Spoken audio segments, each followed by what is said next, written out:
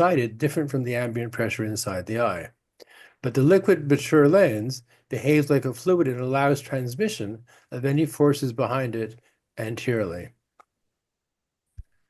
Okay, so here's what we see. So there was a paper from India talking about the increased curvature of the center of the lens, indicating that the pressure inside the eye is increased. It's not true.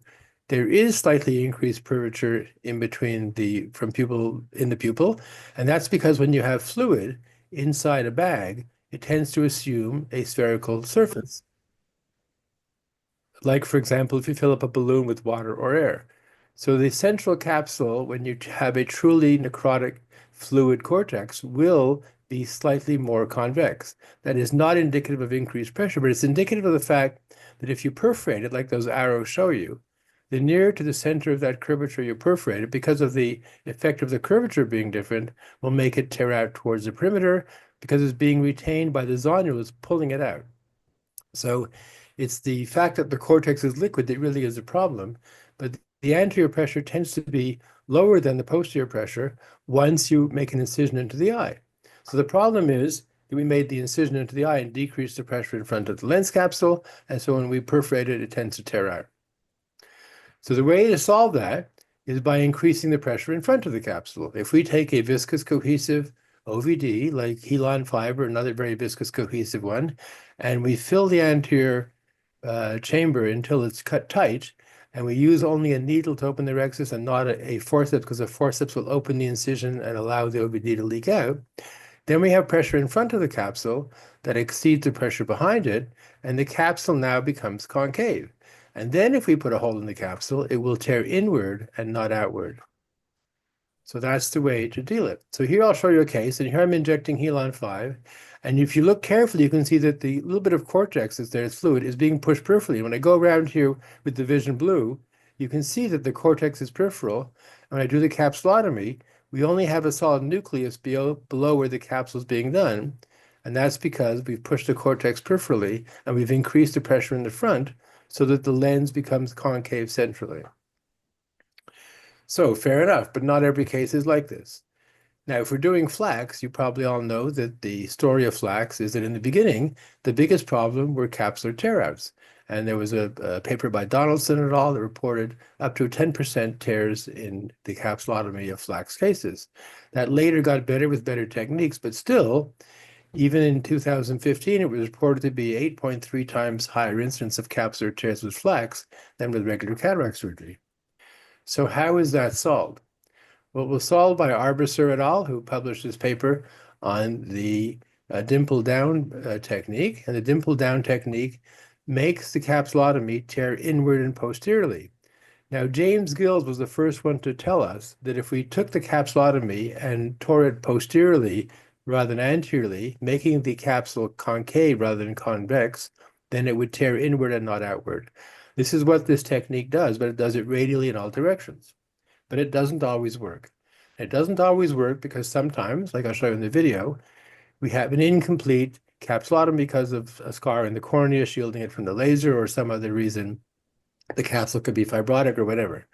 So if we go there and we increase the pressure in front of the capsule with an OVD, and then we take a fine forceps like the one I'm using here, which is the Halter-Perkar masket, and we go and we push the capsule at the edge where it wasn't complete and push it posteriorly, the capsule will tear in and not outwardly. And then we can go back and do the dimple down technique, and the capsules will always tear inwards and we won't lose the capsule. So that problem is really solved. All right, so now which kind of laser works best for that? Well, you want a laser that does the capsulotomy simultaneously 360 degrees. And an example of that is a catalyst. But some of them don't. Some do it sequentially. For example, the LensX. If you do one that has sequential tearing and cutting of the capsule, there's more chance of it tearing out than with a simultaneous one. I don't favor which laser you prefer, but you have to be aware of this when you're using your laser and the issues you could have with each type of laser. So there have been some papers saying that you could do a YAG puncture. Well, how does a YAG puncture work and why doesn't it always work? Well, it works because you do this before you open the eye. And I just told you that the pressure inside the capsule is not increased. It's the same as the ambient temperature inside the eye. So if you don't open the eye and you do a capsulotomy with a laser, and you do one shot 15 minutes before the surgery, you're going to allow the liquid cortex to leak out.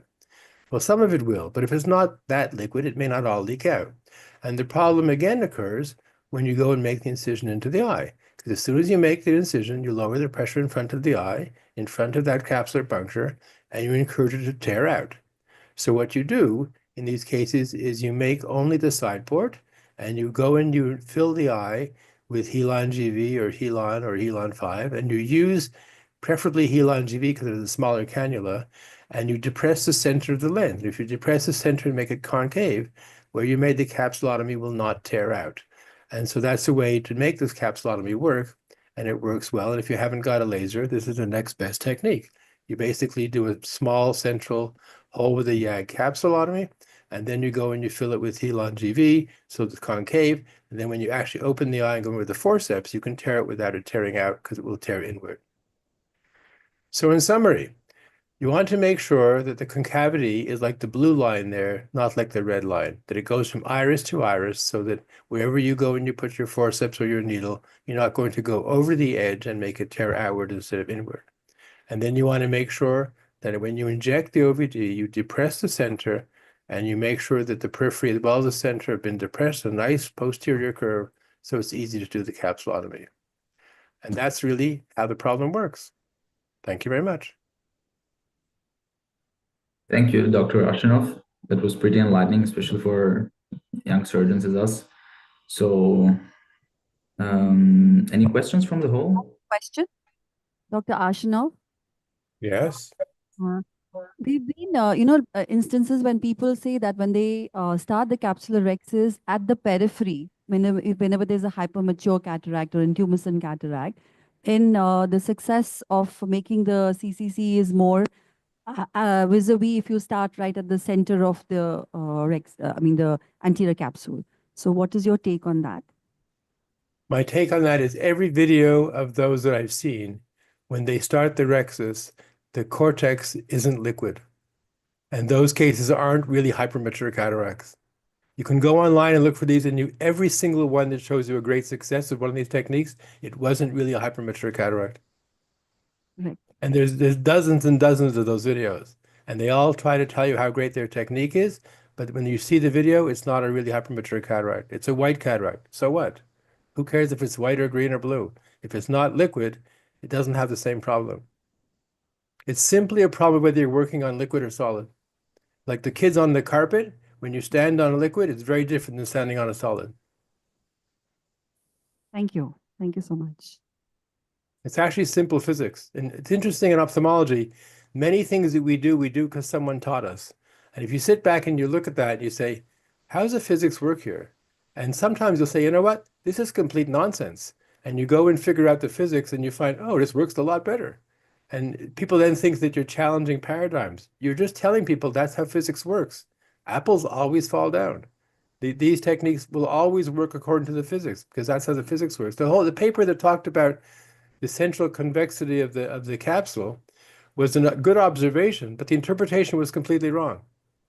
It's not convex because of the pressure being increased, because the pressure can't be increased in a leaky capsule in an ambient environment that's the same everywhere. It's just curved because it's fluid. Thank you. Thank you so much, Dr. C. Thank you. One question, Dr. Steve, that is during these intumescent cataracts, when you're doing a capsulorhexis, if there's a chance of a runaway of the tear going posterior, what would be your tips to prevent that? Any new experience or you like to add? It's very, very simple. What you do is you take your OVD syringe, preferably a very viscous, cohesive one, and you inject anywhere in the eye, preferably not where the tear is, because you're going to maybe make it worse with injecting it there. And you increase the pressure in front of the capsule until the capsule becomes concave. Once the capsule is concave, you go and you do a little tear out thing and you pull to the middle and it tears inwards. It's actually very easy. If it's already torn all the way around, it's too late. But if you get it early, you can always rescue them. It's really quite simple. When the pressure is higher in the anterior chamber than behind it, the capsule will tear in. If the pressure is lower, it'll tear out. Another question. So what is your viscocohesive of choice when it comes to these cases? Is it Helon 5 or Helon GB? I use Helon 5 for the manual ones because it's more viscous and cohesive. I use Helon GV for the femto ones because it comes with a thinner cannula and you can get it through a smaller incision in the side port.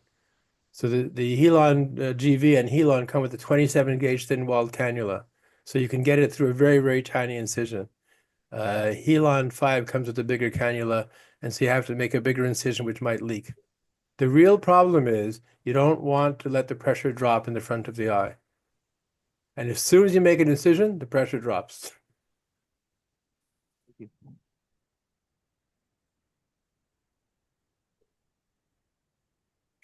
Thank you very much, Dr. Steve Arshinov. Any comments by Dr. Georgi from Italy? That was very interesting. So it was very enlightening for me. So we always thought that it's pressure pushing the capsule from below. So just actually the shape of it. So if we put the shape, a concave shape on it, we can actually help it not to run away. So that was very enlightening. So thank you, Dr. Ashinov. Thank you. I have one comment. I see Aaron in the back. Aaron, you're looking good. I guess your leg's getting better. Get well soon. It's nice to see you. Especially for your lecture. And now we're being followed by the colorful Dr. Arun Gulani from Florida. Dr. Weber, to introduce him.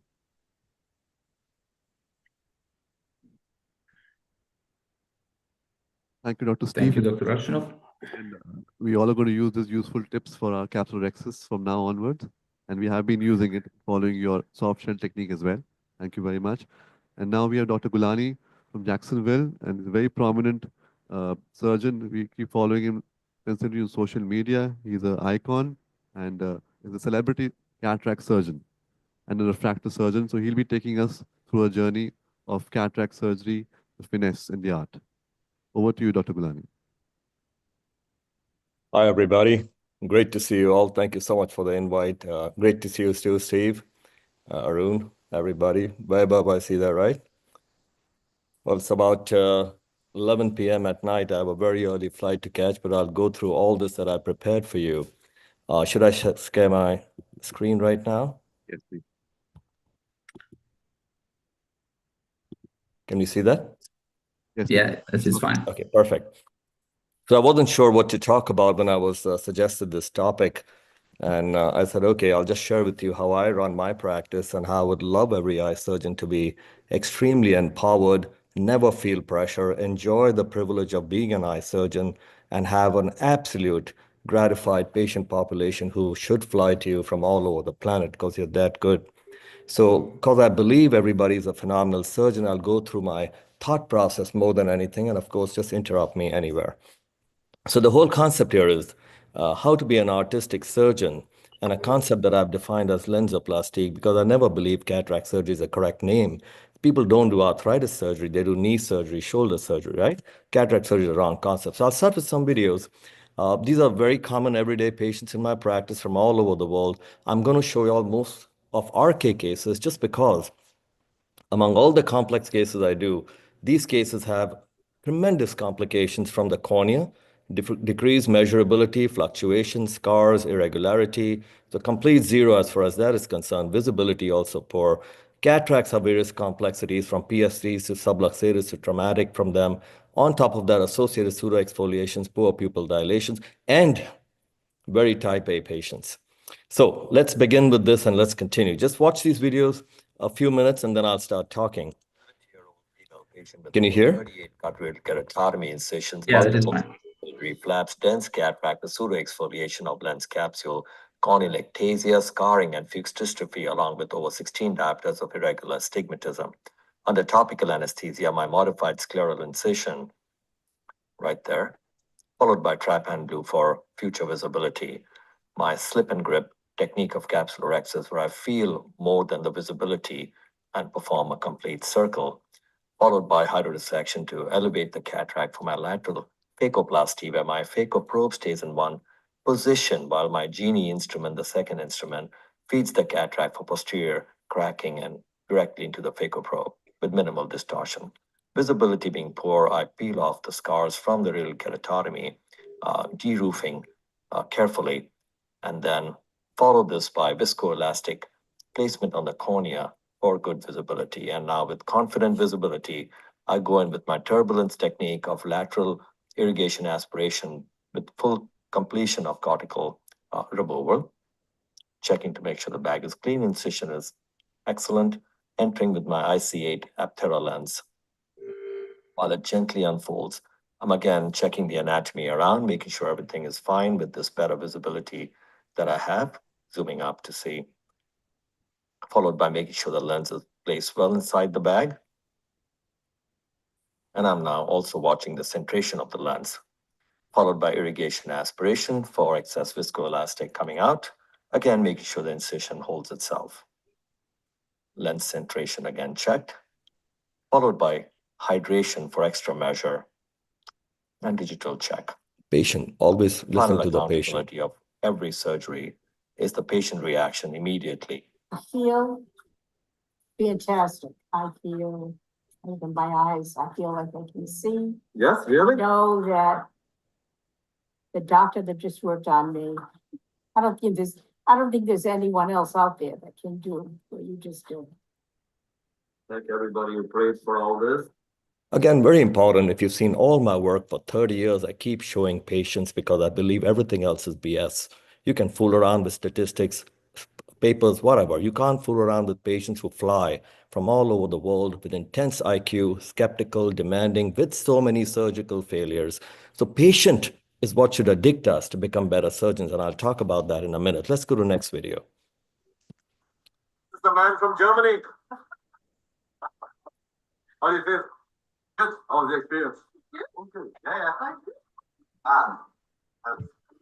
Sure.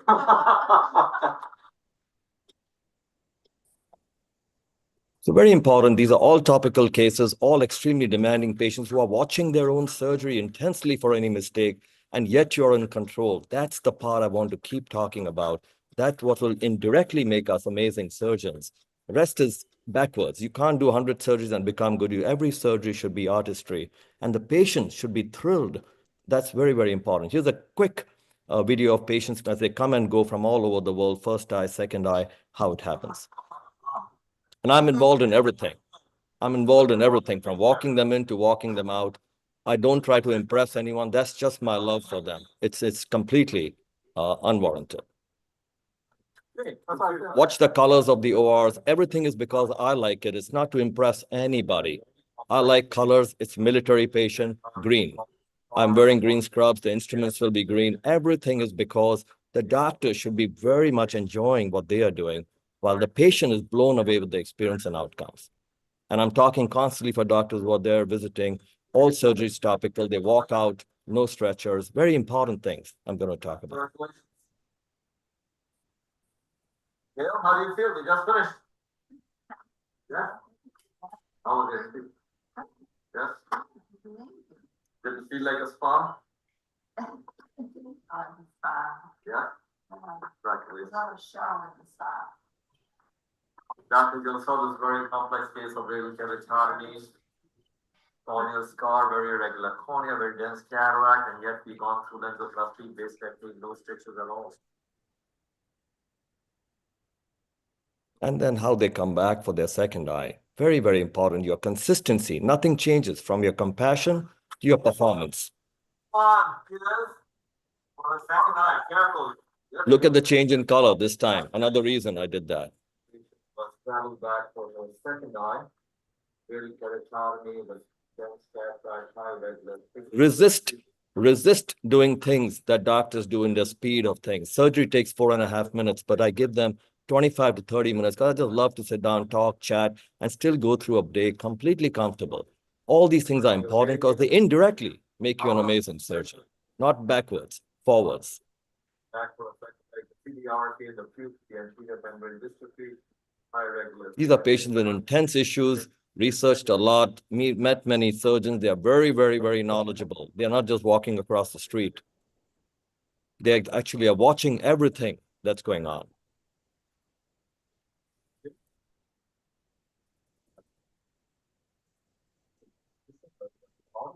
Done. And that's exactly on axis as you can see here. And being involved in the patient's care. Second eye is done. How do you feel?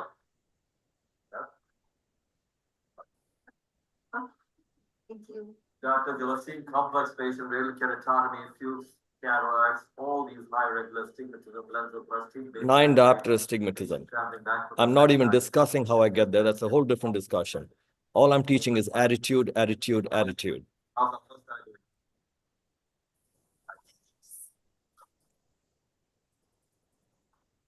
Second eye done. How do you feel? Same consistency, same care, very important. So you don't have to waste your time reteaching staff, reteaching yourself. You just be yourself all day.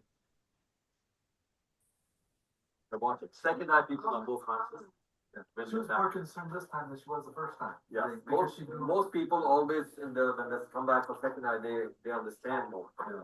Come on, yeah, fantastic, careful. Can you read already out there? Let's go on for time reasons. You just finished, how do you feel? One-eyed patient, 36 cuts, 14 diopter irregular astigmatism, white cataract, subluxated. Let's keep going. All right.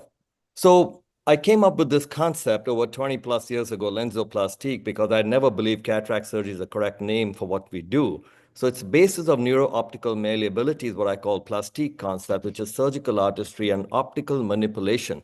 To me, every eye surgery is a means, an excuse to manipulate the optics to make the brain see. That's why there is no case that is confusing.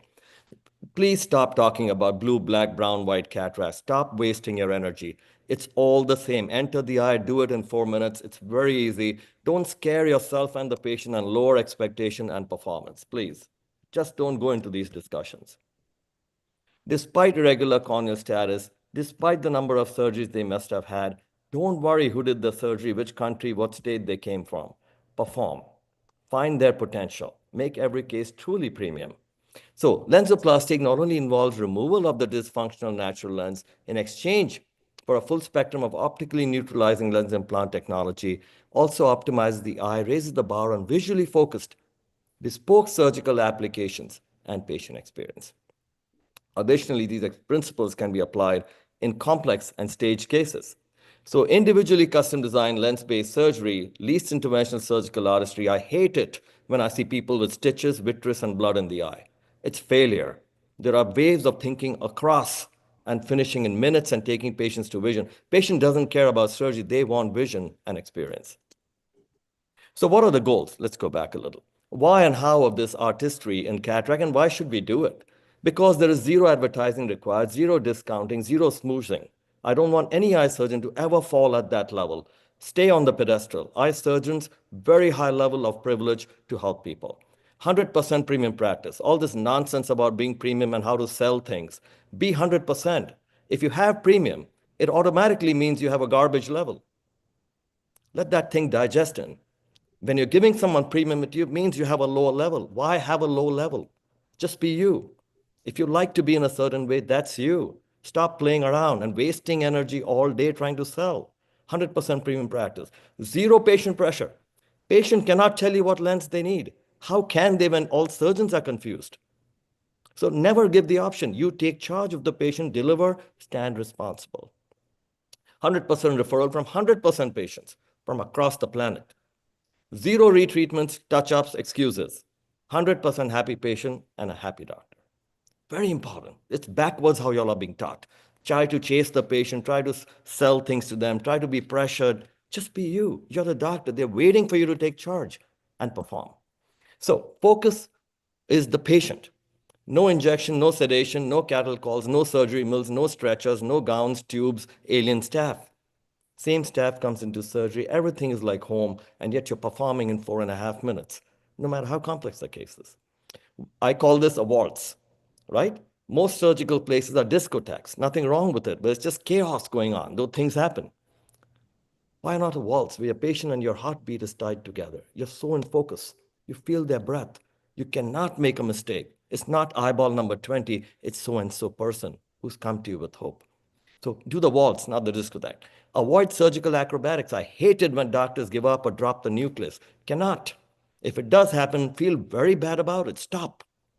It's not bravado showing how you played with the vitreous and stitched the lens, and to me, that's failure. So attitude is very important. Be careful, be very empathetic to the patient. Enjoy the experience. Raise the bar on performance and patient experience. So lensoplastic can be refractive, anatomical, can be staged, combined, inside out, outside in. I'll show you some cases where I take the cornea, which is very abnormal, stabilize it, then do the cataract. Never do cataract until your cornea is measurable and stable. Inside out, you can put the lens in the eye. Sometimes I put a toric lens, I induce astigmatism along the axis of the scar, and then I correct the scar 3 months later. So there are so many ways you can correct things without doing silly things like transplants or removing the lens or dropping them or stitching things. Just keep it intelligent visually. Addition, subtraction techniques. Again, you can see patient experience throughout. I'm talking to patients. They have no sedation, no tablets, just numbing drops. And here's the secret. Look at this patient, 44 cuts I'm working with. And I'm constantly talking to them. And they want to talk to you. 100% of time, I found the patient actually wants to help you. Always. Even here, if you see down in this patient, police officer from Ohio, how many cuts, but the patients can be brought to 20/20. It's possible. So even though I use a single instrument in my surgery, this is a Genie instrument that I've invented with a patent, doesn't matter. Whatever you use is fine. I'm okay with that. The ambience, your surgical place, please make it something that's beautiful, comfortable. And again, remember, at least I don't want anyone to. Don't try to impress the patient. Do things that you would do at home. You want a beautiful place where you are operating. Keep it that way. I change colors because to me, colors, fashion is my second passion, but just keep it beautiful. How I do my day, it's very simple, how the patients react. All these things should addict you to keep doing better. Here's my thought process. I never talk or think technology, ever. I always think vision. Second is surgical technique. Third is technology, last. And here's where I spend my time, planning. Hours and hours of planning as these patients land from all over the planet, then perform in minutes. My system, which I've always called the 3T system, so you can decide the technique based on the target.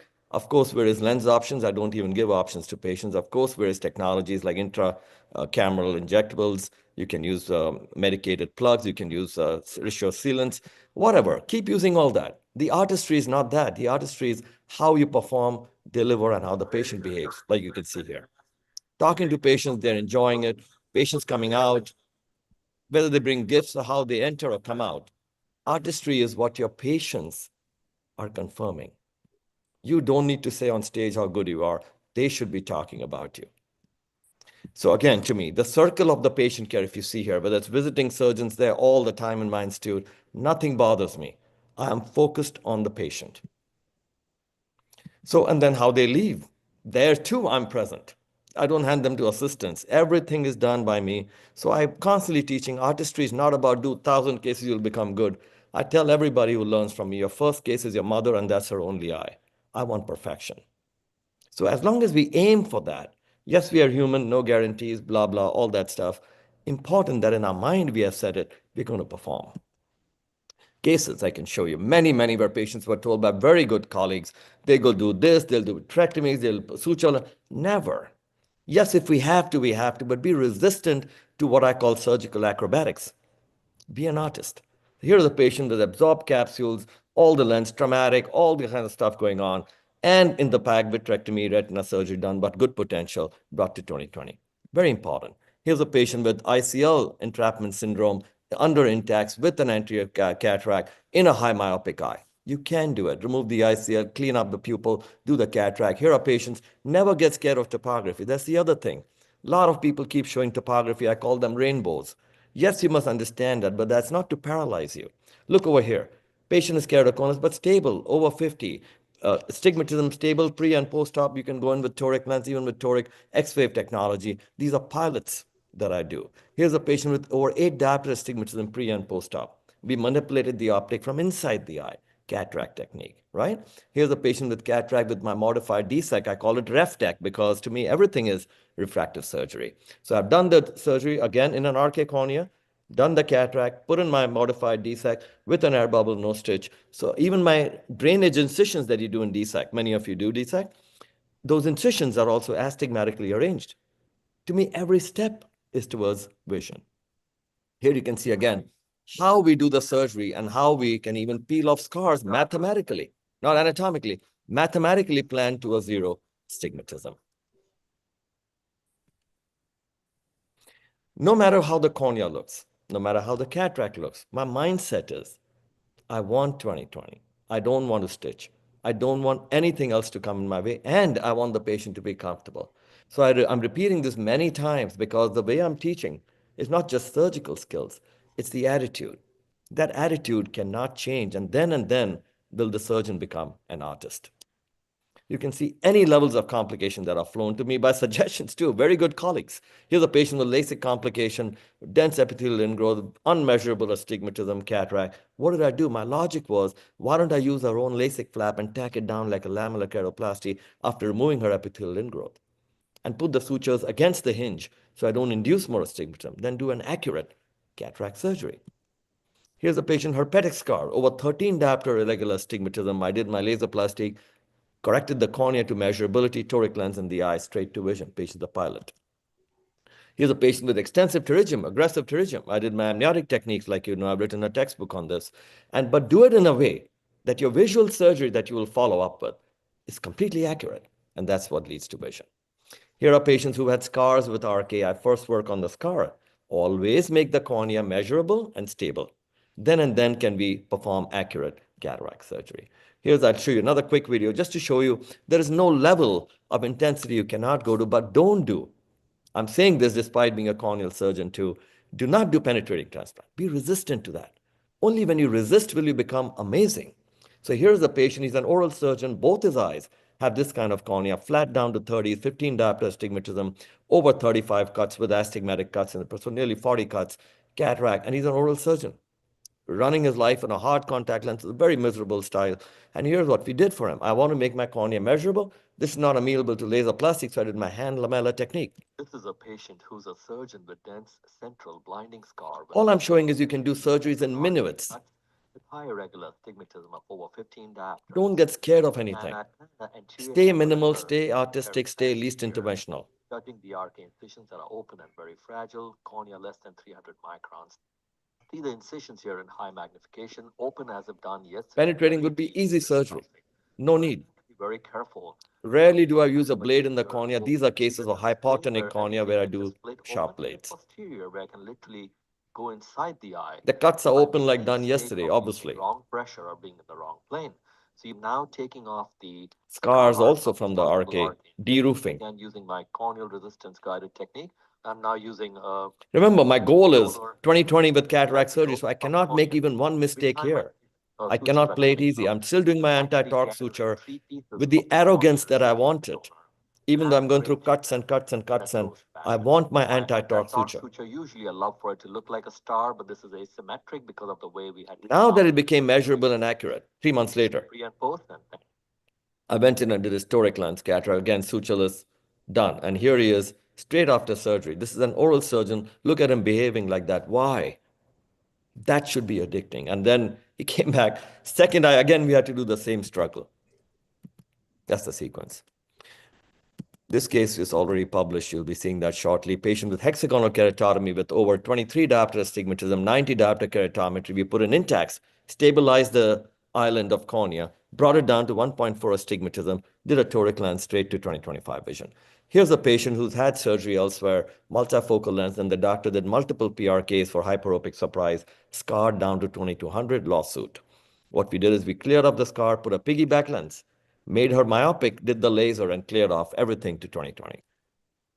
Here's a patient who came in with over 12 surgeries, keratoconus patient with PTK, PRK, cross-linking, scar, Intacs, cataract.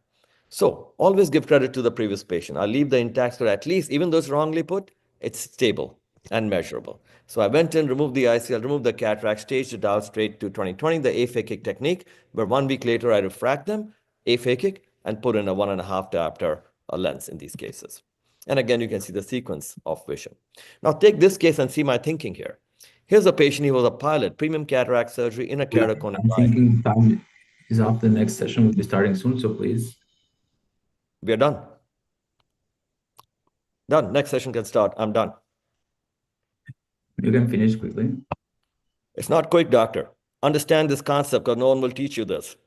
See how this patient was sent by 16 surgeons he saw, all of whom said, we'll remove the lens, do some stupid suturing to the sclera.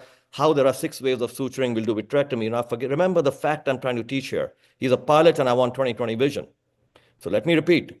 Premium cataract surgery with an excellent surgeon in a keratoconic eye. Left with scar, hyperopia, presbyopia, astigmatism, totally screwed. Done. Everybody is thinking of vitrectomy and how to suture the lens, this and that technique. You know what I'm talking about. Here is my mindset, what I'm trying to get to all of you. Cannot do any surgery that takes this guy away from 20/20. That's the mindset I want our eye surgeons to have. Indiscriminately artistic. So how did we think through this? The only one surgery that can get me removal of scar, flattening of keratoconus, perfect emmetropia, and wide optical zone to perfection in this case would be a myopic laser surgery. Problem is he's hyperopic, doctor. So what do we do? Here's what we did. So this is an important thought process. So while all the surgeons who had come to my institute visiting wanted to see what Dr. Knight is going to do, what skills will he show, they got blown away by 3 hours of me just thinking for the patient. And here's the plan.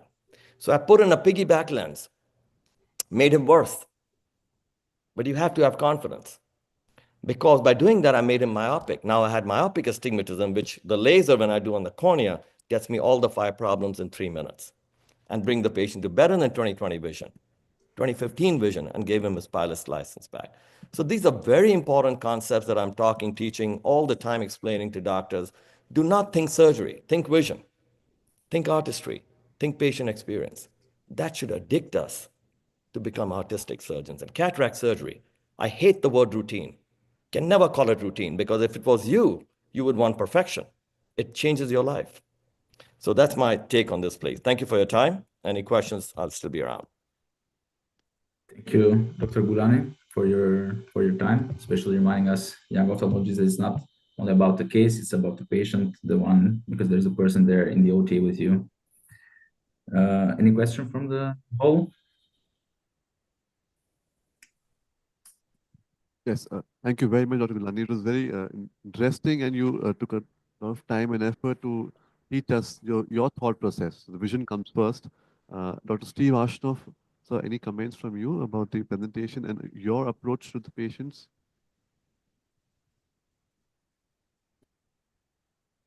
Dr. Ashnoff, your mic is muted. Okay, there you go. I thought it was a great talk. Yes. I just did 2 patients last week as bilateral surgery that had on RK, and I did the similar thing. You always want to get them to see perfectly. You do whatever you got to do to make the cornea straight first and the center clear, and then you go and do them, and they're also fine. The one thing I don't do that you do, why do you put a shield or a patch on them? Why I do just you? have them, you put shields on them or patches. I don't patch them at all. I just say don't rub your eye. Cannot And do that. These patients are flying through 3 airports when they come to me. So I do that for 2 reasons. One, they are very, very type A people. No matter what I say, within a week or actually next day, they'll be on their telephones and they have to go through not 1, but at least 2 airports by the time they come to me. So they're going to go through all that. It's a nice reminder. Plus at night when they're sleeping, it's another reminder because I do not take stitches in RK cornea, no matter how many cuts. So that's just a very nice way of me forcing them to understand. And as you know, Steve, if you've done, I'm sure, a lot of RK, they're all type A. No matter what they say to you in the room, next minute they'll go see their phone and they'll start planning their life, which is fine. But that's the That's why reason. they got RK to begin with. Correct. So they're wonderful people, very high IQ. But yes, those are my ways of reminding them that, yes, you must. And when they go to airports, even the people next to them understand that they should stay away from them. Yeah, I If just give there's them no other nice looking question, I'll just, sunglasses. pardon me? I just give them nice looking glasses That's to wear fine the too. glasses. Yeah. Yes, yes. All right, guys, I need to go. I have an early Very good. flight tomorrow, so I'll get back to bed. But great seeing you all. Thank you very much, Dr. Good night. Steve. Pleasure. Thank you for being here. Thank you. Yes, And I yeah, agree. Good night, all. Yes. thank you. Good morning, good night, wherever you are. Yes. Thank you very much. Okay. Thank you also. Thank you very much. Good night, all. Thank you and good night.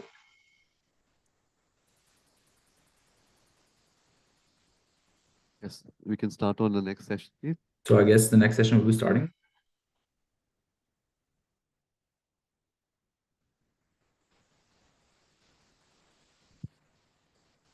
Good morning, everyone. It's my absolute pleasure to welcome you all to our second session for today, We have a esteemed panel experts, including Dr. Vikram Vinayak, Dr. Sahil Agarwal, Dr. Arfeen Wari, Dr. Arshi Singh, Dr. Sunandi Bose, and Dr. Saurabh Verma. So let's begin with welcoming our first speaker for today, Dr. Ritvij Sahu, who will guide us about anti-VEGF in the management of retinopathy of prematurity. Welcome.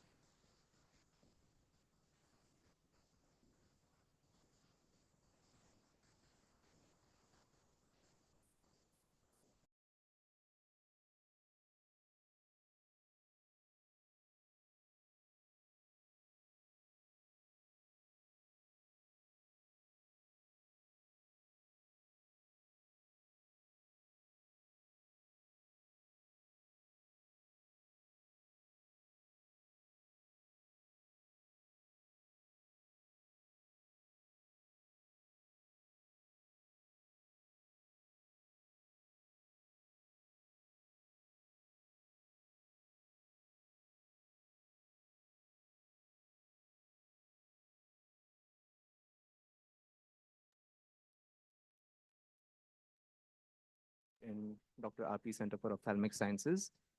We are going to speak about hope for tiny eyes, anti-VEGF in patients of retinopathy of prematurity. Uh, Retinopathy of prematurity is the most common vascular proliferative disorder in infants, and right now we are in the midst of its third epidemic, which is mainly affecting the medium and low human development index countries. So 31.9% of premature infants born are still at the risk of developing irreversible blindness from ROP. So brushing up on our embryology a bit, retinal vascular development goes through two processes. Initially, we have vasculogenesis, which starts at 12 weeks in utero, with the formation of mature vessels from de novo neovascular endothelial precursor cells, which form vascular cords, which later form the four major vessels. It is then believed that angiogenesis starts at 25 to 26 weeks of gestation, forming the blood vessels of the peripheral retina, the deep, intermediate, and superficial capillary plexi. And this is all driven by physiological hypoxia, which induces hypoxia-inducible factor alpha, of which VEGF or VEGF is the main factor stimulating or driving the disease process.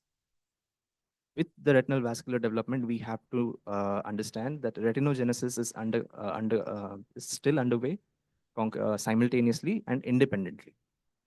So VEGF, which is responsible for angiogenesis and the growth of retinal blood vessels towards the avascular retina, is understood to be the main pathogenic component for the development of ROP. ROP undergoes two phases. Phase 1, which is between 22 to 30 weeks, where due to the relative hyperoxic environment the infant faces out of the uterus, there is suppression of the VEGF levels, which leads to cessation of vessel growth. However, retinogenesis is still continuing, and because of that, we enter phase 2, where from 31 to 41 weeks post-conceptional age, there is increase in metabolic demand leading to peripheral avascular retina, stimulating a sudden increase in VEGF, leading to more vascular proliferation. The rationale of using anti-VEGF was first described in animal models in oxygen-induced retinopathy. Currently, we use anti-VEGF drugs as monotherapy, combination therapy, as a rescue therapy, and also as a surgical adjunct, which we'll discuss. So the use of anti-VEGF in ocular diseases started in 2005 with its use in diabetic macular edema and choroidal neovascular membranes. By 2007, intravitreal bevacizumab was tried in infants with retinopathy of prematurity. And until 2011, when the BEAT ROP study was published, we did not have concrete evidence, but the BEAT ROP study showed that bevacizumab monotherapy of 0.625 milligrams per 0.05 ml, which is half the adult dose, was significantly beneficial in type 1 ROP, especially in infants with zone 1 disease. However, this trial was too small to assess the safety of this drug both systemically and intraocularly. And also it found that, and the subset of type 2 patient zone 2 patients were too small to actually elaborate on its efficacy. Similarly, the Rainbow trial published in 2019 found ranibizumab 0.2 milligrams superior to laser with unfavorable structural outcomes occurring in a much lesser proportion as compared to the group undergoing laser. Recently, aflibercept was also introduced into the armamentarium of ROP, with the Firefly study showing comparable efficacy and safety of intravitreal aflibercept as compared to laser, although it failed to fulfill the non-inferiority criteria at 24 weeks. However, the study showed less number of rescue treatments required with less ocular or systemic adverse effects. A recent network meta-analysis comparing all three intravitreal agents, bevacizumab, ranibizumab, and aflibercept, showed that single treatment success rates for type 1 ROP was 89.3% in laser, with comparable efficacy in all three intravitreal agents, with 87% in bevacizumab, 80.7% in aflibercept, and 74% in ranibizumab. While the mean time for secondary treatment was the longest with the use of aflibercept, with about 12.96 weeks, with the same being 11.36 weeks for bevacizumab and 9.29 weeks for ranibizumab. So as we can see in this wonderful photograph of an infant with type 1 AROP, the use of ranibizumab monotherapy led to significant reduction of the plus disease, while also allowing the normal peripheral vessels to continue developing and avoiding the side effects of conventional laser therapy, that is myopia, reduction in visual fields, color, and contrast sensitivity. Intravitreal agents can also be used in combination with conventional laser therapy, especially in patients, a subset of patients with extremely low gestational age or low birth weight. And this combination therapy, that is intravitreal followed by laser within 2 weeks of the injection, allows for an earlier regression of disease and a much more stable course as compared to only intravitreal agents, and still allowing a larger area of retinal vascularization. So like we can see in this photograph of an infant with zone 1 AROP, the patient was injected and within 2 weeks he was lasered, and we can see significant reduction in the plus disease component, and yet the vascularization, which was limited to zone 1 initially, had progressed to up to zone 2 mid. Intravitreal anti-VEGFs can also be used as a rescue therapy in cases of AROP patients who had primarily been treated by conventional laser therapy, but still had persistence of plus disease or media haze or poor pupillary dilation. This might be because the vitreous acts as a sponge which collects all the pre-existing VEGF, which might not allow the immediate regression or immediate relief of the acute disease. And intravitreal agents here can act as a rescue therapy. We at our center have also seen patients with primary exudative retinal detachment in patients with ROP, and we have found that they are usually associated with children having the Frizzled-4 or LRP5 mutation. That means it's a combination of FEVR and ROP as well. And the use of intravitreal agents in these patients also has led to reduction of the exudative detachment, and subsequently the peripheral avascular retina could be lasered. Intravitreal anti-VEGFs can also be used as surgical adjuncts. Prior to vitrectomy in stage 4A, 4B, or stage 5 disease, it leads to significant reduction in the vascularity, reducing the risk of post-operative or intraoperative bleeding, and also preventing the reproliferation of vessels post-operatively. And it can also be used at the end of vitrectomy. For example, in this patient with early central stage 4A disease, the patient underwent vitrectomy, and The patient was left with intravitreal anti-VEGF, ranibizumab, at the end of the surgery, and the peripheral avascular retina was lasered. So this simultaneous use of all three modalities has also been described as a triple therapy, where the vitrectomy takes care of the traction and the already present growth factors within the vitreous.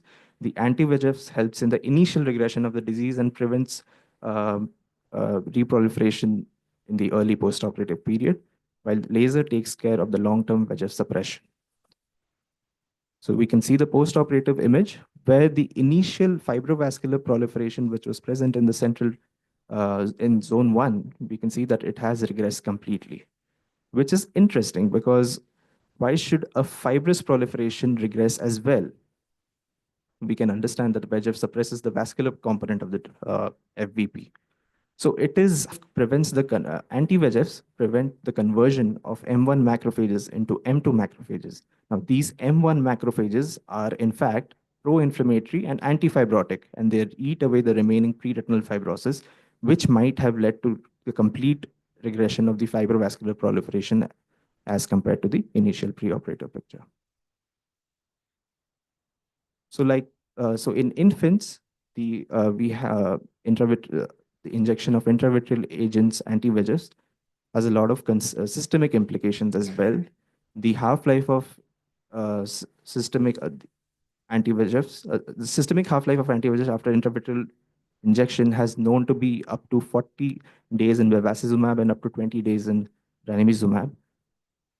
But there have been numerous studies, including the Rainbow extension study and the Firefly next study, which were 2-year follow-up of the Rainbow and the Firefly trials, respectively, which showed that there were comparable neurodevelopment and growth outcomes in both anti-VEGF and the laser groups, showing that at present, there is no proven evidence of any systemic disorder.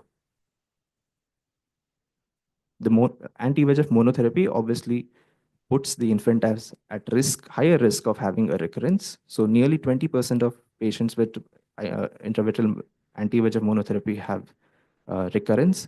And this recurrence, in fact, has been seen up to 16 weeks post-injection. So it is very important for such infants to be followed up for a longer period of time and with more scrutiny, up to maybe 80 weeks of post-conceptional age. So right now, as a norm, we have been injecting infants with half the adult dose of anti-VEGF as compared to adults, but there has been no consensus for the same. Doses as low as 0.3 milligrams of bevacizumab, 0.12 milligrams of ranibizumab have been described to have as efficacious results as a regular half adult dose of intravitreal injections. And this, for example, in this study, CARE ROP group found that 0.12 milligrams of ranibizumab stands as effective as 0.2 milligrams of ranibizumab. In fact, the 0.12 milligram group had superior peripheral vascularization as compared to the higher doses with unchanged plasma VEGF levels. With increasing use of anti-VEGFs in ROP patients, the risk of endophthalmitis remains a major concern, especially in children in which bilateral injections are given. So it's very important to have a early 3-day, 48-hour or 72-hour follow-up in every infant which has been injected. So to conclude, currently the role of anti-VEGF drugs stands at monotherapy, used as a combination therapy with laser in aggressive zone 1 disease in smaller babies, as a rescue therapy post-conventional laser, and as a surgical adjunct, either preoperatively or postoperatively at the end of vitrectomy for stage 4A or stage 5 diseases. Thank you.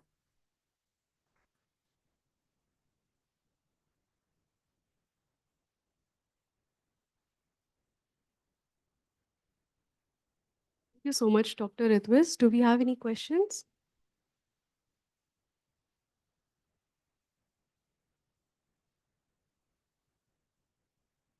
We'll move on to our next talk. We're running short of time, so it's just a request to limit our talk to 4 minutes. Our next speaker for today is Dr. Ananya Kaganalkar, who would be explaining to us the significance of amniotic membrane graft in macular hole surgery.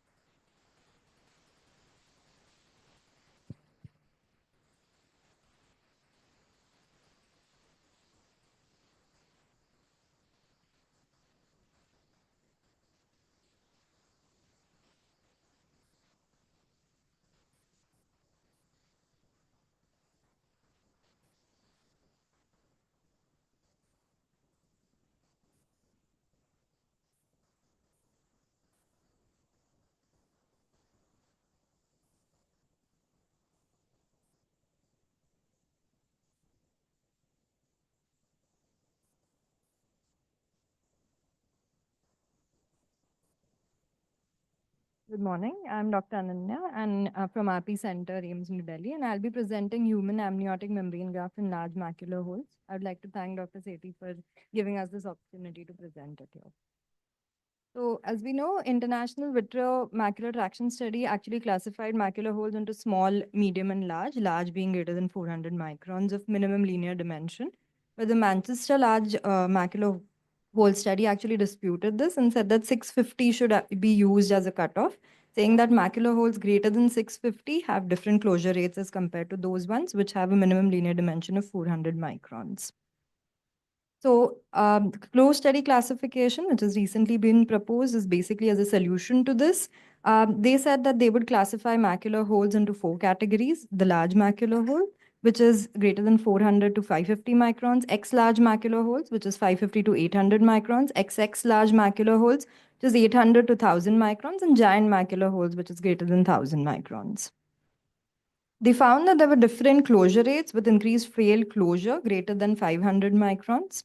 And they also explored various techniques such as the conventional ILM peeling, as well as macular hydrodissection, human amniotic membrane, and autologous retinal transplant. They found that human amniotic membrane was one of the only techniques which showed 100% closure rates across all the 4 categories, with a significant gain in visual acuity as well. So in our experience with human amniotic membrane, I'll be presenting 3 cases. So beginning with the first case, it is the case of a traumatic giant macular hole in an 8-year-old child with a pre-op best corrected visual acuity of 636. So I'll be walking you through the surgical video of this.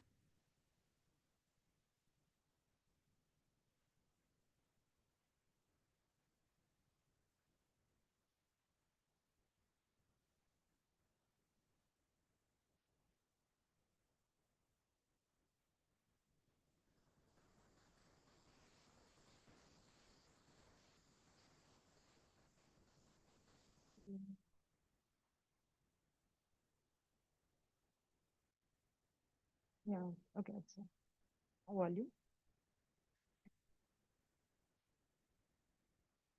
Volume.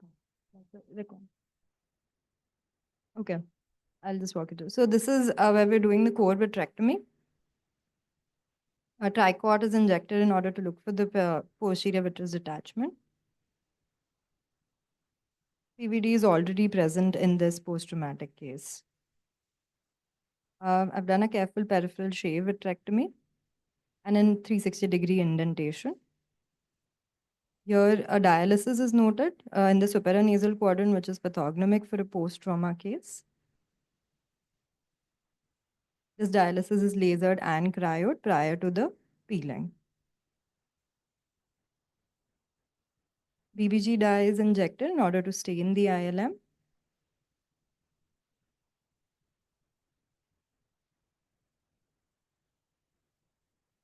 And an ILM peel is done.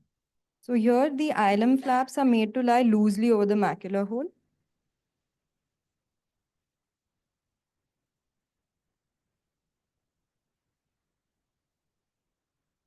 And a PFCL bubble is injected. This is so that in order to provide tamponade to the AMG graft which I'll be putting. So the AMG graft is fashioned out. It is taken to the size of 2 times the minimum linear dimension.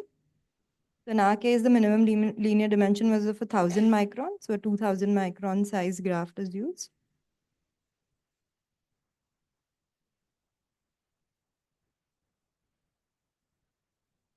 It is then put as an inlay graft. Inlay is inside the macular hole. The graft can be put in two ways, inlay and onlay. Onlay is where you simply just place it over the macular hole. So here I have put it inside the macular hole. And now I'm sandwiching it between the eye lamp and the base of the macular hole.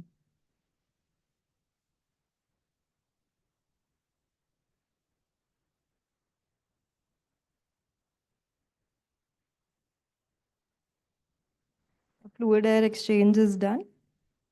The PFCL is extruded and the case is completed. As you can see, the AMG graft was present there.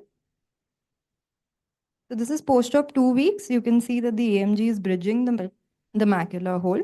And this is the corresponding OCT for the same. And in post-op 5 weeks, the macular hole is completely closed.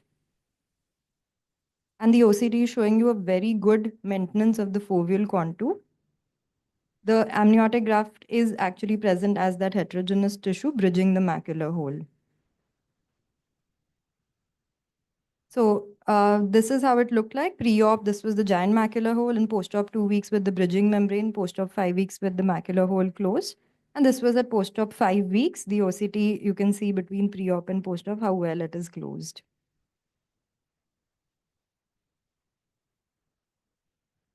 Okay, so this is a second case. This is 68-year-old patient with a macular hole RD. The amniotic graft here was used as an onlay graft. And this is the OCT corresponding to the same, where you can see this heterogeneous tissue bridging the macular hole and a decreased subretinal fluid also around it. The third case is of a human amniotic membrane and a failed macular hole closure post-vitreoretinal surgery. So this was in a 50-year-old patient who was operated for a band VR for a retinal detachment with macular hole. Human amniotic graft here was used as an inlay graft. And as you can see, the OCT shows a well-integrated graft. So human amniotic membrane plug for macular hole closure was actually given by Rizzo. Of course, they use it in a variety of things, even in retinal, just primary breaks of retinal detachments. What makes it unique is its anti-inflammatory, anti-angiogenic properties and the fact that it does secrete some regenerative growth factors.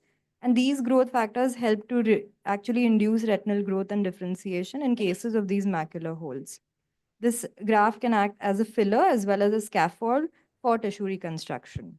While most of the articles talk about just getting an anatomical closure, there has also been research about the functional closure by Kapoorsi et al. They speak about the fact that there's a tissue ingrowth above the plug and segmentation into the layers of the retina. And they have done adaptive optics to show that photoreceptors are present along the edges of the plug as well. So all this visual gain, which is associated with large macular holes with human amniotic membranes, like I had mentioned in the first study, the closed study, is actually evidenced in this. And this is a promising new future for all these large refractory MAC holes or failed MAC holes, which trouble us or vitreoretinal surgeons. Thank you.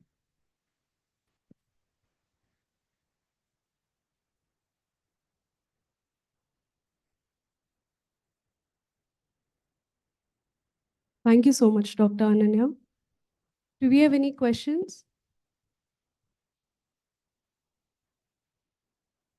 Excellent presentation. First time I'm seeing this surgery. This amniotic membrane, it is the same which we use for surface reconstruction? Yes, sir, or it is is absolutely there any the same. difference? No, it is the same, and it has been, they have here, there is some research about the type of preservation also. So there is cryopreserved or dry preservation, and that also impacts the macular hole closure. So cryopreserved is the way to go about it. That has come with the best outcomes. Thank you. The same.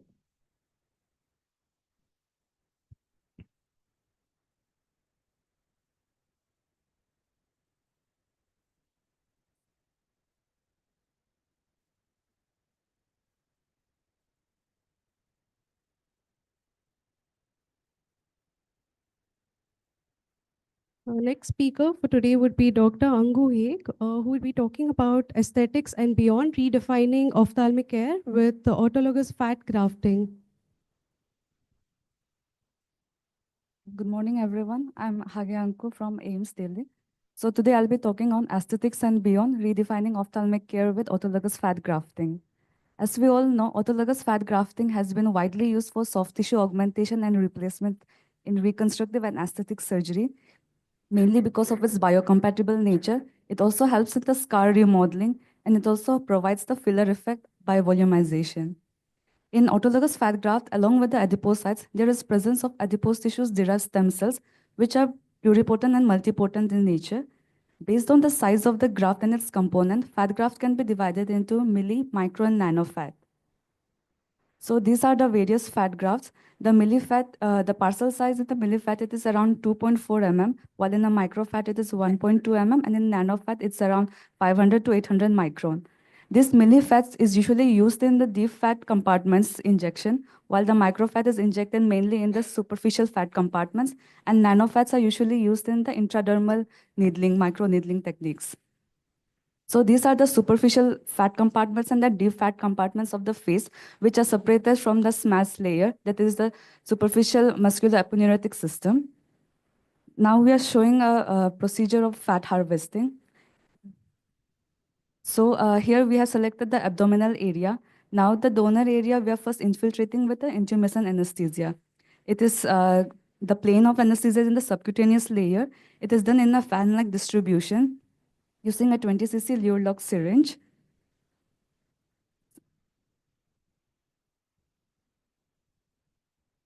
Yeah, so by giving a stab incision, we start with the procedure using the Coleman fat aspiration cannula. So we are using a continuous to and fro movements to suck the lipoaspirate. Then the endpoint of this liposuction is usually a form palpation. Now this liposuction that we have aspirated is this is the image of that. In here, in the last layer, we can see there is a solution of the tumors and anesthesia and the blood. In the middle layer, we can see the fat tissues. In the superficial layer, it's the oil. Now we have to process this lipoaspirate. Now in this, we are using the centrifugation technique. So in this centrifugation, we are using at the rate of 3000 rate per minute for 1 minute. So by using the centrifugation, we are doing the fat emulsification properly.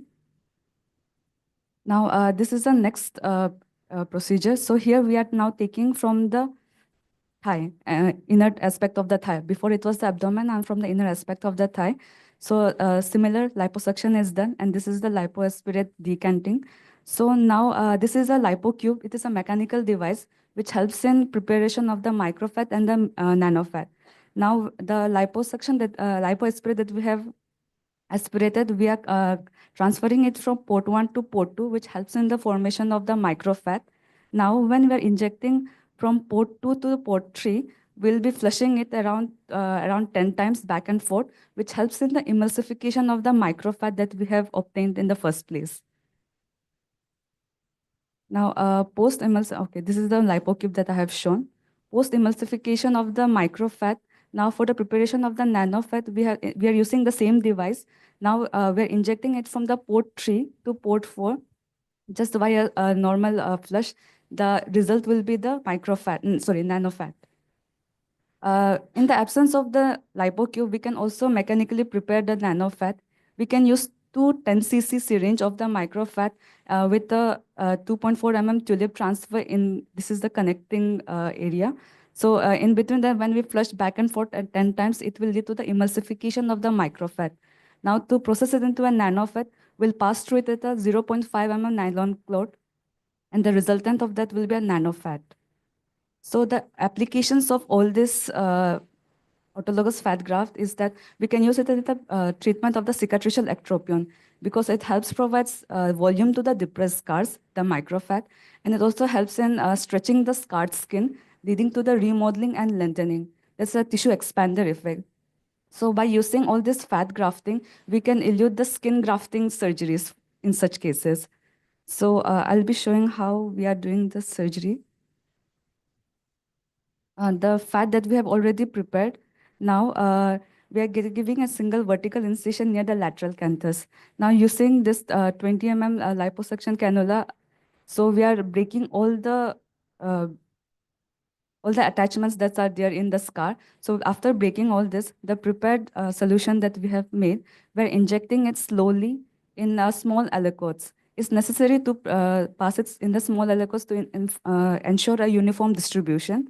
So from medially to the laterally, we'll be slowly injecting it, and we'll be injecting it the most where there is the highest amount of the ectropion, so that the result is better.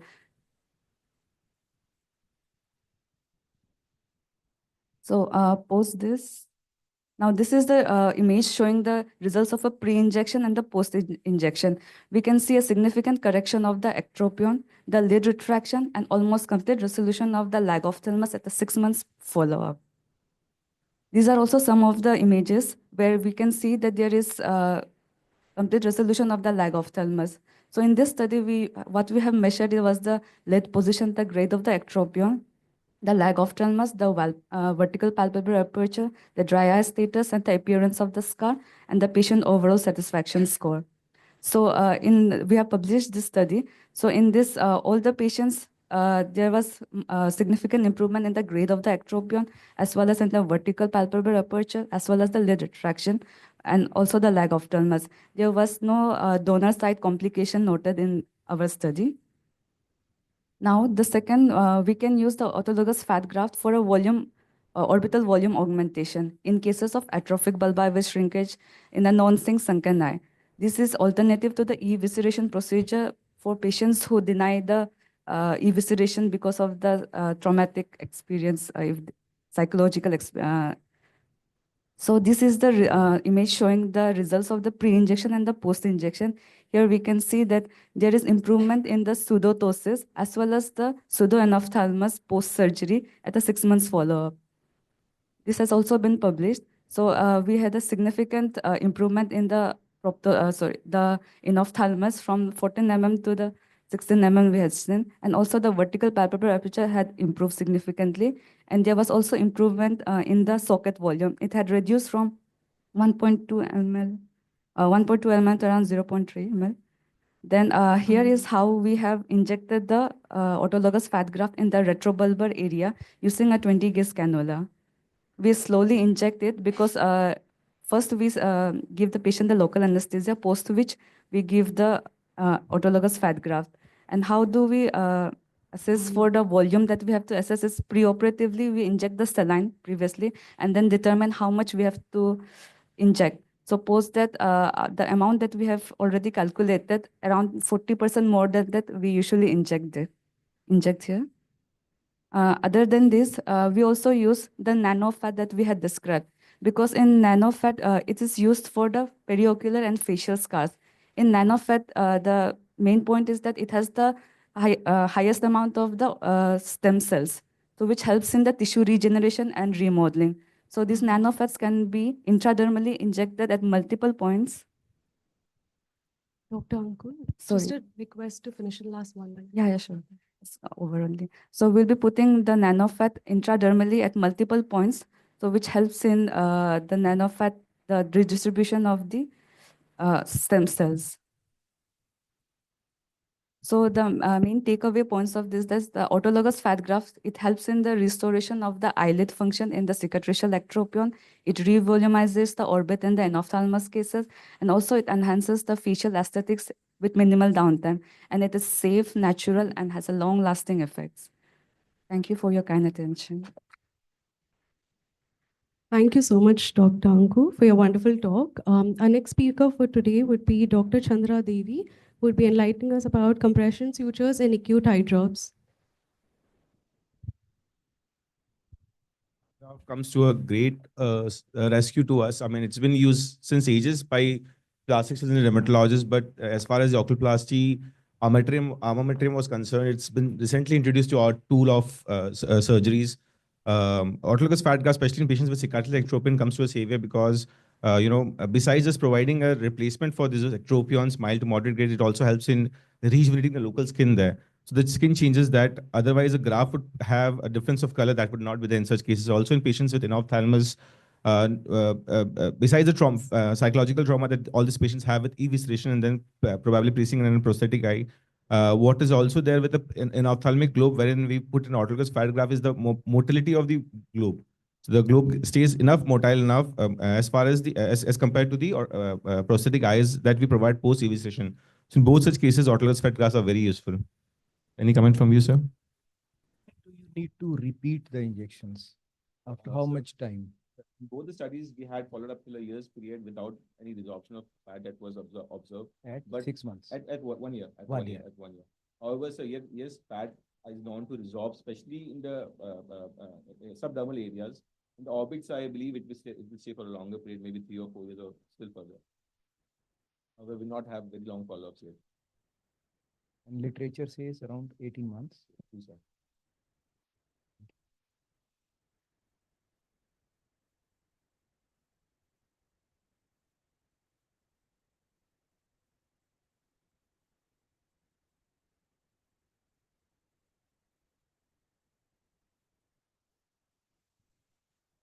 Good morning, everyone. I'm here to discuss about the compression sutures in acute eye drops. I'm Dr. Chandra Devi. I'm senior resident in AP Center for Ophthalmic Sciences.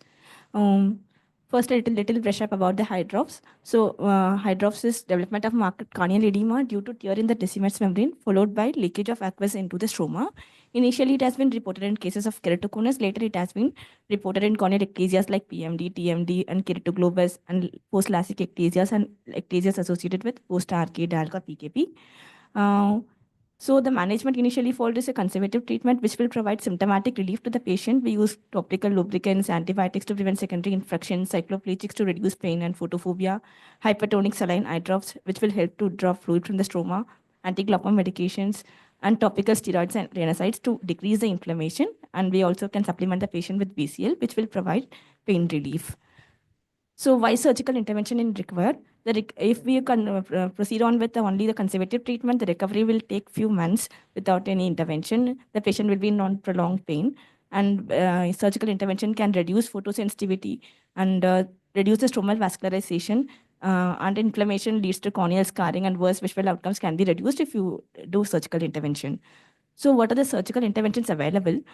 First is the intracameral injection of air or isoexpansile gases, or compression sutures alone, or we can combine both the compression sutures and intracameral tamponade. So how this compression sutures acts? Compression sutures will bring the edematous but biomechanically weak cornea closer to the endothelial layer, facilitating the natural process of the endothelial pump mechanism of fluid absorption. So why we are not going with only intracameral gas tamponade? Because to fill the for intracameral gas to work, we have to fill the chamber with at least 3/4 of chamber of the glass, which has a propensity to cause pupillary block and raised IOP, which we can further leads to fixed dilated pupil, cataract, and prolonged eye contact with the posterior corneal surface can cause endothelial toxicity and also can accelerate cataract. So, and also it can't be very effective in cases of a large tear. And also in inferior and mid-peripheral tiers of the cornea, where the air will go, air or gas has the propensity to migrate superiorly in the upright position, and it will not give an effective tamponade. So I'll discuss about 2 cases. My first case will be a 22-year-old male who is a case of both a keratoconus stage 4 who presented to us with left eye acute eye drops. So this is the clinical picture of the patient where you can see the diffuse edema and the slit picture showing intrastromal clefts. So this is the ASOCT where you can see the intrastromal clefts here with a corneal thickness of around 1300 microns because of the fluid.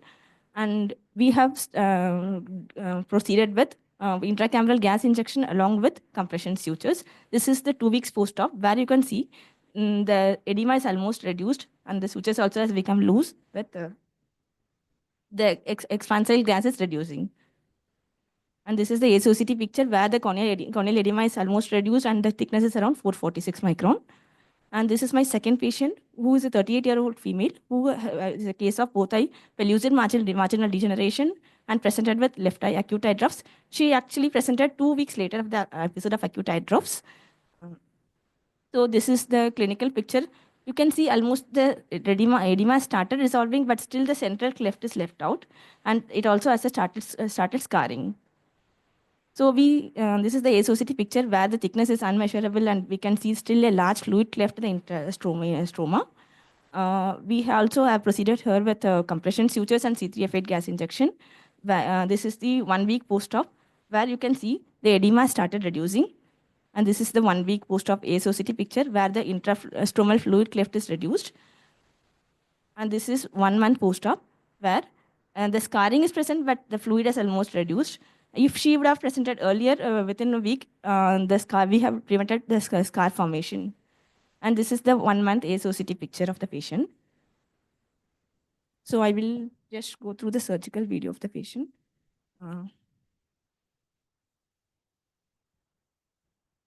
It's not playing.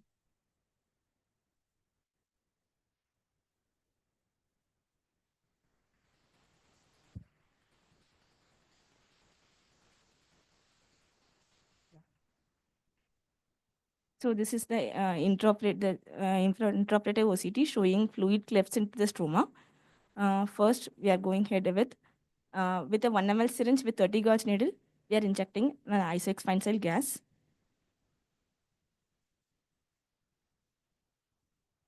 Without any paracentesis, we are injecting with a 30 gauge needle. And after that, gentle massage is given so that the deciments will get attached as well as the fluid in the intrastromal area, intrastromal cleft fluid can disperse. Then again, we are checking it with the ASOCT about IOCT, how much fluid is left out.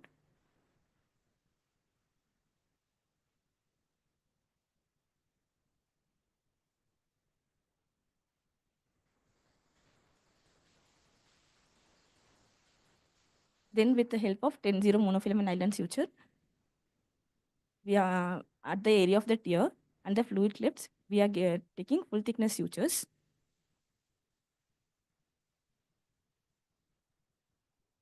And then the sutures are buried and a bandage contact lens will be placed.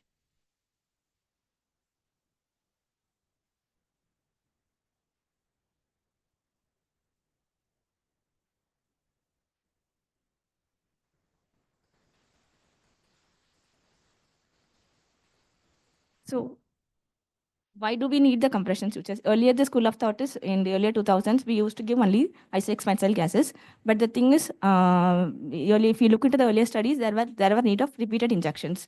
This study was done in 2007, where 2 times injection has been repeated in 4 eyes and 3 times injection has been repeated in 2 eyes. So then we came into the concept of giving some compression sutures along with the intracameral gases. So there will be rapid resolution of edema, and the advantage will be being the lead of less repeat injections. So there is also a modified technique where instead of filling the chamber with full air, we can do a paracentesis and we can fill with small amount of air, and the compression sutures can be fashioned on the pattern of edema and the localization of the posterior membrane tear. This also had the results of rapid resolution of edema and help in quicker visual rehabilitation. And also, we are taking full thickness sutures. This is a study which is comparing the full thickness sutures along versus pre-decimate membrane sutures. The study was conducted in 8 patients with 4 eyes in each group. Both accelerates the resolution of corneal edema, but pre-decimate membrane sutures has an added advantage of preventing endothelial cell damage. Dr. Chandra Devi, last 1 minute. Yeah. And the other technique, other interventions that can be done is if there is a large decimate membrane tear, we can go for a mini DMEC, where only the area of the decimate membrane detachment will be replaced with the decimate membrane tissue. But the problem with this procedure will be we need an MIOCT for visualization, because in hydrops the cornea will be hazy and it will be difficult to find the decimate membrane tissue. So I'll conclude that most cases of hydrops will resolve gradually with observation. Surgical intervention with compression sutures will hasten the resolution of hydrops, should be considered in cases of large area of corneal involvement that extend to the peripheral cornea. Rapid resolution will help in quicker visual rehabilitation, and it also prevent development of corneal vascularization associated with long-standing edema. Thank you. Thank you so much.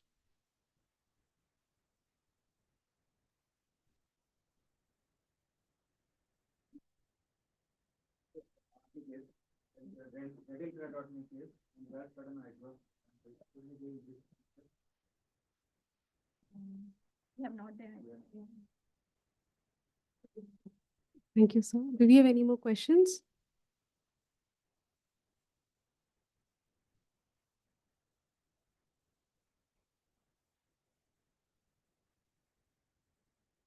So our next speaker for today is Dr. Ashi Gupta. She would be talking about aqueous angiography guided minimally invasive glaucoma surgery.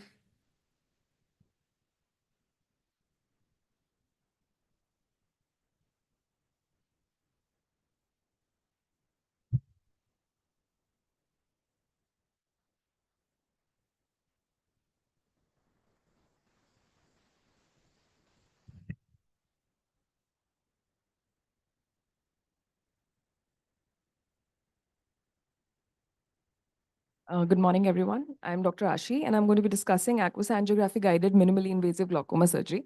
So, aqueous angiography, it's a new imaging technique. It helps in real-time assessment of the aqueous humor outflow pathways.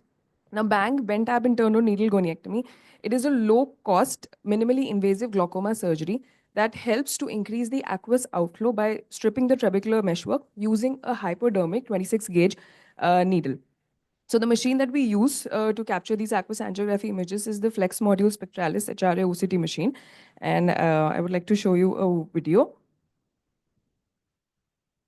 So over here, we can see that using a 26-gauge needle, we inject the angiographic tracer, in this case, ICG 0.5% into the AC. And we can see that using the machine, we can capture the aqueous humor outflow 360 degree. And as you can appreciate, the outflow is not equal in all the sectors. It is segmental, which for which multiple studies have been done. So there were a few studies which are conducted, which have shown that one, the aqueous humor outflow, it is not continuous, it is segmental, and it is mostly more in the nasal quadrant, which is identified as the high flow area. And also in this study, which it was seen that there was increased aqueous humor outflow was noted after performing BANG in the high flow area. There was another study where we saw there was recruitment of temporal aqueous outflow channels after BANG, which was demonstrated by aqueous angiography. So this study told us that there was opening of new channels post-BANG in the temporal region, which was identified as the low flow area in the temporal quadrant. And trabecular meshwork bypass surgeries in high flow areas showed earlier recruitment of existing, as well as in low flow showed new recruitment of aqueous channels. So traditionally what is being done is that we generally combine these surgeries, minimally invasive glaucoma surgeries with cataract surgeries. So as the surgeon is mostly sitting temporal, so we perform the BANG in the nasal area, which is the high flow area. So, but there was still a lacuna in our knowledge that in literature, in study, there's no study in literature that compares the IOP lowering of efficacy of performing minimally invasive glaucoma surgeries in targeted high flow versus low flow region in patients of primary open angle glaucoma. So our research question was that if we perform these trabecular MIGS surgeries in targeted areas, in high flow and in low flow areas, so which of them would give us a better IOP lowering result? So with that, now I'm going to discuss a study that we did upon this. So we did with an objective to evaluate the IOP lowering efficacy of BANG in high flow versus low flow areas in patients of POAG undergoing cataract surgery. We had the outcome measures with the absolute success and qualified success of IOP less than 15 with and without medications. And we also checked about the number of reduction in the number of anti-glaucoma medications. So we randomized our patients in two groups. The first group was aqueous angiography with BANG in high flow with phaco, and the other group was aqueous angiography with BANG in low flow along with phaco. We followed up these patients for 6 months and did our analysis. Intraoperatively, while doing phacoemulsification with the aqueous angiography, we categorized areas of high flow and low flow based on qualitatively on the basis of increased angiographic signals were taken as areas of high flow and low angiographic signals were taken as low flow. However, later on, we quantitatively assessed the areas. This was for the first time that where a quantitative assessment of the pixel density was done, and to see that which quadrant was actually the area of a better flow and which area was of lesser flow. So the results, the baseline parameters were all comparable, and we saw that there was a significant reduction in both the groups around in group 1, where we did BANG in the high flow area of 42.29%, And in group 2 in the low flow area, it was higher. 46.47% was seen. Similarly, with respect to the pre-op IOP, also the group 2 was better with 21.48%. And there was a significant success, statistically significant success seen in the low flow areas, when we perform bang in the temporal area, which is unconventional to what is not being practiced generally. And also the survival was better. The number of medications, there was reduction of 1 medication in both the groups. And the quantitative analysis confirmed that the nasal area, even in the Indian eyes, the nasal area is the area of higher flow, and the temporal area is the area of lower flow. So, I would like to summarize it with that by performing bang in either the nasal or in the temporal area, the IOP reduction was comparable. The success was, however, better by performing bang in the temporal areas. And so a few limitations that obviously it was a limited follow-up, small sample size. And since aqueous angiography is an invasive procedure, so we cannot do it again after doing cataract surgery later on to check if there is an increased flow. But so what was already known was that trabecular MIGS procedures performed in conjunction with phaco were already being done in the nasal quadrant, which was an area of high aqueous flow. But this study added a very important point to the literature that if we perform trabecular MIGS in conjunction with phacoemulsification in the temporal area, which is a low flow area, then it can help us in providing a better IOP reduction as compared to the surgeries which were performed previously in the nasal areas. And also another important point that since nasal area, we already know it's an area of high flow. So by performing any surgery over there, it would eventually lead to fibrosis, scarring. By performing surgery in the temporal area, which is a low flow area, we are preserving our high flow area, as well as we are actually trying to open new areas which will help us in reduction. So we would recommend that we should perform trabecular MIGS like bang in the temporal quadrant. And that's it. Thank you. Yeah.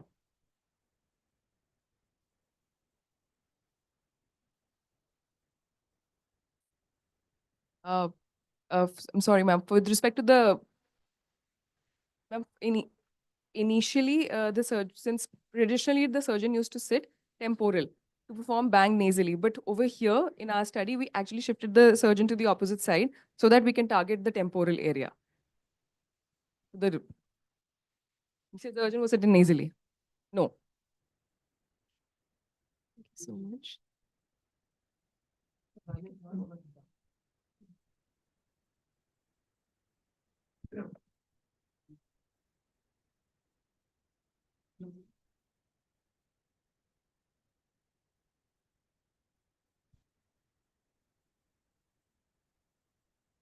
Thank you, Dr. Ashi. Our next speaker for today would be Dr. Divya Chaudhary, who will be talking to us about atypical optic neuritis.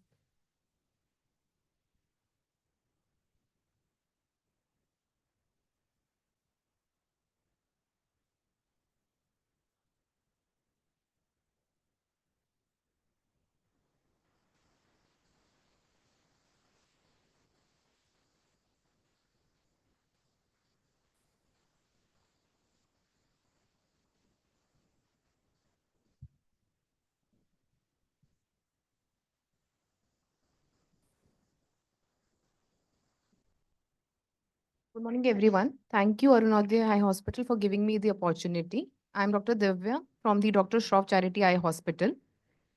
To us came a 29-year-old female which presented with chief complaints of diminution of vision in left eye since 2 weeks, which was sudden in onset. It was painless and progressive in nature. It was not associated with any pain during eye movements, no symptomatic change with any exercise, no history of any weakness or paralysis of arms or legs or numbness was noted. No history of loss of bladder or bowel control, no history of nausea, vomiting, or hiccups. She gives a past history of development of a skin rash, following which she was diagnosed with chicken pox, which was around 20 days back of her development of diminution of vision. Systemic history, she was diagnosed with type 2 diabetes mellitus after starting of steroids, and she was on tablet acyclovir 800 milligram TDS and glycomet. On our first visit, her right eye examination was within normal limit, including the visual acuity, while the left eye has visual acuity of 636, She was only able to appreciate the color vision, only the demo plates, and there was contrast sensitivity loss of around 20% in the left eye. While the systemic and the neurological examination was within normal limits, the anterior segment examination of left eye revealed grade 2 relative afferent pupillary defect in the left eye. Now, coming to the fundus picture, sorry for the overexposure of the photographs in this. When seeing the right eye, ophthalmoscopically, we noted that it was background was normal, the disc size was medium, and the CD ratio was 0.4, with the disc margins clearly made out. While when we look at the left eye, ophthalmoscopically, we noted that the disc size was normal, but there was no cup disc ratio made out, and there was blurring of the vessels leaving the disc margins, with there were superficial hemorrhages and interspersed cotton wool spots with it. Now, looking at the history and the fundus picture, we can come to differential diagnosis of either neuromyelitis optica disorder, myelin oligodendrocyte IgG associated neurological disorder, parainfectious optic neuropathy, autoimmune optic neuropathy, or any inflammatory optic neuropathy. As we know that optic neuritis is inflammation of the optic nerve, which is mostly idiopathic in nature, but it can be further classified etiologically as well as ophthalmoscopically. There are two common things which we know about optic neuritis, which is typical and atypical. Typical usually presents with unilateral loss of vision with an ocular eye pain associated predominantly, which is present with females in the range of 20 to 40 years. And usually spontaneous visual recovery is noted among 90% of the patients. While in atypical optic neuritis, it's usually bilateral loss of presentation, although can present unilaterally as well. And it is painless, painful, can have persistent pain as well, but it is predominantly noticed in males less than 18 or more than 50 years. The vision loss is more pronounced and recovery is usually later. The typical optic neuritis, the clinical findings can be noted that it can present with RAPD. Usually the optic nerve head is normal in 65% cases, can have visual field defects ranging from these scotoma, central scotoma, altitudinal defects, and can have symptoms like phosphenes, Uthoff phenomena, and Pulfric phenomena. While the atypical optic neuritis can have noticeable anterior and posterior segment inflammation with the optic nerve finding of swollen optic nerve head, disc hemorrhages, retinal exudate, and macular star formation. Now, the three common types of optic neuritis which we have to differentiate can be either the uncommon ones, the myelin oligodendrocyte IgG associated disease, or which is the aquaporin related, which is the neuromyelitis optica disorder, or the multiple sclerosis. The MOG usually is presented in childhood and adulthood in comparison to the NMO and the MS. And the clinical presentation of MOG can have other symptoms like encephalitis, other involvements of the brainstem symptoms. The NMO can also have myelitis area postrema syndrome. When area postrema is involved, you will have symptoms like vomiting, hiccups associated with it. And MS, we know that it has optic neuritis, myelitis, brainstem involvement. Now, on the basis of the MRI, you can differentiate the three. In the noticeable, what in the spinal MRI you can notice is that there's a long segment involvement in the NMO and the MOG, while in the MS, you'll notice a short segment involvement, which is usually less than 3 vertebral segments. In the MOG, thoracocolumn segment is involved compared to the NMO, which has cervicothoracic involvement. The optic neuritis seen in MOG is usually bilateral, often than unilateral, and is recurrent, but the recovery is good. In the NMO, the neuritis is bilateral, often than unilateral, involves the posterior optic pathway, long lesion, recurrent and severe it is. And the MS is usually unilateral than bilateral. It involves the short lesions in the segments, and the recovery is quite good. While the pathology responsible for MOG is the oligodendrocytopathy, in NMO MOG is the astrocytopathy, in MS it is a demyelinating disorder with the axonal injury and astrogliosis. Treatment usually involves in all of this is immunosuppressive in nature.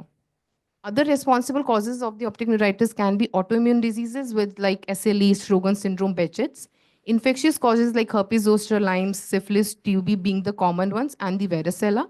And the inflammatory causes can be other like vaccinations against TB, hepatitis B, rabies, meningitis, etc. Ideally, a workup of atypical optic neuritis, you can consider causes like inflammatory, infectious, toxic, compressive, autoimmune in nature. You will be ordering investigations which are the usually workup will include CRP, ESR, CBC, vitamin B12 and folate. With other things keeping in mind, you can include like NMO and MOG antibodies, ACE, APLA, anti-DS, DNA antibodies, PC, ANCA, Serological finding, keeping the etiology in mind, you can order for syphilis, HIV, Lyme disease, Manton, and chest X-ray. The investigations other you can order is visual feeds, OCT RNFL, contrast enhanced MRI brain in orbit, and as well as CSF analysis. Due to the constraints of the patient presenting to us, the visual feeds from outside were taken into the consideration, and the ANA, P-ANCA, and APLA wasn't done because of the history. It was quite clear that it can be parainfectious in nature. When she presented at the start, the left eye visual field had a diffuse loss. While the RNFL loss, you can see that the right eye doesn't show any thinning, while the temporal quadrant thinning is noted in the left eye. When you look at the first picture, here you can see the T2, T1, T2 oblique image where you can see the hyperintensity of the optic nerve. While when you see the other two images, the above one, this is the contrast enhanced image, which is axial in nature. You can see the enhancement of the optic nerve in the left eye. And the down is the coronal image, where you can see the optic nerve enhancement. Now we came to a conclusion that it was a parainfectious type of atypical optic neuritis. We had, she was already on oral acyclovir. We had given her 3 doses of IVMP, which was followed by course of oral steroids and the tapering of these steroids every 3 days. Ma'am, I'd request you to conclude your session. Last visit, which was the latest visit after 1.5 months, her vision and color vision was completely restored. And there was a fundus picture when you see that there was a resolved disc edema, but there was a thinning noted in the superior temporal and inferior quadrant with the inferior altitudinal defect noticed at the latest visit.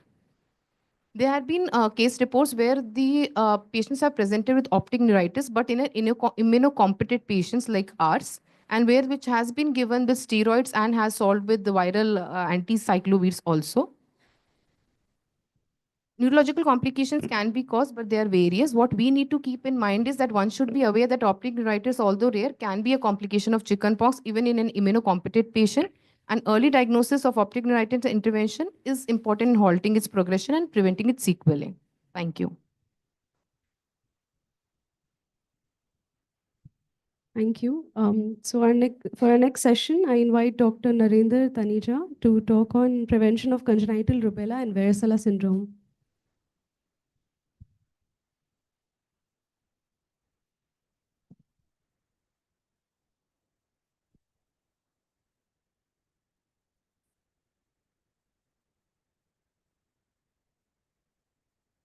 Thank you, Dr. Setis, for giving me opportunity to present my talk here.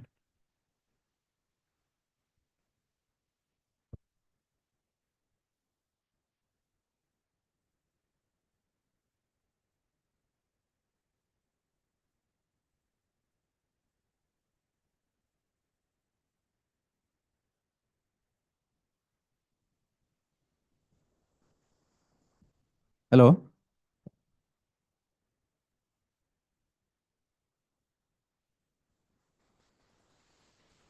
Congenital rubella syndrome. Incidence is about 1 lakh children, they are born with congenital rubella syndrome every year. Triad consists of deafness, cardiac defects, and cataract. In eye, besides cataract, there is microphthalmia, glaucoma, pigmentary retinopathy, and chorioretinitis.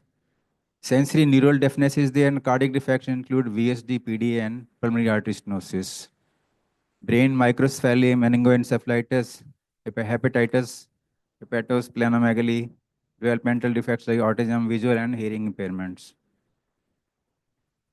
Rubella inhibits cell division. So in early pregnancy, 90% of infection is early pregnancy, or just before conception, they cause multiple defects. That may result in miscarriage, stillbirth, or infant death. Sir, please. Defects can occur till 20 weeks of pregnancy also. Presence of IgM antibodies in shortly after birth indicates intrauterine infections, or if the IgG antibodies persist after 6 months, that also means intrauterine infection. Rubella itself is a mild disease lasting 3 days. Most of the patients, they are associated with some rash, which lasts 3 days. There can be lymphadenopathy. Sometimes there can be arthralgia and encephalitis. 20 to 50% of the patients, they are asymptomatic. Coming to prevention part, The prevention is by means of vaccinations. Vaccination can be RVAC vaccination, MR, MMR, or MMRV. MMR it is a live attenuated vaccine. Single dose should be given to young girls or marriageable girls or just before marriage or after marriage to prevent congenital rubella syndrome if there are no written records available about MMR vaccination in childhood. And pregnancy should be avoided for 1 month. Otherwise, for all healthcare workers, they should be given 2 doses. National Immunization Program recommends 2 doses of MR at the age of 9 months and 18 months, whereas Indian Academy of Pediatrics recommends 3 doses at 9 months, 15 months, and 4 to 6 years. Catch-up vaccination for young adults includes 2 doses. Measles Rubella Strategic Framework. MR's SF 2012 to 2020 eliminated measles and rubella from 81 countries. And now, in the next 10 years, it is planned by the WHO that rubella and measles should be eliminated from the world. 5 of neighboring countries of India, they have achieved this, and we should be able to achieve this very soon. Congenital varicella syndrome, that is almost same like rubella syndrome. Cataract, microphthalmia, chorioretinitis, microcephaly. Chickenpox in pregnancy up to 28 weeks, 20 weeks, 2% of the infants, they have congenital varicella syndrome. Here the incidence is much less. 90% there in varicella, here 2% of the children, they can have these defects. However, if chickenpox happens to a pregnant woman just 5 days before delivery or 2 days after delivery, then 30% of the infants, they die. Varicella is usually a mild disease of the childhood, but it can be severe in adults and immunocompromised. In pre-vaccination era, there used to be chickenpox parties. That means if a child had a chickenpox, then every child of the neighboring area, they used to stay together for a few hours to have this infection. The prodromal phase lasts 3 days with fever and chills. Eruptive phase lasts 7 days. Once scab forms, it is non-infective. Treatment is isolation plus varicella drugs like acyclovir, valacyclovir. However, the virus persists in the cranial nerves, dorsal root, and sensory ganglia. The waning of the immunity past 50-year phase or in immune-compromised persons below the 50 years can cause reactivation of the virus and herpes zoster. Annually, there were 4.2 million cases of severe complications of chickenpox, and it results in 42,000 deaths. Incubation period is about 14 to 16 days usually. However, 30% of the adults, they can be negative at their marriageable age. So 30% of the girls who are going to be married, they are negative as far as chickenpox is concerned. So we want to prevent this chickenpox by vaccination. Varicella is a live attenuated vaccines. This contains neomycin. So if the patient is sensitive to neomycin, then this should be avoided. There are 2 brands available. Indian Academy of Pediatrics revised schedule. 2 doses are given at 15 months and 18 months. Many of the pediatricians, they still give vaccination second dose at 4 to 6 years, but it should be given at the age of 18 months or 20 months because it takes care of primary vaccine failure. This vaccine is must for all healthcare workers, all school teachers, residential school inmates. And we as ophthalmologists should offer this vaccine to patients who come with herpes zoster ophthalmicus. Coming to Shingrix or the zoster prevention, persons above the age of 50 years or immunocompromised below that age, this is a non-live recombinant lyophilized vaccine. 2 doses are given intramuscular at 2 to 6 months gap. This contains surface glycoprotein E antigen and mixed with some adjuvant. This is a heavy dose vaccine, and this should be taken on weekend so that you can recover in those 2 days because side effects are there: pain, myalgia, and fatigue, more than 50%. Cost is 11,000 rupees per dose, and effectiveness is 95%. Live vaccine available earlier in 2017 has been withdrawn. So coming to prevention, in marriageable age, both male and female, they can be given this vaccination: MR, varicella, flu, typhoid conjugate vaccine, hepatitis A and B, and human papillomavirus vaccine. In adults, besides these, PCV13 pneumococcal vaccine, PPSV23, Tdap every 10 years, and zoster vaccination, these should be given. Thank you.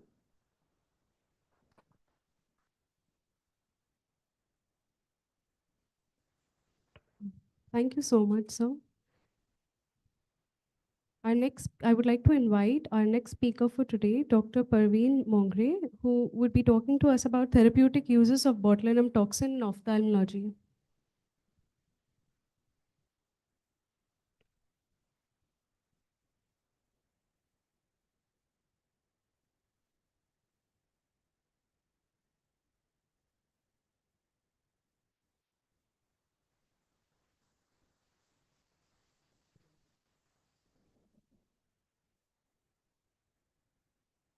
Thank you, Dr. Sethi. Thank you, Arnodesis, for inviting us here. This talk of mine on botulinum toxin is a basic level talk, basically to initiate the general ophthalmologists into the using botulinum toxin. I will not use the term Botox. I always use the term botulinum toxin.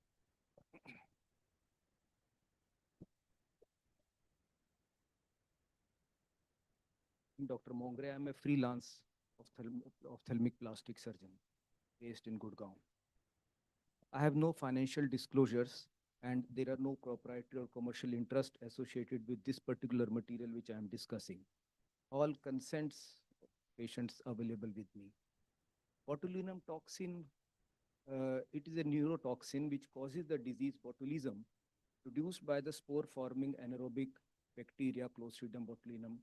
It is the most potent toxin known to the humankind. And first, it was the first biotoxin which was identified and first experimentally used in 1973 by Scott and all to treat strabismus.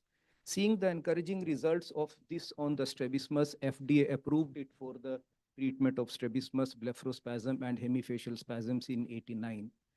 Later on, in 2002 only, it was allowed by the FDA for the use in aesthetic procedures. It acts on the neuromuscular junction, it acts on the SNAP protein, and it do not allow the migration of the acetylcholine. Not only does it act as a neuromuscular inhibitor, it has a very potent neuroinflammatory substrate inhibitors also. So over a period of time, whole of the neural network becomes less active. It has also been showing a very good anti-inflammatory effect. It inhibits the release of chemical anti-inflammatory substances.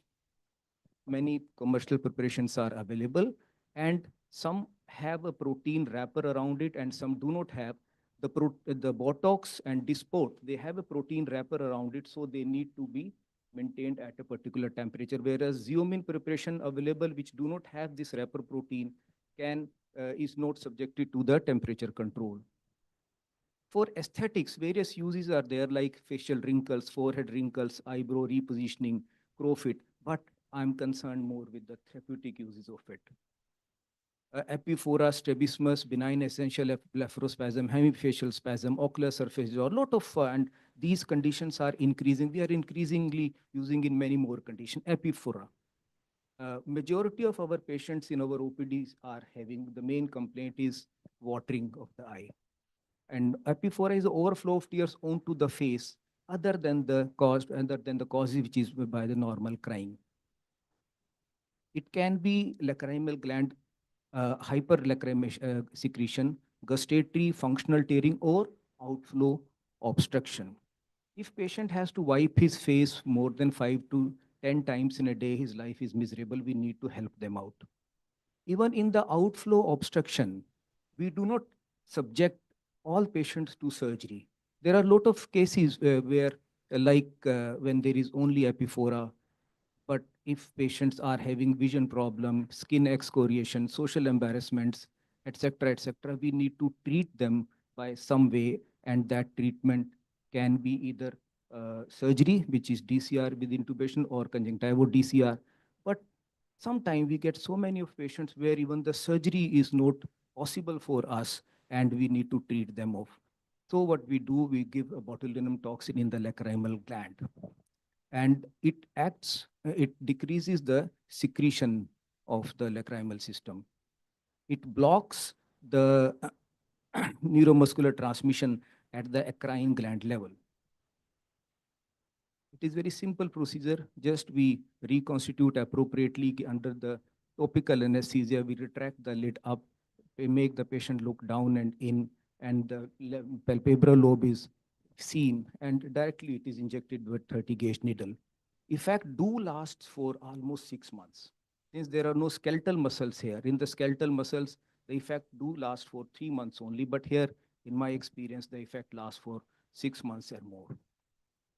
Sometimes you do get hematoma and ptosis also, but they are all self-limiting things. Strabismus, for which it was initially started, is again, nowadays we are using it more and more. It reduces the deviation by weakening the contracting antagonist muscle.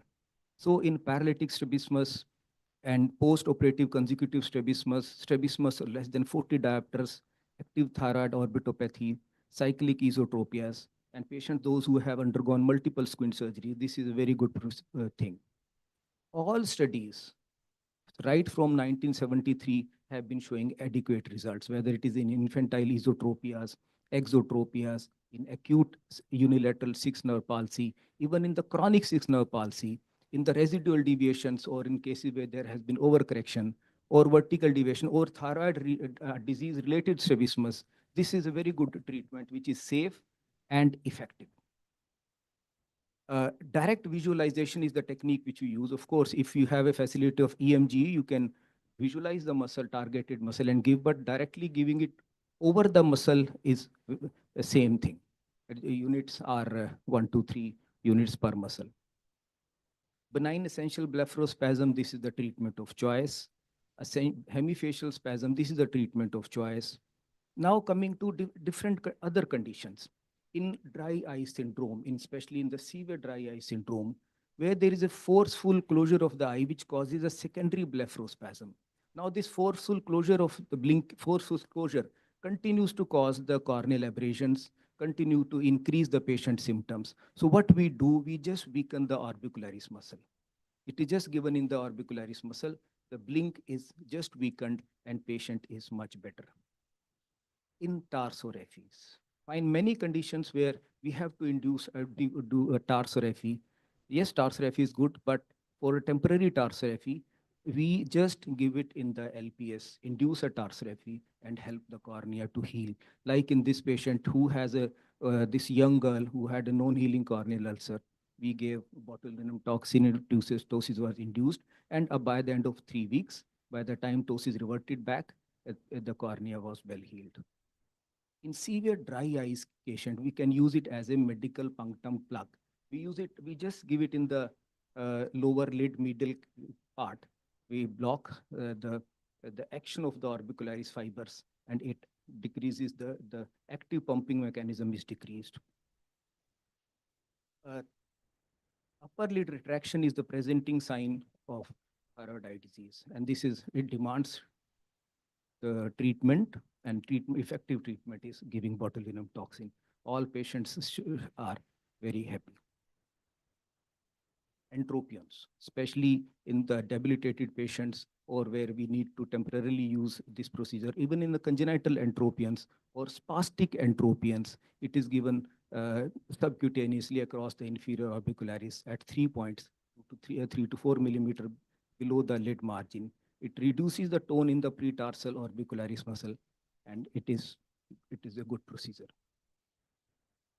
For hardcore oculoplastic surgeons, when we do the procedures on the lower lid, whether we do flap, jet plasties, full thickness, skin grafting, whatever we do to fixate the cheek, we have seen that it comes back again. So what I normally do is whenever I do a procedure on the cheek, I give the botulinum toxin. And at the table or a week after that, it causes the chemoimmobilization of a whole of the cheek, and as well as it has a very good anti-inflammatory effect. It reduces the connective tissue growth factors in fibroblasts. It reduces the infiltration of the inflammatory cells during wound healing. It inhibits the collagen production and fibroblast cell cycles, and so it significantly reduces the severity of the post-operative scar. We give it at 1 centimeter radius all around the area. As the adjunct to different surgical procedures, like if we have to do a brow lift, so 2 weeks or 3 weeks prior to the procedure, we give it in the depressors, that is corrugator procedures and lateral orbicularis muscles to keep immobilize them. So it helps in our surgeries. In rebalancing, sometimes when we do give the Botox, there are unacceptable effects like Jack Nicholson effect. This, you must have recognized this star who descended during the Paris Olympics closing ceremony with this appearance. Fine. So we can give the botulinum toxin in the contralateral lateral frontalis muscle to balance this. In facial paralysis, to aesthetically make the other face, other side of the face also, we can induce that temporary paralysis by giving botulinum toxin. In actual facial paralysis, where there is a lag of thalamus, where tarsier and gold implants are done, we can give botulinum toxin to bring the upper lid down to save the cornea. Even in the nystagmus, especially the vertical nystagmus, where the patients have problem in driving around, so we can give this botulinum toxin either as a retrobulbar or in multiple lateral muscles to reduce the symptoms. It is safe. There has been no evidence so far of histological damage to the lacrimal gland, and there has been no evidence of orbicularis muscle damage in the blepharospasm patients. There are some complications, minor complications. No major complications so far has been reported. So I conclude that approved use and off-label application of botulinum toxins are expanding, and proper understanding of the anatomy is paramount. Take home is use of botulinum toxin in different ophthalmic procedures is safe, reversible, but unpredictable. We need to customize the pattern and doses. We treat the muscle, and thank you very much. Thank you so much, sir. I would next like to invite Dr. Jatindra Bali to talk on simulation in manual SICS, the Indian connection. Can I open it? The true sense of the word. Literally, figuratively, and metaphorically all.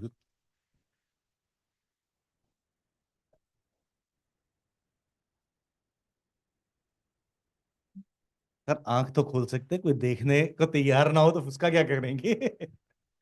I want to thank the organizers, Dr. Sethi, and all of you for giving me this opportunity. I apologize for being slightly behind schedule. The topic for today is simulation in cataract surgery, a happening thing. What I would be talking about is the Indian connection.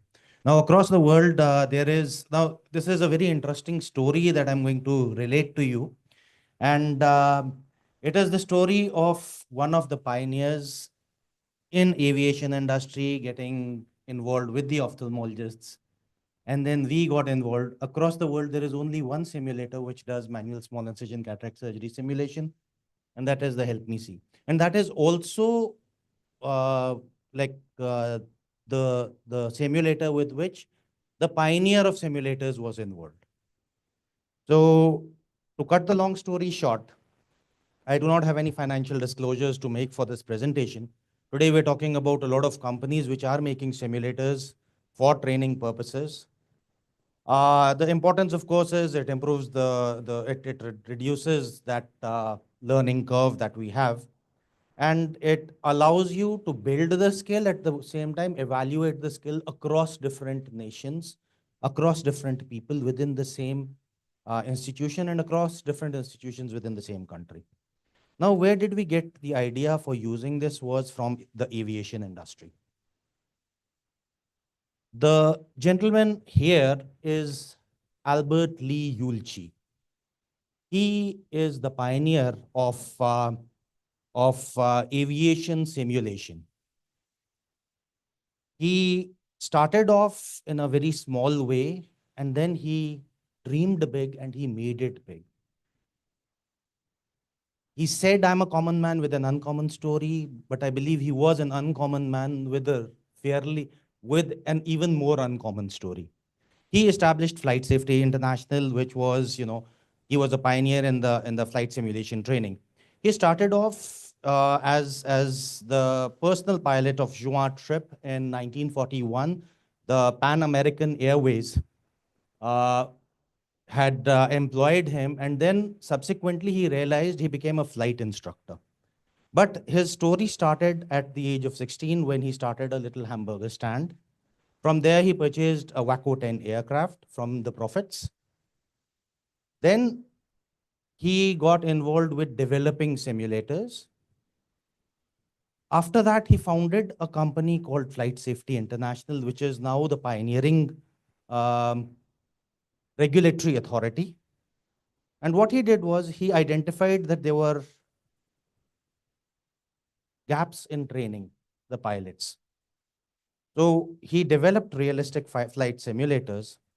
And after having retired from this, he became one of the co-founders of Orbis International. And I can see smiles on the faces of our seniors.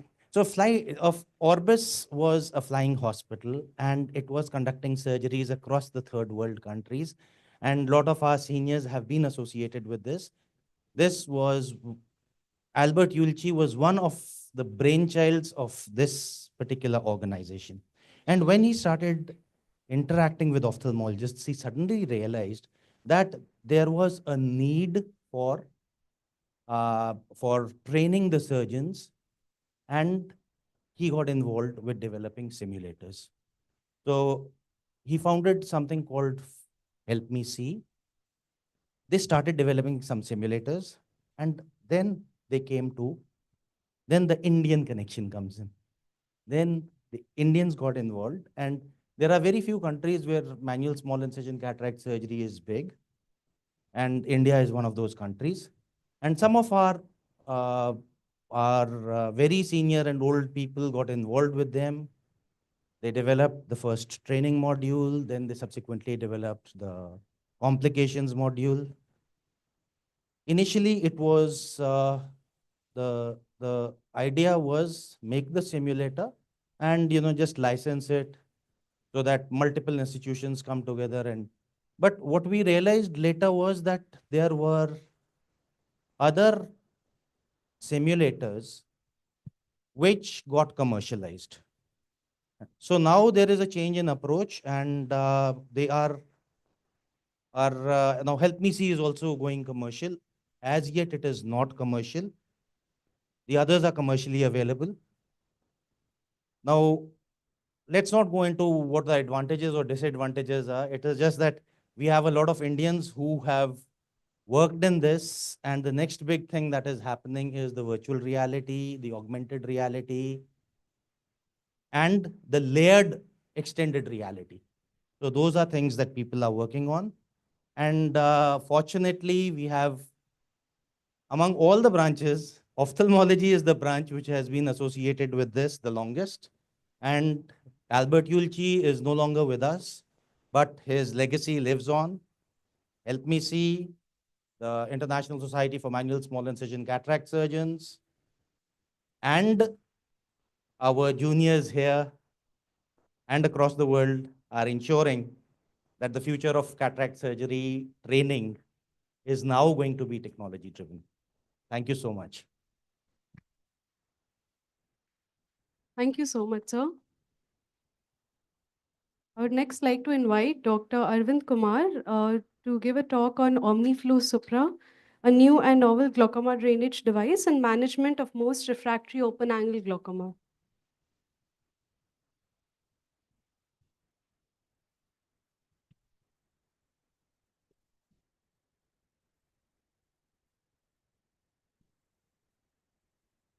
Good morning, ladies and gentlemen, and thank you so very much, the SETI Eye Institute and the organizers of Pan Ophthalmologica for giving me the opportunity, and a special thanks to the audience for being here.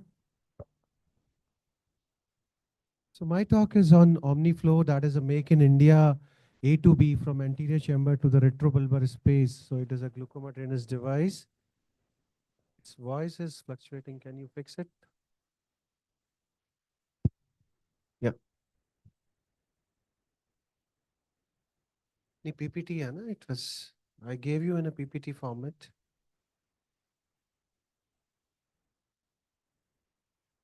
No, no, this was the previous one and the new PPT. बाहर होगा. Yeah, this one's PPT. Yes. So as we know, if we go back to the history, so the VR surgeon, they are exploiting the retrobulbar space. Why they are utilizing it? Because it is almost literally free of the fibroblast. So this is a make in India A to B shunt or the glaucoma drainage device, which is very helpful in refractory glaucoma. So till now we have the 30, almost 30 glaucoma surgeons. They have done around 350 cases and all are doing good. So right now there were two these A to B shunts available all over the world. One by Batalor and the other one from the Sponsel WE. And this is how there are three parts. One goes into the anterior chamber, then there is a reinforcement zone, and there is a retrobulbar space. So how it acts, so this retrobulbar fat that creates less scar tissue than the Tenon's capsule, and there are microcanuclei formed between the fat cells, and this shunting aqueous humor into the retrobulbar space. So there is a continuous aqueous circulation, and the animal studies have proven there are more than 10 studies. So there is no trace of fibrosis in the shunt. And there is no fibrotic encapsulation as seen with the traditional shunts. And also they are very less space occupying if we compare. So this is a small video. How to play it? It's not working.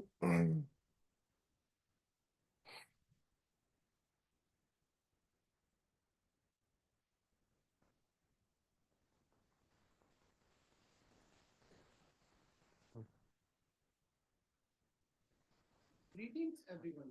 I am presenting my video on a new innovation that is OmniFlow, a novel, small and effective drainage device for complicated open angle. Started from the OmniFlow is a unique sutureless, sure shot. Greetings everyone. I am presenting my video on a new innovation that is OmniFlow, a novel, small and effective drainage device for complicated open angle glaucoma. OmniFlow is a unique sutureless, sure shot shunt and the best glaucoma drainage device to drain aqueous humor from anterior chamber to retrobulbar space. A micro-wall tube pressure regulator is fitted inside a soft, flexible silicone tube, which controls the outflow of the aqueous humor, which will prevent hypotonic and maintain IOP between 10 and 24 into 7 with no to minimum need of anti-glaucoma medications. This is how OmniFlow tube looks. Minimum IOP back pressure is maintained by Bernoulli's principle, which essentially means that in a narrowing tunnel, the primary pressure P1 is proportionately resisted by secondary pressure P2. Minimum IOP of 10 millimeter of Hg is also maintained by another principle, that is anti or reverse capillary action, which means that if capillary is hydrophilic, it will attract and suck the water, but when the capillary is hydrophobic, it will repel the water back. Hydrophobic capillary wall tube made of Teflon will resist the aqueous humor passage, maintaining a minimum back pressure of 10 millimeter of mercury. Retrobulbar space behind the equator is almost free from myofibroblast.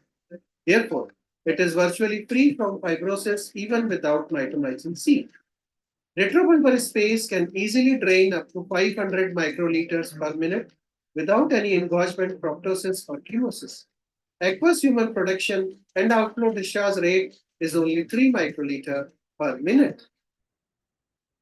OmniFlow supply tube length is 50 millimeter and needed length is 30 to 40 millimeter. Axial length plus 5 millimeter is the ideal and enough length to reach retrobulbar space without touching the optic nerve head, without any folding, kinking, or overcrowding the retrobulbar space. Let's see few surgical videos of OmniFlow tube implants. So this was a case of failed trap. You can see the blabber there. Tube is anchored in sclera without any suture, and as seen in this video of failed trabeculectomy, the tube is so firmly secured, no matter how much we nudge, the tube will not budge. The tube is primed with 27 gauge hydrocannula and BSS solution, and the discharge of the aqueous humor is proportionate to the pressure which we are creating in the syringe. With low pressure, there will be no drops falling. With high pressure, there will be jet streams of aqueous coming out. And with medium pressure, only drops will be coming out. After putting a L-shaped cut in the conjunctiva and after little blunt dissection, insert a wire vectors to reach the retrobulbar space, which is very easy.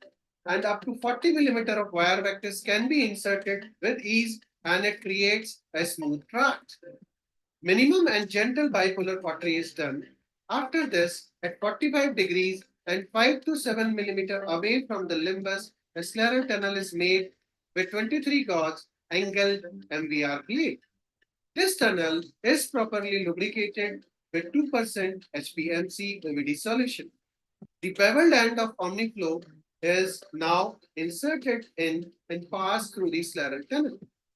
3/4 of the length of the Omniflow tube is pulled out, and the wall distal end of the tube is inserted into the retrobulbar space, which goes into the retrobulbar space quite smoothly and easily without any resistance. The excess length of the tube is pulled back and pushed back into the retrobulbar space. Now, a second scleral tunnel is made, which is radial or perpendicular to the limbus up to 2 to 2.5 millimeter from behind the limbus, which is then gently entered into the anterior chamber, bisecting the angle of the anterior chamber and the iris.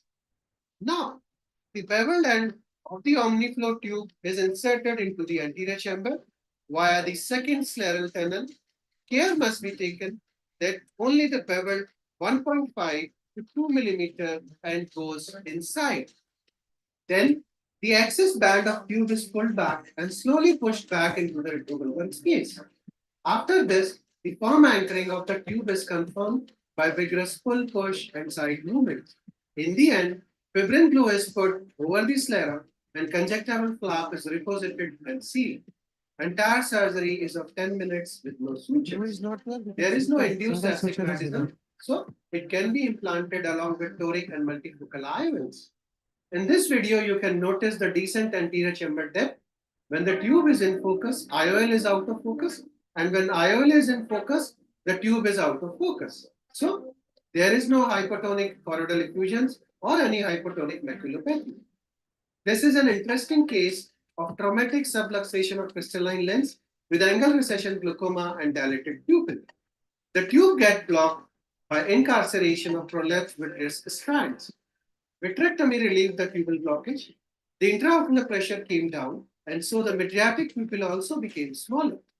Post-RD surgery, silicone oil-induced glaucomas are extremely difficult to treat and are really intractable because of total blockage of collector channels by emulsified silicone spherules embedment. Omniflow drainage device can cure such conditions even after 2, 3, or 4 failed trabeculectomy. This is a case of double omniflow. IOP was around 100 in a one-eyed patient who had undergone multiple RD surgeries with repeated silicone oil injections with multiple failed trabeculectomy. Omniflow is the surgical management of choice for neovascular rubeotic glaucoma. In this one-eyed patient of Sturge-Weber syndrome, after 4 failed trabeculectomy, Omniflow saved the only working eye. In 23 patients, the IOP came down from 30 to 70 millimeter of Hg to 10 to 15 millimeter of Hg immediately after surgery. 18 patients maintained this level of IOP without any medications for a year. 4 patients required dorzolamide plus timolol combination eye drop, and 1 patient required 1 more tube placement. 2 patients of no PL gained vision of finger counting 1 meter to 3 meter after tube placement. This is due to constant IOP between 10 to 12 millimeter of Hg 24/7 without any night surge. The nerve fibers which have recently gone dysfunctional and are semi-dead can resurrect and are revived. So in conclusion, Omniflow will revolutionize the management of all types of primary or secondary intractable open-angle glaucoma, neovascular glaucoma, silicone oil-induced angle recession, posterior ambryotoxon, and glaucoma in a Sturge-Weber syndrome in a most cost-effective manner. These are my acknowledgements. Thank you. So thank you so very much for giving me the opportunity, and to all the Indian innovators who are making life easier for the surgeons as well as for the patients. This is commercially available from the Excellence Chennai-based firm. Its costing is 12,000 plus GST. I'm free to take any questions if you have time.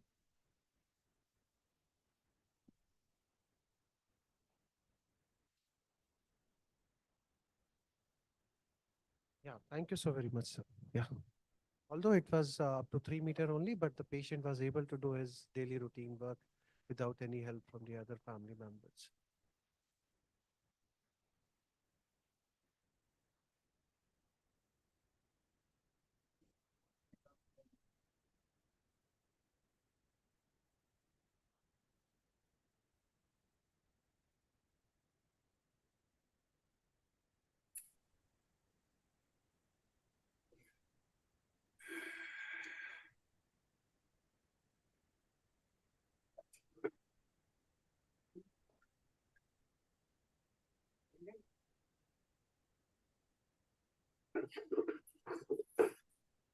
Thank you. Thank you so very much. Thank you so much, sir. I'd like to invite Dr. Narendra Taneja, sir.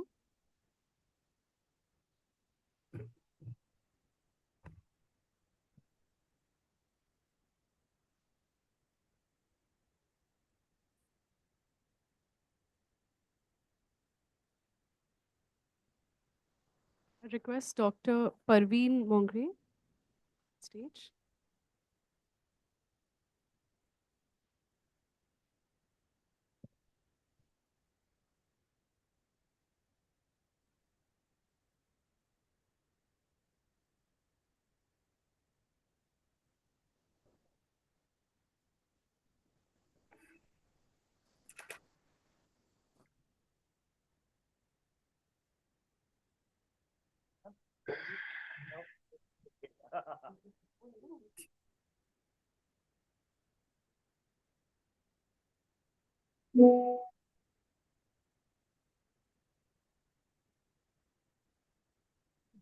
Thank you so much, everyone, for this wonderful session.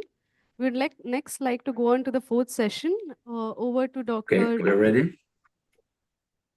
So in the interest of time, we're going to go straight to the fourth session.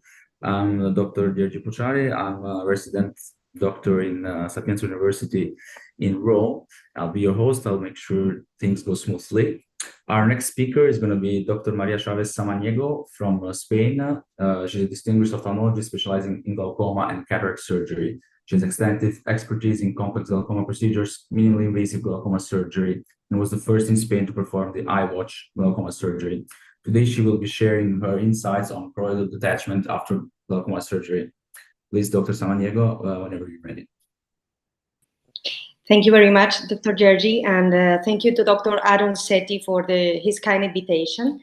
Let me first share my screen.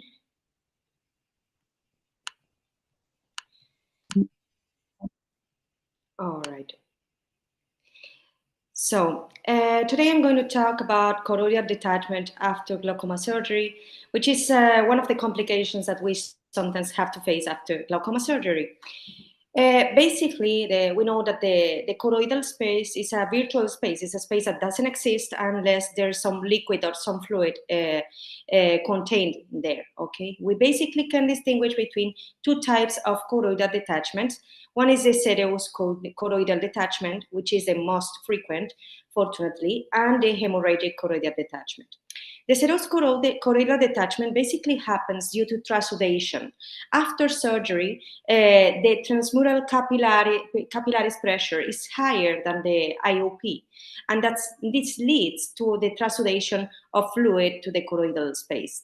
It typically happens insidiously, and it's not painful. So we can distinguish this serous choroidal detachment very well by the typical symptoms of low IOP after surgery, no pain at all. The anterior chamber might be normal, but most of the times is shallow or even in atalamia and blurry vision.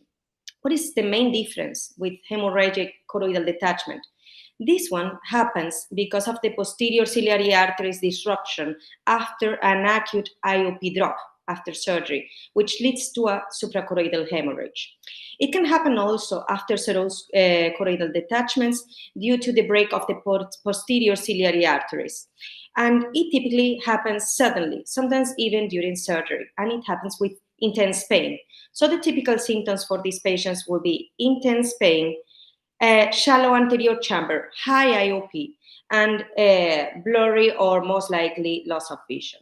In these cases, the anterior chamber is more shallow or even in atalamia more frequently than in serous choroidal detachments.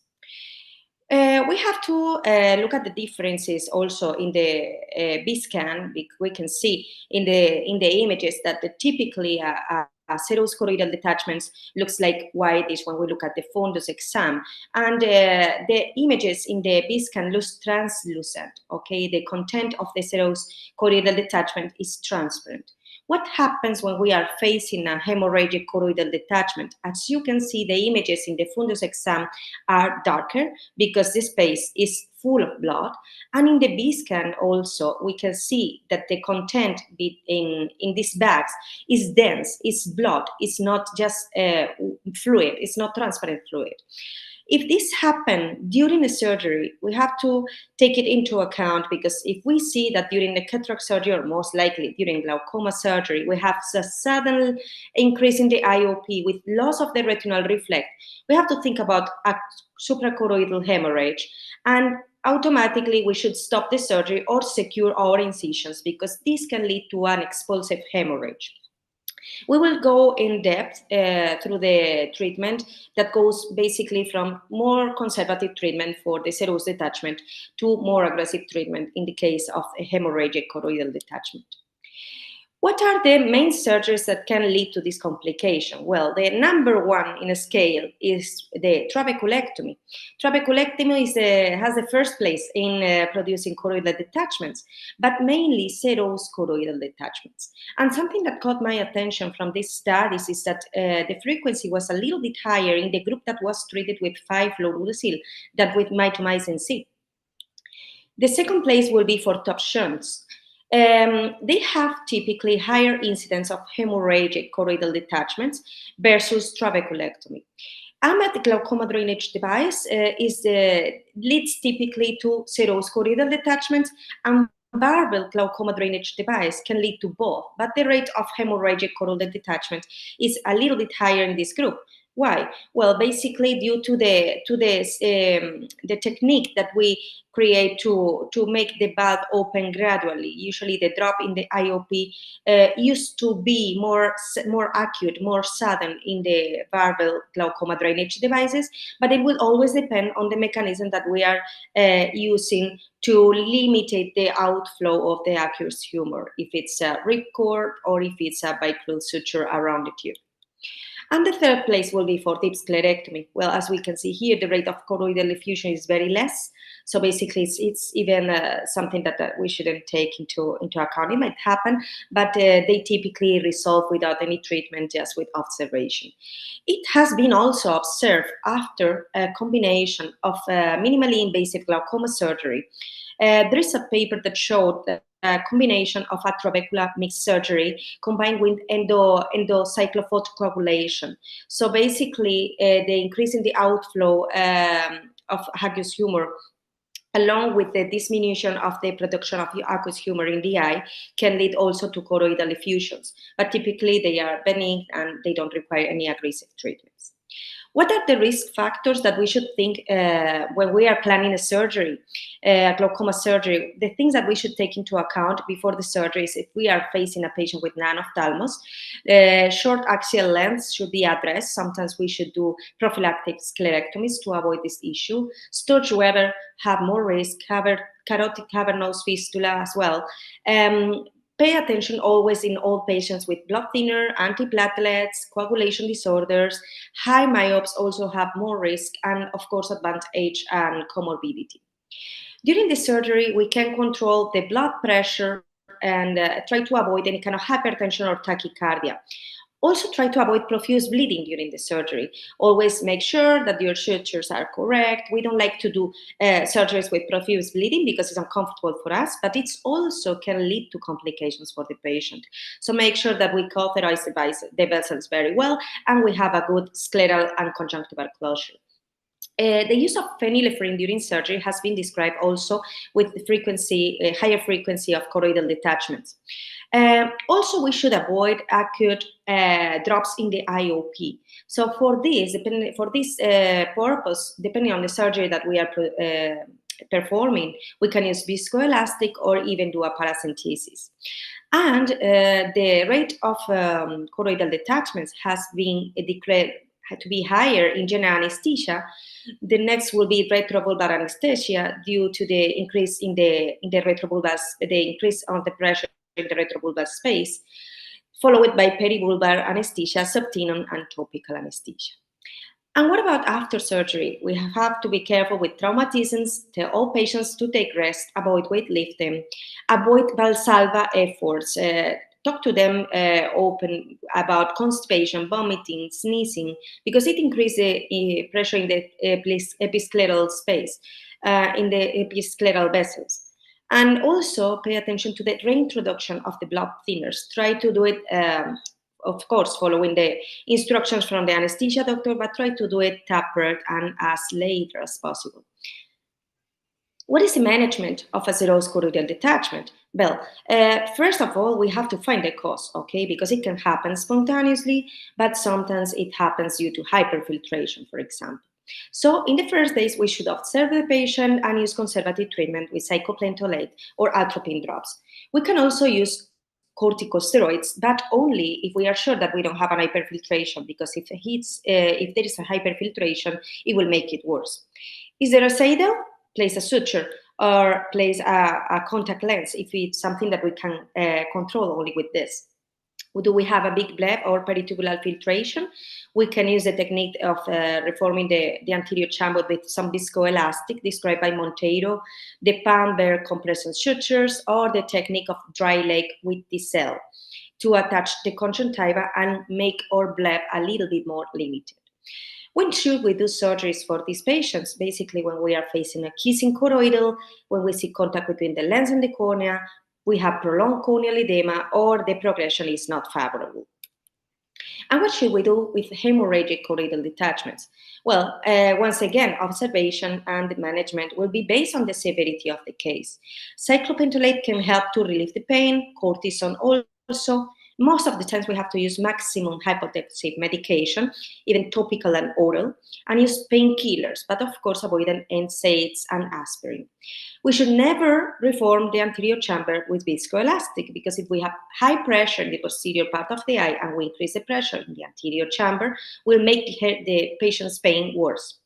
And when should we do surgery? Once again, when there is contact between the lens and the cornea, when intense pain that there is no control with medication, when there is prolonged corneal edema, but also when the hemorrhagic choroidal detachment has been there for more than 15 days, or the IOP is not controlled with medication.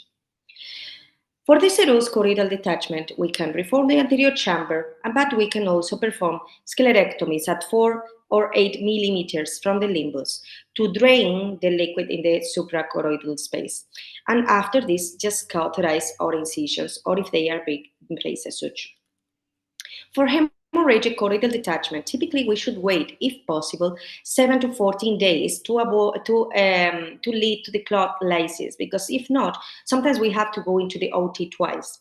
In some cases, they require vitrectomy, because when they acquire resistance, we need to drain the hemorrhage from the suprachoroidal space at the same time that we reduce the pressure around it and we fill the vitreous cavity with more liquid. At the same time that we apply pressure from the vitreous cavity, we can make sure that we are draining completely the suprachoroidal space, and we can, of course, at the same time reform the anterior chamber. The recurrences are common in these cases, and they sometimes need a new glaucoma surgery. This is a case of 82 years old female with a non-controlled glaucoma, high myopia. Her pressure with maximum therapy was 24. Her visual acuity was counting fingers at 1 meter in the left eye. Her right eye was well controlled with medication, and we decided to implant a Barbell 350 glaucoma drainage device. I used a brachial suture around the tube and 4 operoline ripcord with two tubes penetrations to lead to some filtration right after the surgery. During the first week, everything happens without abnormalities. Pressure was 12. Her vision was a little bit dropped due to the decreased IOP. Had movement, but there were no choroidals and no filtration over the plate, or just mild around the tube because of the fenestrations. But 10 days after the surgery, she came with intense pain that she tried to control at home with painkillers. She was feeling nauseous. Her IOP was 64. She was in MPL with absence of retinal reflex. The anterior chamber was completely flat, and there was no filtration even around the plate or the tube. We started intense painkillers with tramadol, paracetamol, mannitol, and maximum topical therapy, but we had to perform an urgent surgical drainage. What happened in this case? It was done quite fast after the surgery. So she responded well. Her pressure dropped to 15. Her vision was still MPL, so this is a sign of bad prognosis, because as you can imagine, having pressures of 64 doesn't have a good effect in the optic nerve. But she was without pain. But what happened? 5 days later, she came again with pain. Pressure was 36, and again, there was absence of red reflex, and the arterial chamber was flat again. So we had to perform this technique that I told you before with vitrectomy at the same time that we were draining the sclerectomies. What were her risk factors? Basically, after the surgery, she reported that she had no affiliated bleedings. They were doing some studies for coagulopathy because she was also having secondary anemia. Also, remember, these patients had high myopia. She had a well-controlled hypertension and some gallbladder issues only. She reported that she did some Valsalva efforts due to constipation, and her age was also a risk factor. And remember that we can also face choroidal detachments in the absence of surgery due to carbonic anhydrase inhibitors, tumors, sulfa derivative drugs, plateauitis, or acute angle closure due to the rotation of the ciliary body. Very briefly, these are 2 cases that we presented to our clinic after the use of dorzolamide timolol. This 86-year-old female came with high eye pressures, and as we can see, her EB scan showed a choroidal detachment. And this was the only thing that she had done. She started COSOP 3 days before. We stopped the treatment, we started prednisolone, we stopped the COSOP, and after a few days, once the choroidal detachment was solved, we started a treatment with prostaglandin analogs. And this is a different case of a 67-year-old female that was on treatment with sulfa derivatives after lung transplant. She was coming to our clinic due to a weird case of a retinal detachment that she was told that it's resolved spontaneously. And when we look at her fundus, we can see how the surface of the retina was completely wavy. So this is something, this typical image, we can see it very often after resolving a choroidal detachment. And that's all from my side. Thank you very much, and I'm ready for any question that you might have. Thank you. Thank you, Dr. Samaniego.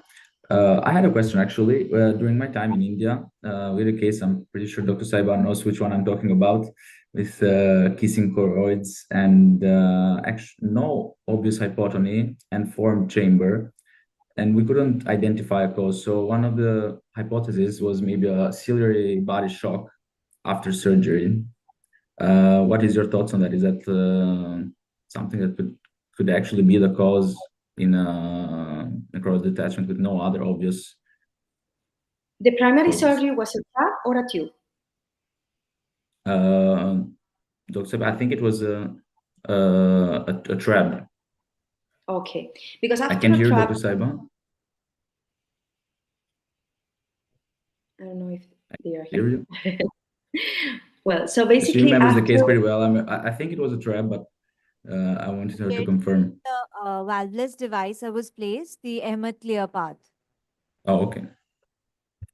well, and what was the mechanism of restriction for the aqueous humor outflow that we used? It was a bilateral suture, it was a ripcord.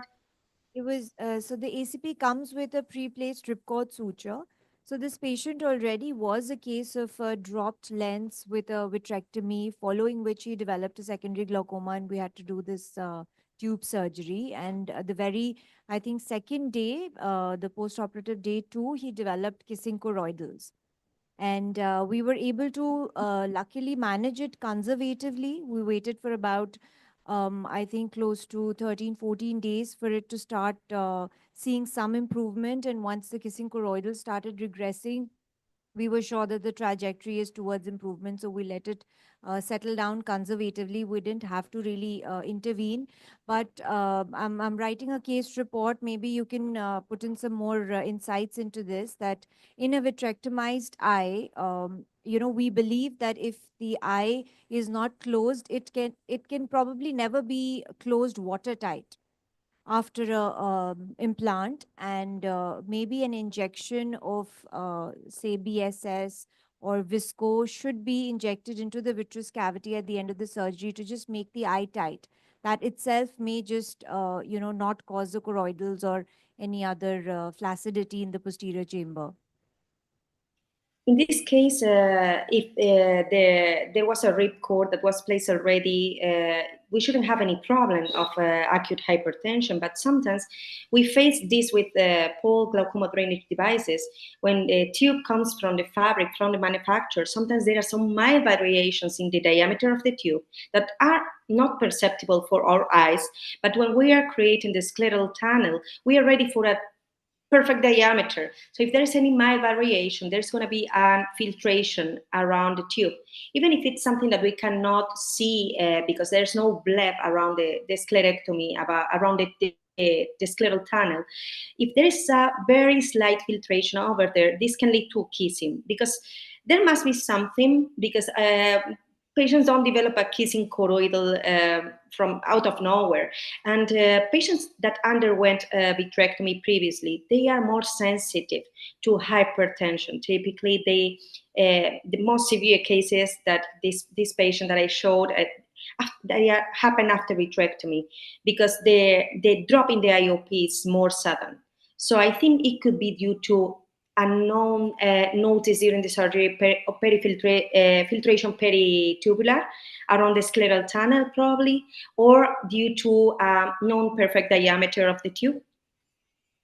So we did consider this possibility of a perilimbal leak, but surprisingly in this case, all throughout, there was a very deep anterior chamber and a pressure of about 14-15, which is what sort of made us rule out any overfiltration, any leaks, whether perilimbal or conjunctival leak. So it was a little perplexing, but thankfully the patient settled.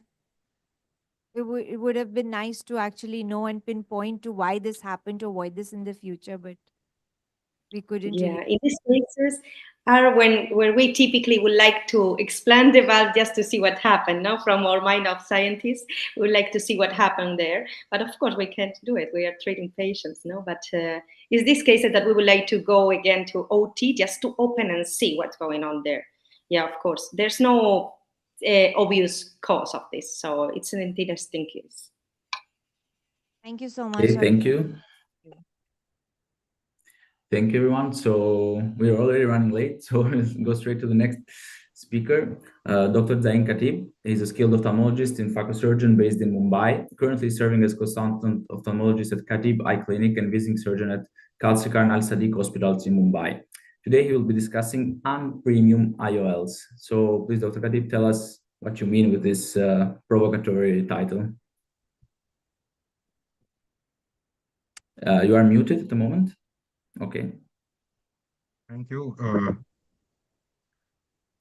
Thank you for the opportunity to present this hybrid model of Pan Ophthalmologica conference. I thank the CETIs for the opportunity. So yes, I'm going to be talking about the unpremium IOL. Okay, so to understand the concept of the unpremium IOL, we must know about certain myths and certain facts in IOL practice. So this terminology of presbyopia correcting IOLs and toric IOLs being labeled as premium IOLs and monofocal IOLs being labeled as unpremium IOLs, this is an absolute myth, and I'm going to try to bust this myth in my presentation today. All the IOLs come under the premium category if you know how to use them. The second myth is blanket statements like all monofocal IOLs are to be replaced by advanced monofocal IOLs. Extremely dangerous statement, and we cannot let industry dictate such statements to us, because your so-called unpremium monofocal IOLs do have a very important role today. Facts are, lenses which are more expensive are not necessarily, that kind of, they do not warrant a place in certain patients. And in IOL practice, having half knowledge is much worse than having no knowledge at all. So let me explain what I'm trying to say. So we have two, well-known IOLs, the iHance IOL and the Technis aspheric IOL. So one is an advanced, as we all know, and one is monofocal. Now, what we've been told is that these lenses look exactly the same. There are no bumps on the surface. And we have a graph like this to say that the lens has a slight increase of power in the center, which is actually giving you a certain amount of depth. But how much is this bump? Is it actually slight or is it more? So if we just dissect a monofocal IOL in the central 2 mm zone, if we take the power going from the center to 2 mm, we see a slight smooth dip of power, because that is how aspheric lens works. Let's look at the same thing with the iHance. You see a very large bump in the central 0.5 millimeter radius and then a curve. So you see how different this curve is from the smooth curve of a monofocal lens. If we look at some other advanced monofocal lenses, like the Rayner EMV, we see that it's working on positive spherical aberration. So again, it is much deviated from your monofocal curve as compared to the iHance, which is working on negative spherical aberration. And these are some other lenses like Vivinex Impress and BVI Isopure, both of which have the central bump similar to iHance. So these bumps, are they that forgiving as we think they are? How to assess if the visual quality is getting affected with these induced aberrations from the bumps on these lenses? And can the same depth of focus be expected in every single case with the same IOL? And can your pure aspheric monofocal IOLs also give you good depth of focus? Now, these are some questions that we really need to ask ourselves. To answer these questions, some things are very important, that you have to know how to measure contrast sensitivity, not only visual acuity. So the objective way of measuring a contrast sensitivity of an IOL is called as modulation transfer function, and that is normally given by most companies. Your MTF ranges from 0 to 1, 1 being the highest, but an MTF above 0.5, 0.6 is considered, good contrast sensitivity. And when you're subjectively measuring contrast sensitivity, you need to do it on a test which measures sine wave spatial frequency contrast sensitivity, not your Pelly-Robson chart. This will tell you whether the lens is actually performing well or not. And two variables that are important in deciding the contrast as well as the depth of focus are pupil size and corneal spherical aberration, which I'll talk about now.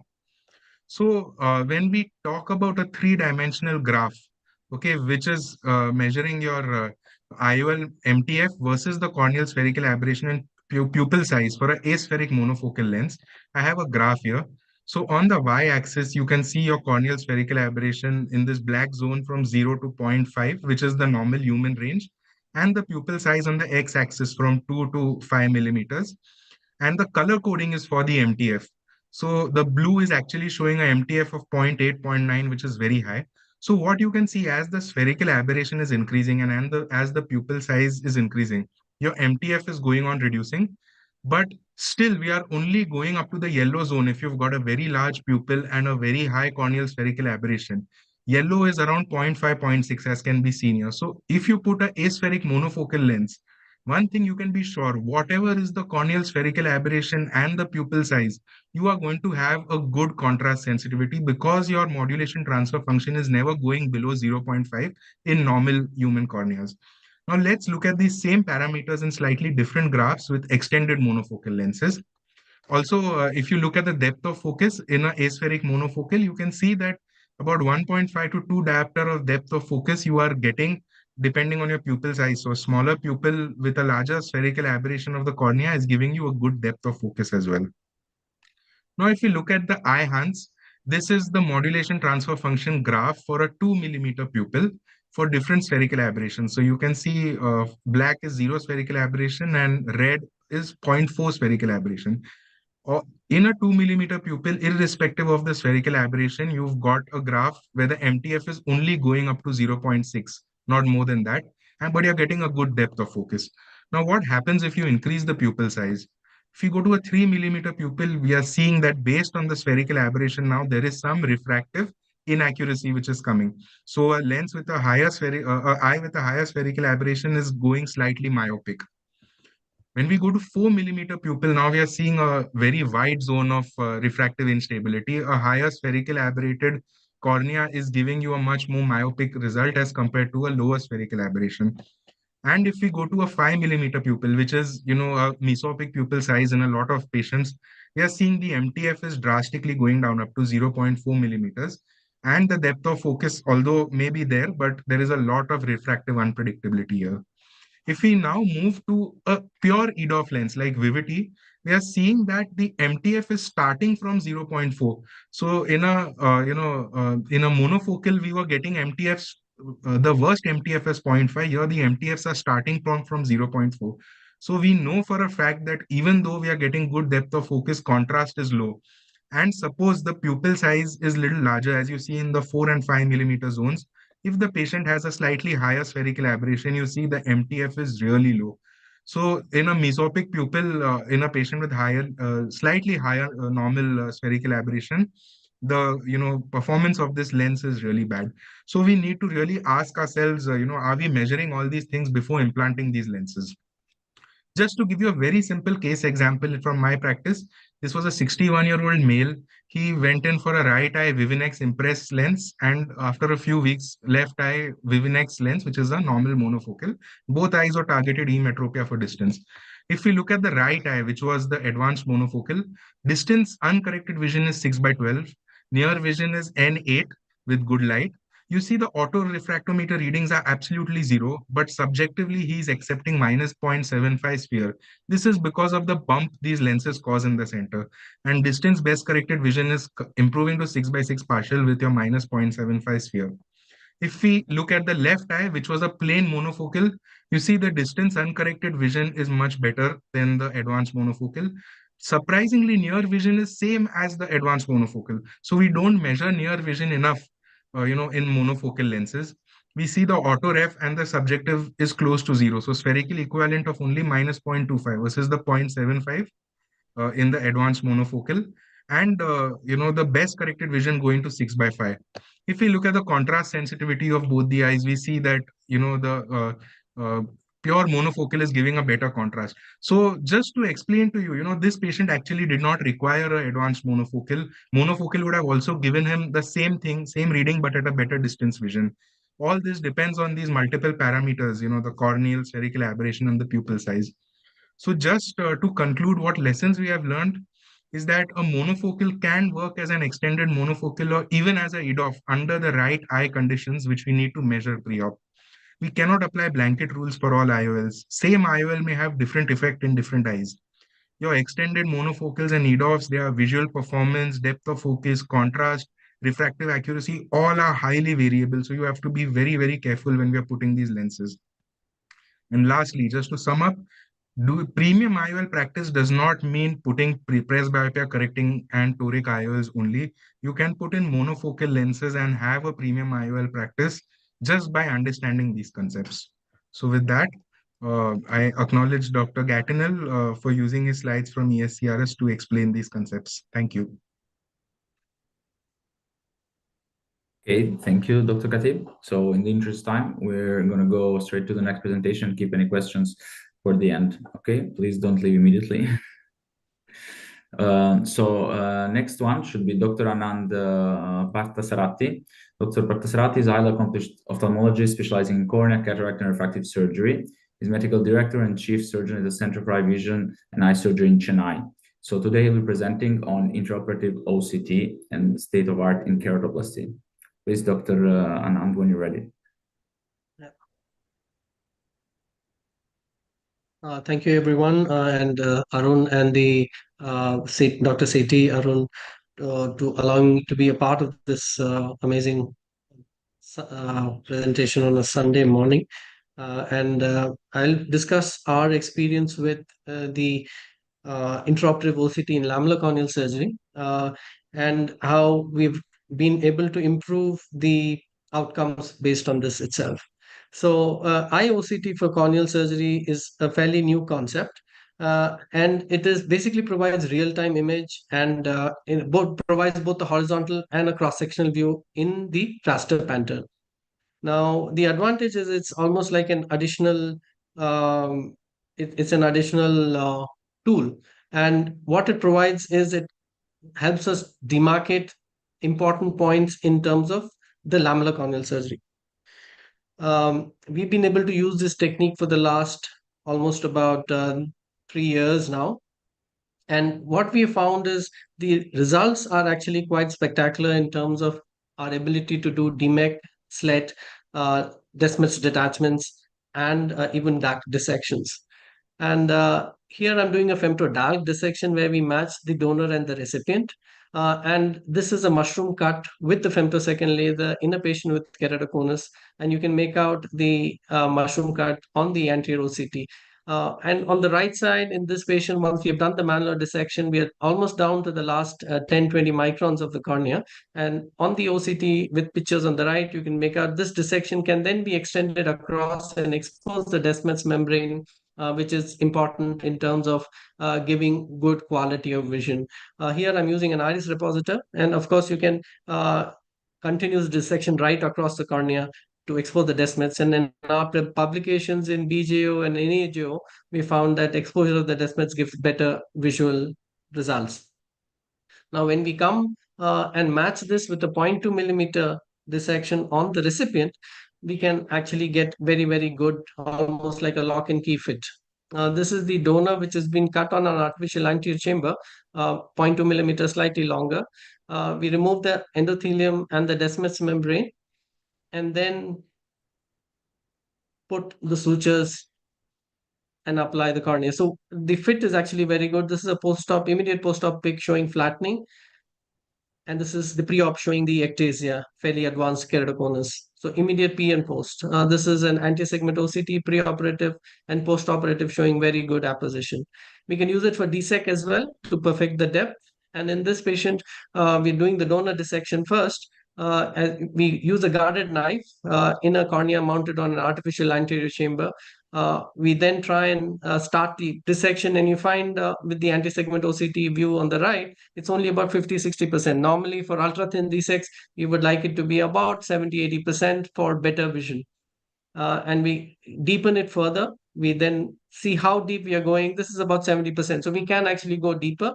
So we then go even more deeper, boldly, with the crescent, and now we find that we're in the last 80-90% of the cornea, and then dissection is actually taken across the whole length of the cornea now with, of course, the posterior lamellar dissectors, and we find that you can get a very, very uniform cut because the dissection in the donor, if you don't have a keratome, is directly related to the outcomes. And now there are very, very good papers which show that ultra-thin DSEC gives as good results as DMEC, both in terms of the final visual outcome. So you don't, DMEC is an excellent procedure. We do that as well. So we were able to split it in both in 32 cornea eyes. We can use it both for anterior and posterior keratoplasties.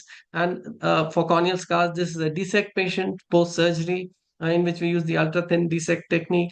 This is a DSEC in an aphakic patient, wherein we implanted the DSEC post-surgery. A viral keratitis pre and post with post-dissection. And this is a keratoconus again, wherein you can actually get very, very good pre-op, post-op results. This is possible in almost all kinds of endothelial and posterior corneal pathologies, and we find that if you incorporate this, the visual outcomes are actually very, very good.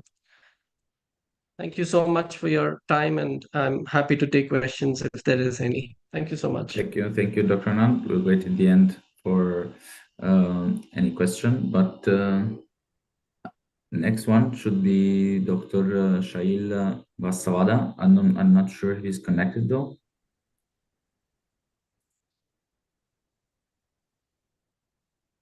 We actually have no other speakers connected at the moment. Dr. Mohan Rajan will be later, and then there should be Dr. Shir Mohammed Amrizada. He's also not connected, so maybe we can take a few questions at the moment, if there is anybody. Okay, maybe I had a question for Dr. Anand. How fast are these OCTs actually intraoperatorily? Do they allow you for a precise cut while you're doing it, like looking at the OCT instead of looking at the operating table?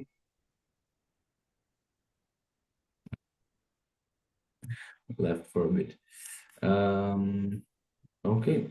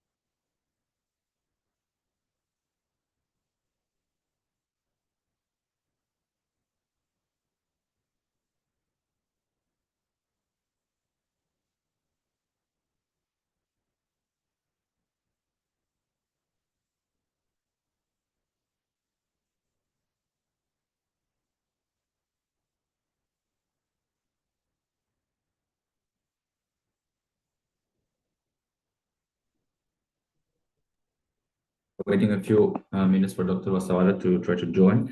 Let's see if we can have the video playing in the meantime.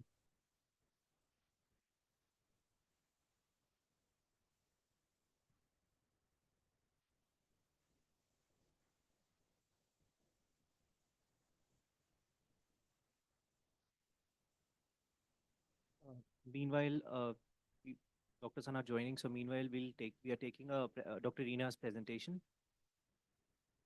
Okay, sure.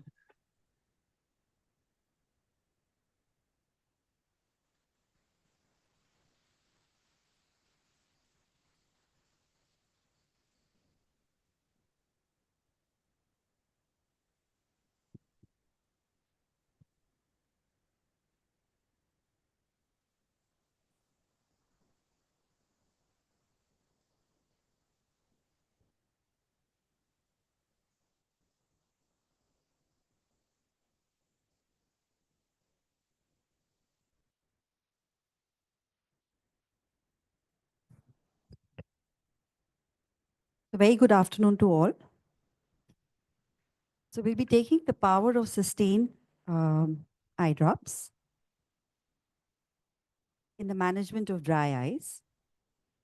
So we all know that dry eye is a multifactorial disease of the ocular surface, usually characterized by a loss of homeostasis of the tear film. And usually what do we have symptoms of burning, itching, irritation, and patients have red eyes. And this is all because of the abnormalities of the tear film. There are three main subtypes. It could be aqueous deficit, could be the evaporative or the mixed dry eye.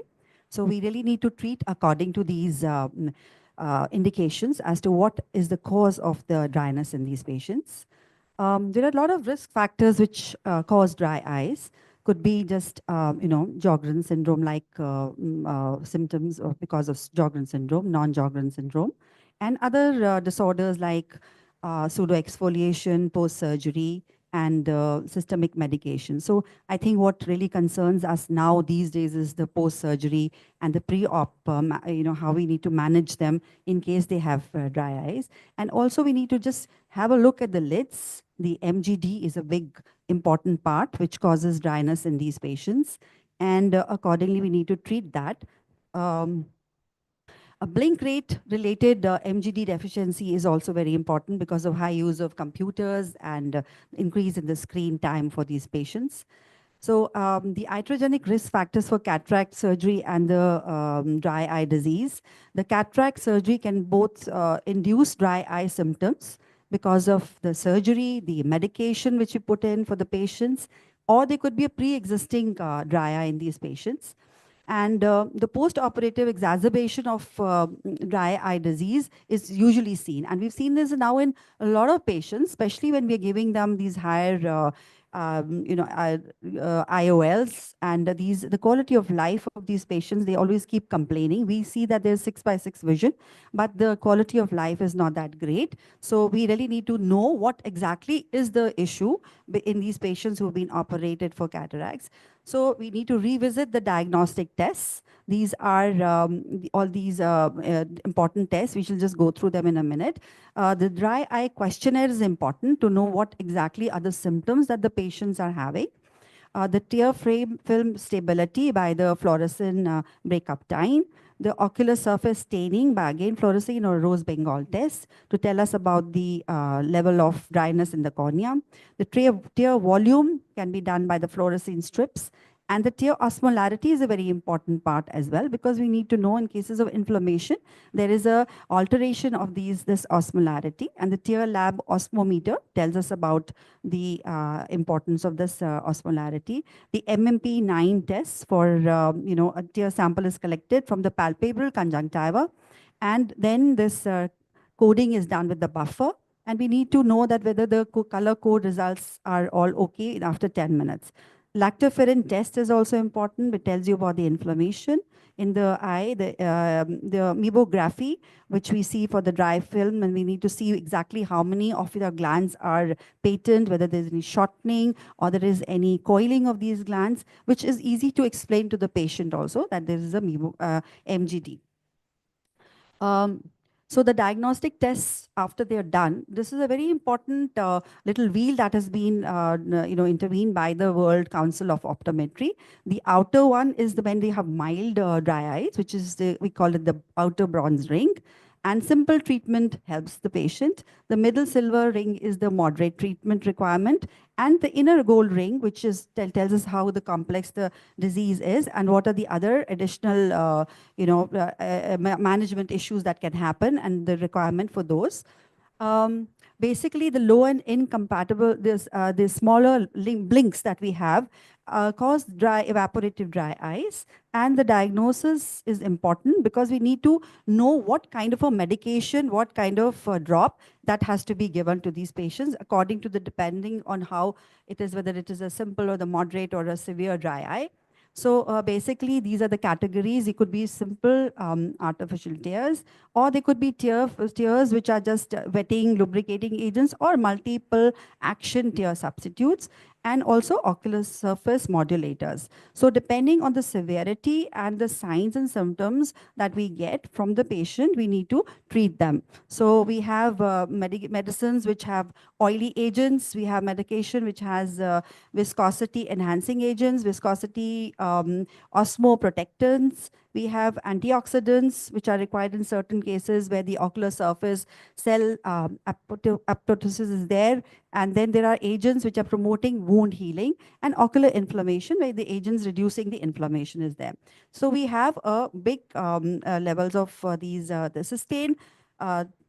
sustained meshwork is very important here because we're talking about this medication, which has the HP guar, the sorbitol, as well as the borate, which is the connector for this meshwork, and the demulcents, which are the soothers present in this medication.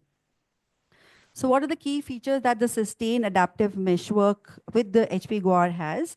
It is basically, it's a unique viscoelastic meshwork which forms the interaction between the HP guar, the borate, and the divalent ions. So this lubricant, it keeps the tears, keeps all this in the meshwork, which stays for a longer time, and the viscosity in the eye is maintained. Normally what happens is when the drop comes out of the bottle, it is viscous. When it gets into the eye, it loses its viscosity.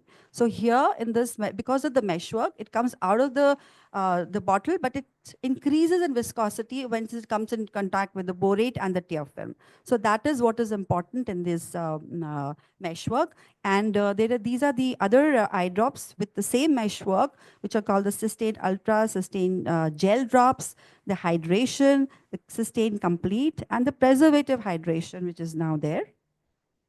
So this is how they look, these bottles. They have different colors, but essentially most of the lubricants have the green coding colors only. So the symptom relief following a single dose of the propylene glycol hydroxypropyl guar nano emulsion in patients with dry eye disease. This was a multi-center trial done. So we've seen that over 63% patients reported significant relief even just after a single dose of the drop.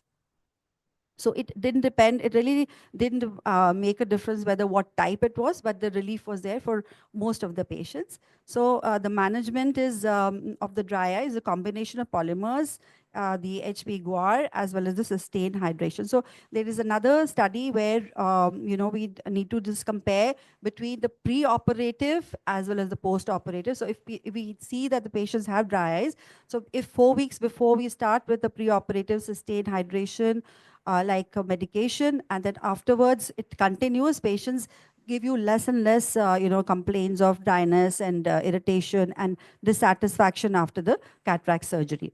So this is the preservative free, which in case patients need to be putting it over a longer period of time, this is a pure flow technology is used. So the drops inside the eye do not get contaminated.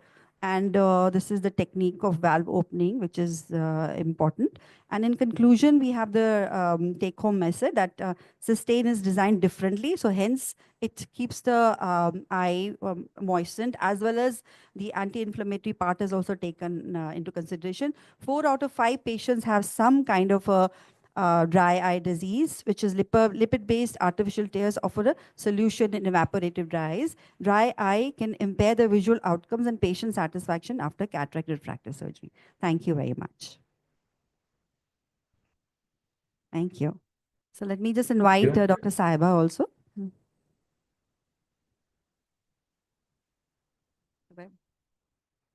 Okay. So Dr. Weber, please come and give your talk.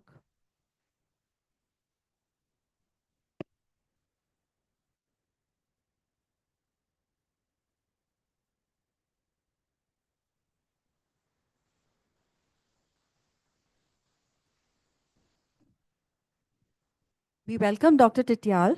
I think you're ready for your talk. So without any delay, I have great pleasure to invite you, sir, to come over and deliver your talk here. Over to Dr. Tityal, please come.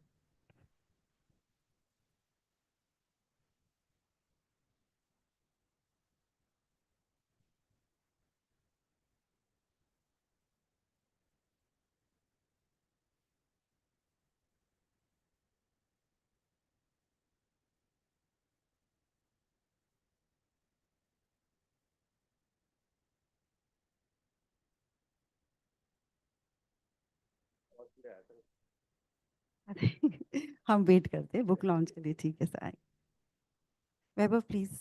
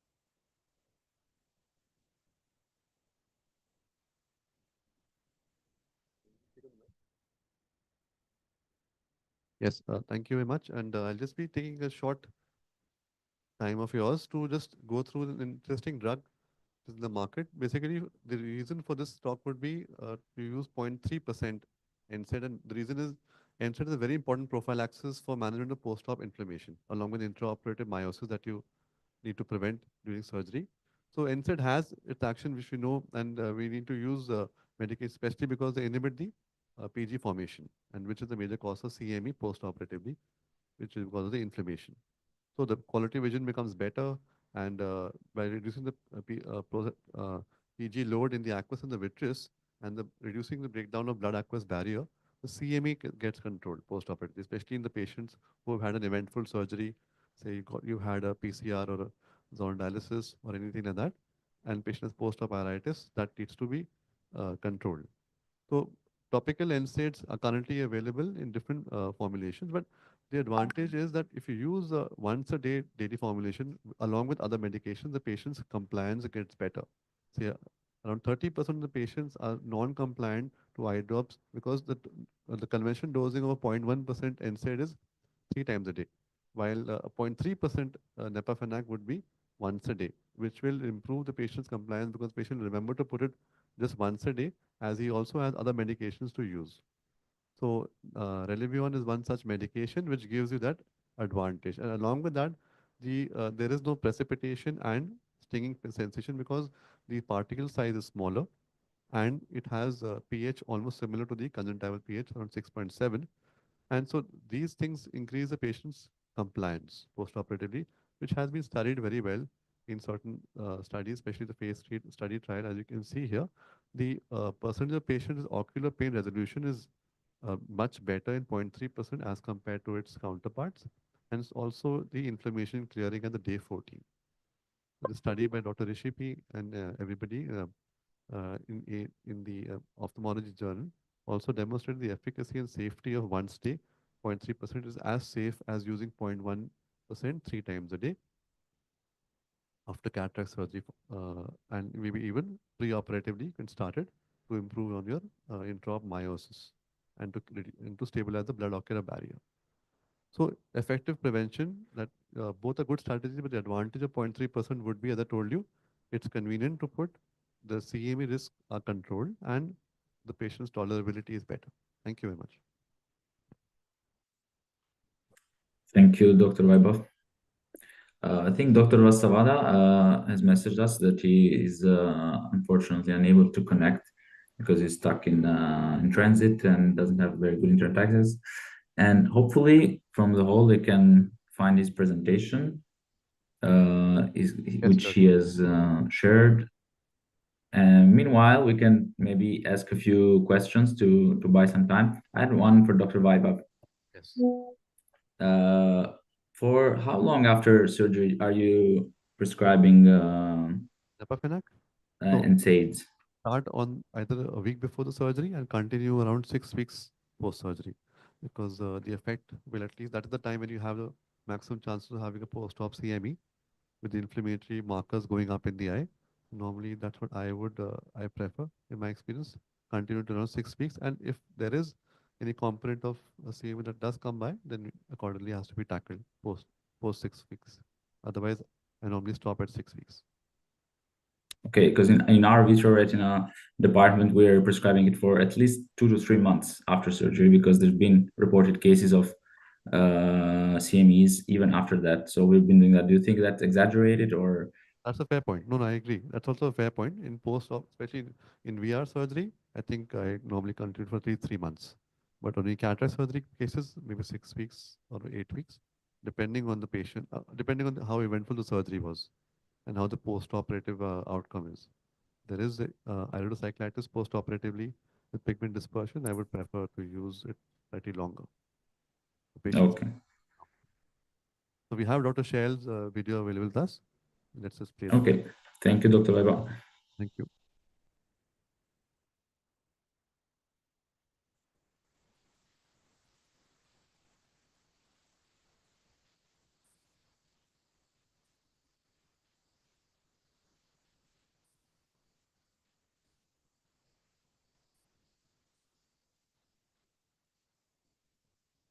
There's audio also, please. Audio on. जो आप सो रहे हैं, उठ जाइए.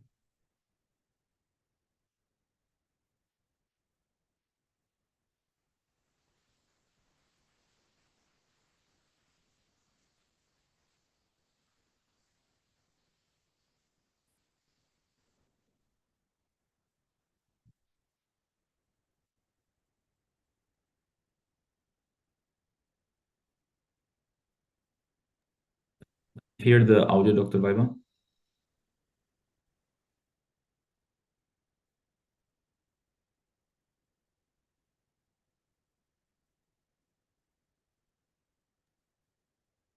Please, from the hall, we cannot hear the audio online.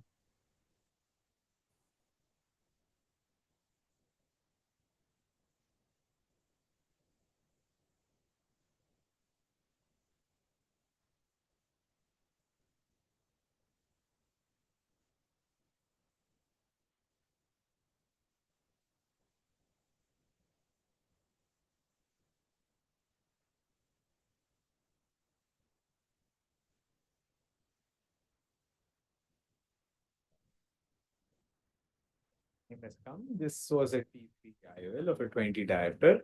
And if you notice here, this is more in retrospect. The plunger of the injector is actually overriding on the optic haptic junction, which actually is not a great thing. And therefore, I'm finding a lot of resistance in injecting the IOL. Now, I think I've died, overconfidence sometimes takes over. I think I've done it before. I'll be able to manage. I'll be able to push it, and the IOL will come out eventually. And it came out with a jerk or a snag.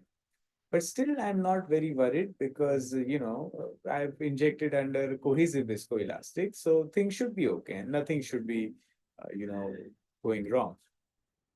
As luck would have it, once the IOL is in the bag, now I can see this line. And that basically is indicating to me that there is a posterior capsule rupture which has occurred here, and I don't see another end of it inside, which means it's extending up to the equator. Now you have a toric IOL inside the bag, PCR extending up to the equator. So what are my options? The options, the ideal would be to explant the IOL, put a three-piece, and then, capture it to the anterior capsular axis, but that will require a lot of manipulation, maybe a lot of vitreous disturbance, and of course, the plan of a toric IOL will be lost. So we decided to try another option, which means a reverse optic capture. So in conventional optic capture, what you have is you have the haptics in the sulcus and the optic popped inside the anterior capsule. Here we are doing the absolute reverse, which means we are keeping the optic haptic junction behind the anterior capsular axis, which means in the bag. And we are prolapsing the optic out of the anterior capsular axis. And when you see this kind of an ovalization, that means the capture has occurred. The only difference will be that this optic haptic junction being very broad in a single piece IOL will appear a bit broad at the edges, but this is a stable and captured IOL in at the 168 degrees that we had planned for. Conventional optic capture with haptics in the sulcus and optic being captured through the ACCC will not work in a single piece IOL because the optic haptic junctions are broad and soft, and therefore conventional optic capture doesn't work. So fortunately, this rexis was of a good size where we could capture. If it was a very large rexis, this option would not have been possible.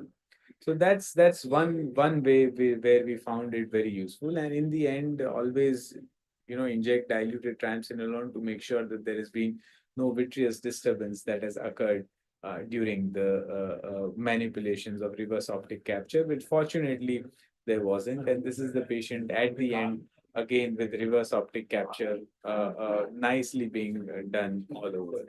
And the patient is very, very stable 2 months post-operatively, now following 2 years post-operatively with no other complications and very happy. There is a slight myopic shift, but the patient is very, very happy.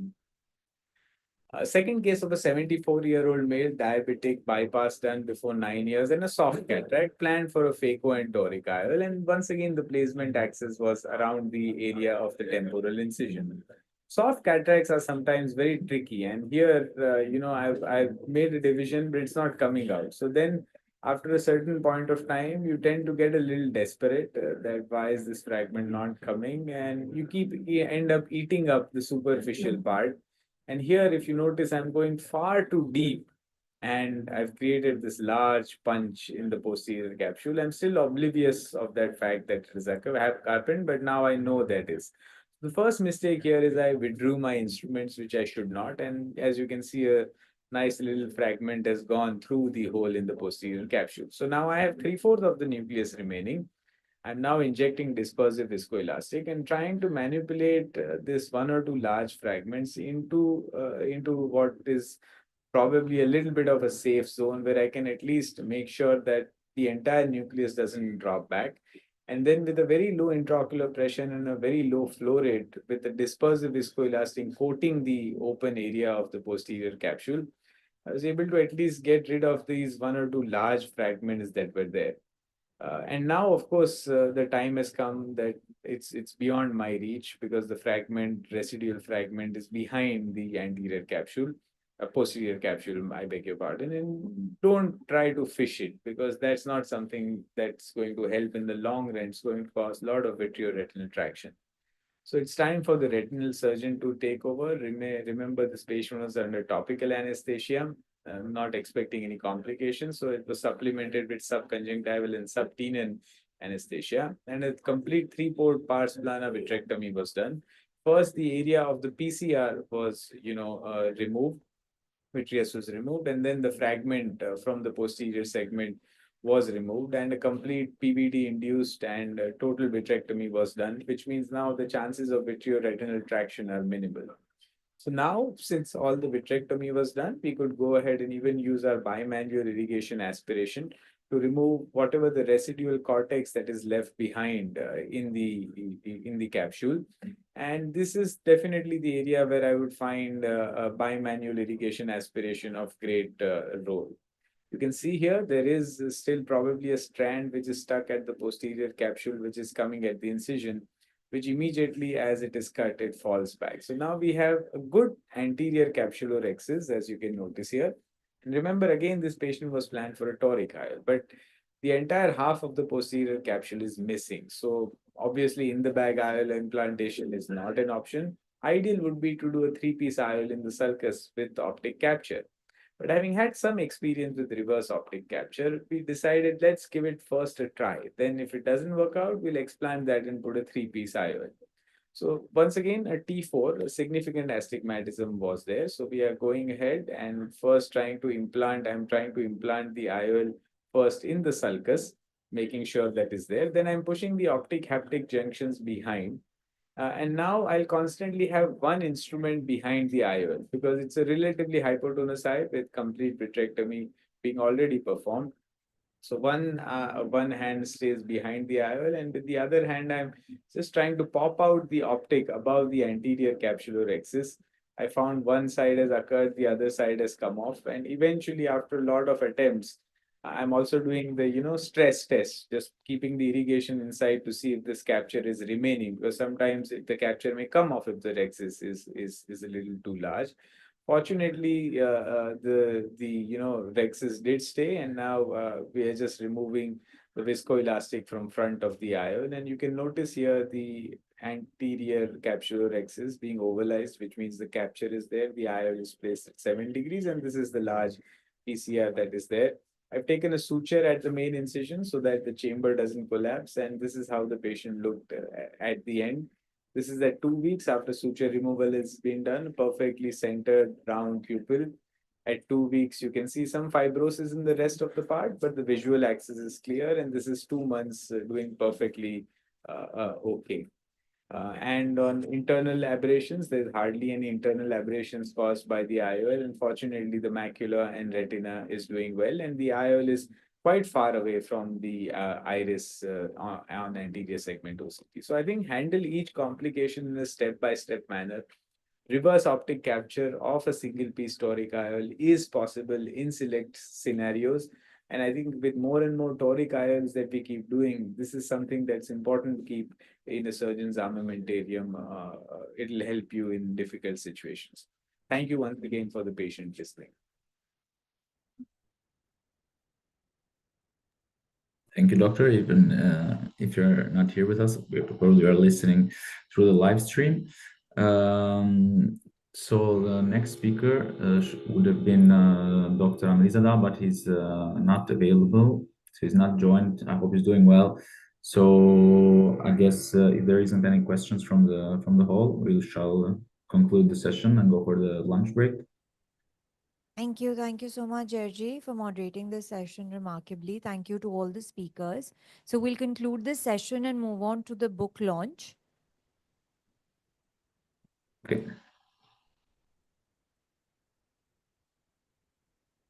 Thank you, and see you for the next session then. Thank you very much.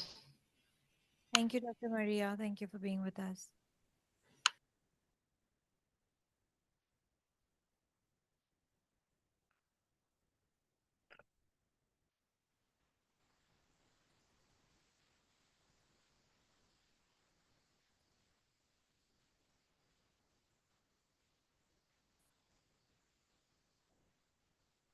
Hello. Yes, yes, please. Please welcome. This is the book launch. They're all coming one by one.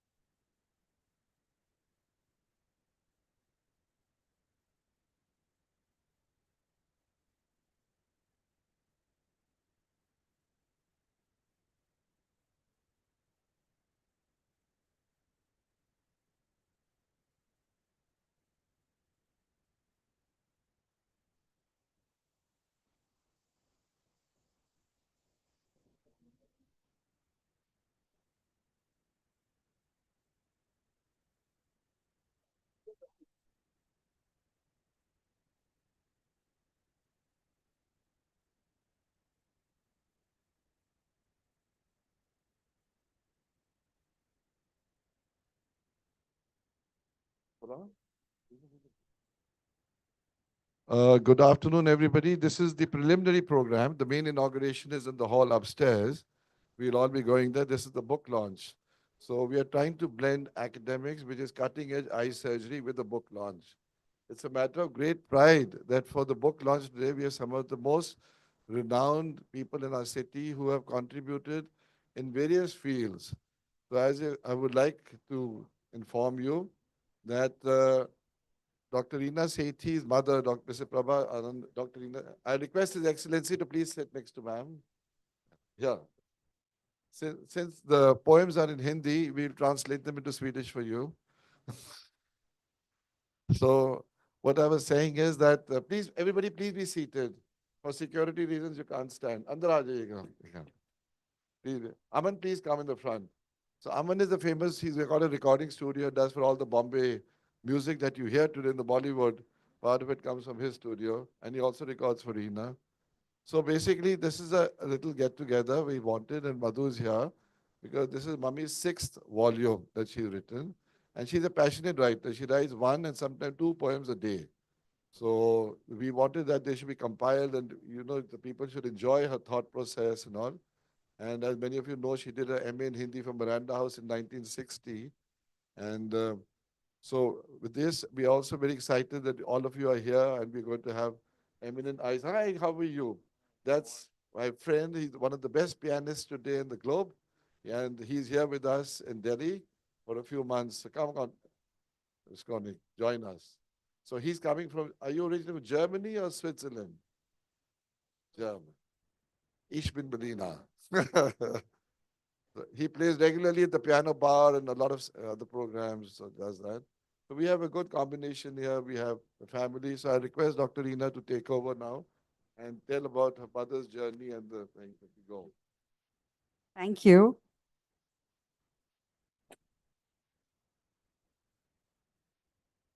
So I'm going to start with a little couplet from Bashir Badr, which says, याद करने से कौन आता है, याद करने से कौन आता है, फिर भी लोग याद करते हैं. So, Mummy, this is her 6th book, and her pen doesn't stop writing. This is, I think, God's divine for all of us, because each book has a message. And this is on her memories, memories which are positive, memories which has made her interest in writing, memories which have encouraged her to be what she is now today, and all those people who have been with her. So some kind of an acknowledgement all through the book is there. And she is also, it's not just a very personal experience. The beauty about her poems is that when you read them, you feel that it is something which we've all, somehow we've seen it, it's been to us also that we had these kind of feelings. So it's a very, very beautifully written book, her sixth book, which is on Yade, Memories of Life. And what I would say is that we all have memories, memories which have made us today, made what we are today. Because when we forget them, we really forget what we are.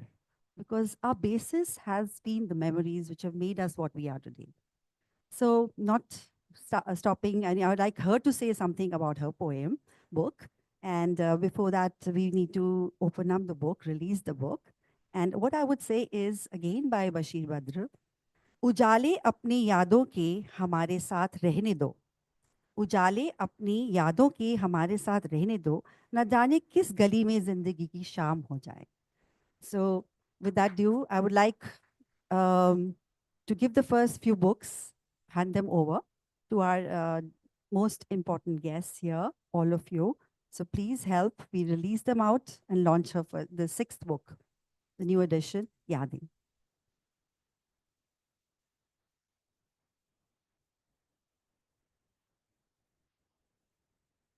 So I request Mummy to kindly give the first book to our chief guest, His Excellency, the Ambassador of Sweden.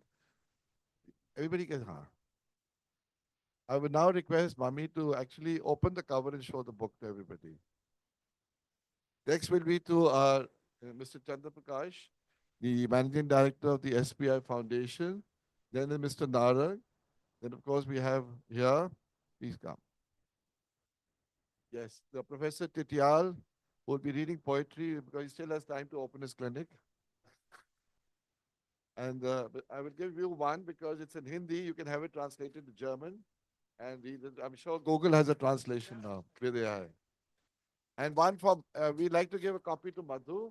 And all the guests who would like to take, please take one. So this is the book. Give it a big hand.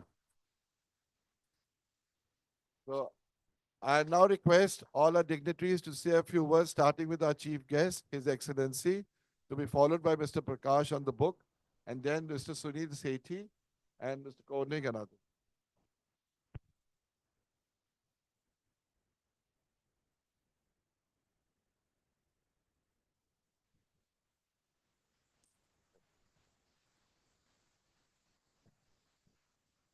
So, first of all, thank you very much for having me here on this very special day. I think that the culture and the bridges that are built through culture, be it in poetry, other forms of literature, art, music, fashion, are actually the basis for everything else we do, and actually what we will do a little bit later today. Because without those bridges and without the understanding of similarities and also appreciation of the differences, we cannot do anything else. And for me, poetry is a little bit to make the invisible visible. And when I heard how prolific, ma'am, you are in writing poetry, I think that you bring to life things on a daily basis for all of us. And to have this, the sixth publication, the sixth book, I think is something very special. And I think that you might write a book about today also. Uh, um, I was once in an invitation with a very famous painter, and later in the evening, he asked someone to get a piece of paper, and then he drew my portrait on this piece of paper. And of course, I was very honored until I got home in the evening and saw that he had dedicated it to someone else. But that, I think, is the freedom of the artist. It's not, no one can have a say about this. I heard that you suggested a translation into German. I read German, but of course Swedish would be nice also. So can I? So, yeah, but Google is never the same for poetry. That's another story. It can turn out anyway. It can turn out anyway. So can I just turn to you and say how honored we all are to be with you here today. And as art and poetry, and it doesn't go to the brain, it goes to the heart. So thank you very much.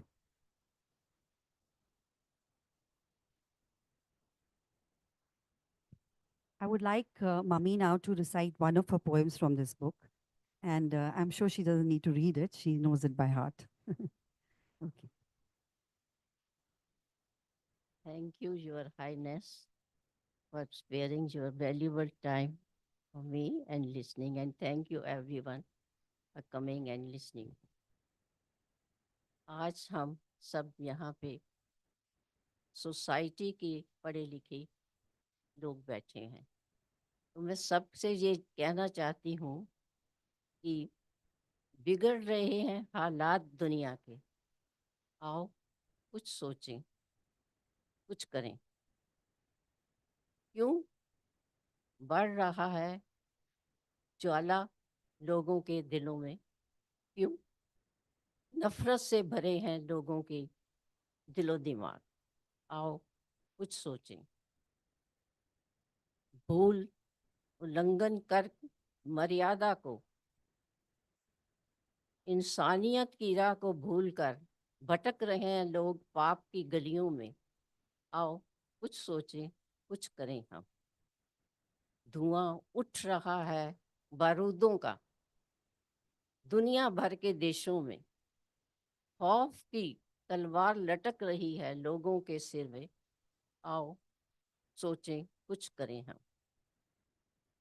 छल कपट और झूठ फैल रहा है यहाँ तहाँ दुनिया के कोने कोने में।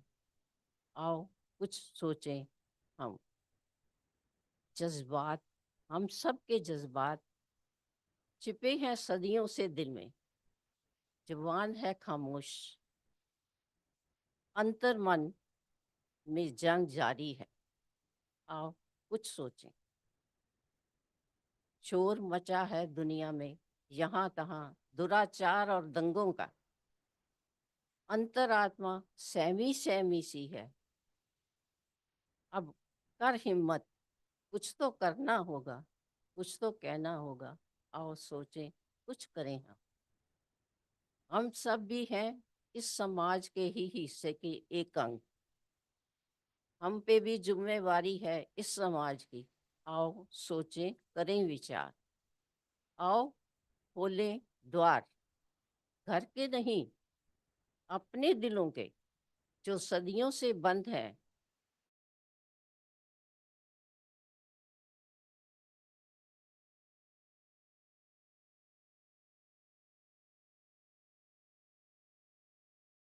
समझ के परिवार गले लगाओ सबको। आओ बहाएं प्रेम की गंगा और बनाए इस सृष्टि को सुंदर। आओ करें विचार, करें विचार। Thank you everyone, thank you.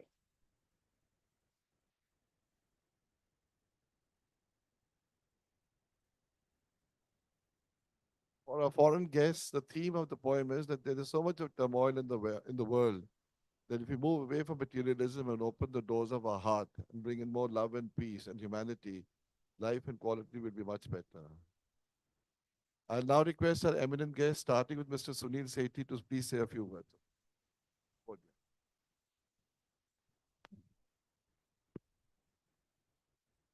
We all know how persistent Dr. Arun is.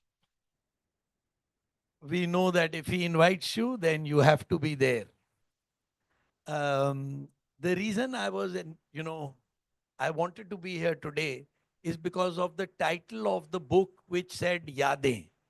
And Prabhaji, I'm very, very impressed the fact that you've touched a chord which we are so happy about, because the fact is that, Reena, you'll have to excuse me, I have more Yadein with Arun and his family. So I must say, many of you don't know that he wasn't as persuasive when he was in school. We traveled in the same bus, so I know from where the journey started. So before I say that, I want to read out something जो आपने लिखा है, जिससे मुझे और भी ज्यादा प्रोत्साहन मिल रहा है इन यादों की बातें करने का. पर बुझने लगते जब उम्मीदों के दीप, डाल उनमें तेल आस विश्वास का, बुढ़ापा ही करता पुनः रोशन दीप उम्मीदों के. क्या बचपन, क्या यौवन, दोनों को जीना सिखाता बुढ़ापा. Even though Arun and thinks that he's still from the same era of the school that we went to, but अब वो बुढ़ापे की तरफ बढ़ रहे हैं, तो मैं बताना चाहता हूँ कि बचपन और यौवन दोनों को कुछ ना कुछ सिखाया है. And what it has taught me is the power of relationship, because my grandparents knew his parents, my parents knew his parents. He's absolutely right. We could see on the mall, in the mall road, his mother was the only one driving. She was only one going to Roshnara Club and swimming, playing tennis. You know, ये सब जो यादें हैं ना, we can't forget that. My sister was delivered in Kamla Nagar at Pushpa Sethi nursing home. My mother's name is Pushpa Sethi as well. So, ये सब, all of this is because yadein, and it holds a very special place. So memories hold a very special place in our heart. So I'm here because of this. Thank you very much for inviting me. I'm very happy that I'm here for Prabhaji aapki book ke liye. And also in the yadein, we don't really, these days, everybody, it doesn't matter whether you're from Sweden or whether you're heading State Bank Foundation or whether you've been the best doctor at AIMS, the fact still remains, or the dhavans that I remember from old secretariat. The thing is, there is a community, and there is a community which Yadein tells me that I was always told that you are part of a community within the society, which is called the Khukran Society. And that Khukran Society, it has a Sethi and it has a Anand. So I'm also here for that. Thank you very much for inviting. And congratulations जी, ये मैं घर लेके जाऊंगा. मुझे बहुत ही बढ़िया. Thank you. Thank you. Thank you once again. I have one suggestion to make, that when she's releasing the book, both of them should be standing and there should be a picture for posterity for that, which we missed out. I request Sunil ji to stand with them. Please come and stand there. You'll glamorize the picture. Both of you have to stand and hold the book in the center. So, yes, that's right. Give them a big hand for posterity. As you all know, that Sunil Sethi ji is the man responsible as the president of the Fashion Design Council of India for bringing fashion to India. And he is always in the media, and you see him there. I now request with Dr. Jeevan Tityal to please say a few words about this, who's come all the way from Pithaudgarh today to address us. I mean, aerosol.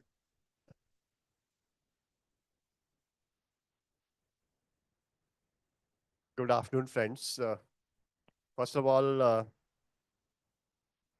like to thank Arun and Tina for this kind invitation. I was engaged in some other meeting, but I thought I should make 12:20 to be there for this special day and a special program for ma'am. And I didn't know that this book would be Yadein, because I didn't go through the entire your all those motivational and post persistent. Yeah, as rightly said by Sunil, he both of them are really persistent. And we all understand life is such when you cross one particular road, reach another area, cross one particular area of your interest, you leave some memories, and those memories are going to be there with you. But what would be better if other people know your memories? And that is how the books would take you there. And there are very few people who can put their thoughts into the book, and that is open for other people to understand. As Sunil read one of the poem, and that is what inspiration is. We all are going to be inspired by this book, ma'am. Thank you for publishing these books. And maybe like in future, we can also write something like that. We people are writing books, a lot of complications, your experiences, but those are medical experiences and read by a people who are keen to listen or keen to see or keen to follow those or inscription in the various areas which public doesn't know. But these are books where it can be motivational to a society. I think we live in a society rightly represented in this. I read few of the lines. Our society in India is so diverse. And so many things are there which can be, still in today's generation, 21st century, which people is still into those social activities which are not healthy for the world, which our Prime Minister always talks about, Viksit Bharat. If a society doesn't grow beyond all these castes and religions, how can we say it is going to be a Viksit Bharat? I think these are things which will make people understand. Again, thank you, for giving me this opportunity.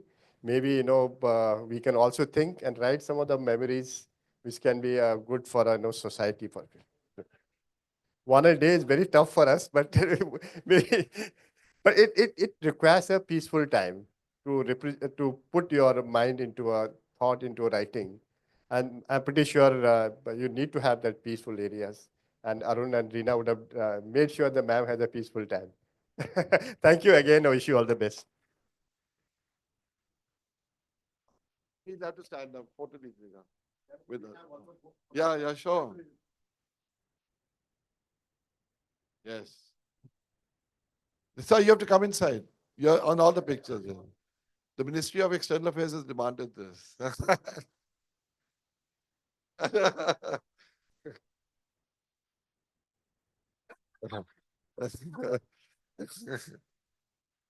Thank you. I now request Mrs. Madhu Singh, who's known our family for long, to please come and say a few words. Then, after that, we request Mr. Sanjay Prakash to conclude the talks. So, Madhuji is an economist. He's been teaching. Madhuji, here. Persistent, but today is a day of, I think, thanksgiving for the relations that we have built over the years, and very deep memories of a wonderful association that we've had. Got to know Auntie over the years when they got married. Now came as a young bride, and I wish I had the ability to express as beautifully as you have. I'm not reading a poem now, but I do promise that when we meet next time, maybe I'll pull out my favorite out of this and read that. Thank you very much for your persistence, for the relationship, and for allowing me to be here and sharing this wonderful moment. Heartiest congratulations once again.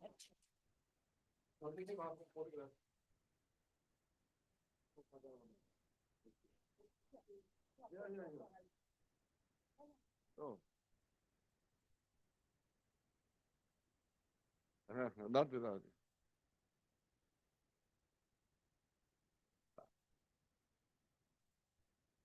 And now request Mr. Chandra Prakash. Sanjay Prakash.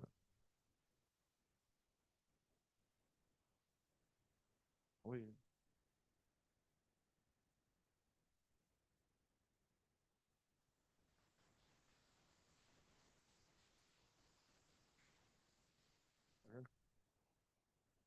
You had it. That's why we that is what.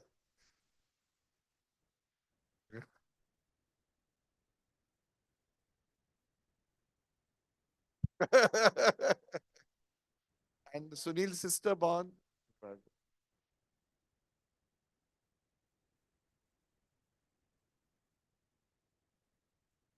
I request Mr. Sanjay Prakash, the Managing Director of the SBI Foundation, Mumbai, to please say a few words about it.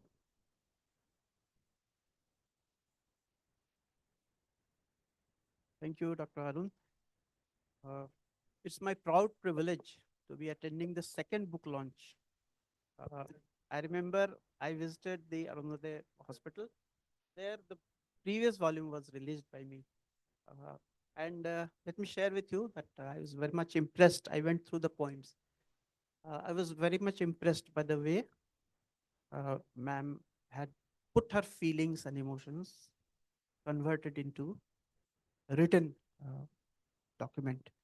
And my sister, elder sister, is also a scholar of Hindi literature. Incidentally, her name is also Prabha. She is the Dr. Prabha Mishra.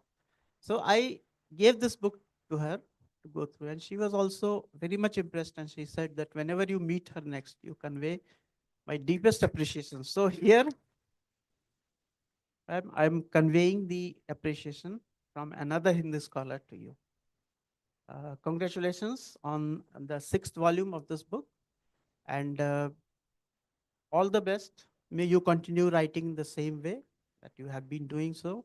And I'll just sum up in one sentence that your writing is the mirror of the society, which is being shared with us. So all the best, and thanks for calling me, inviting me for this event also. Thank you very much.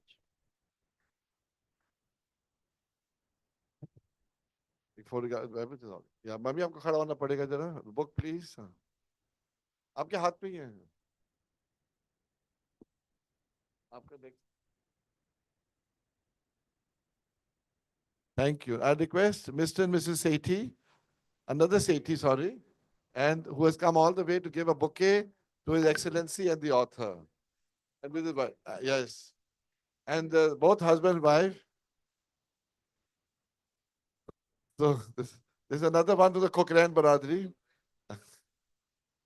Photograph, please. Whoever come.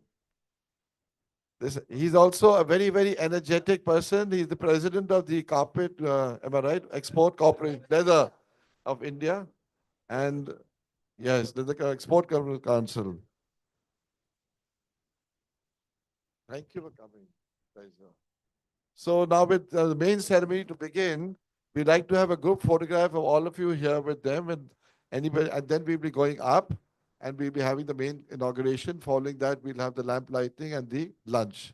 So Your Excellency, we can all stand here in a group and have a picture outside. Please come.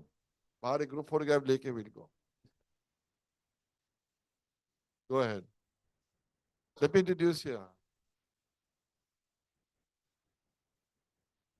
Now, Mr. Ajay Singh, please join us. Mr. Ajay Singh, please come forward.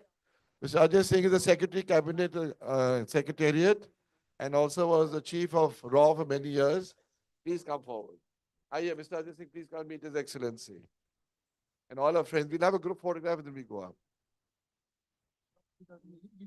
Yeah.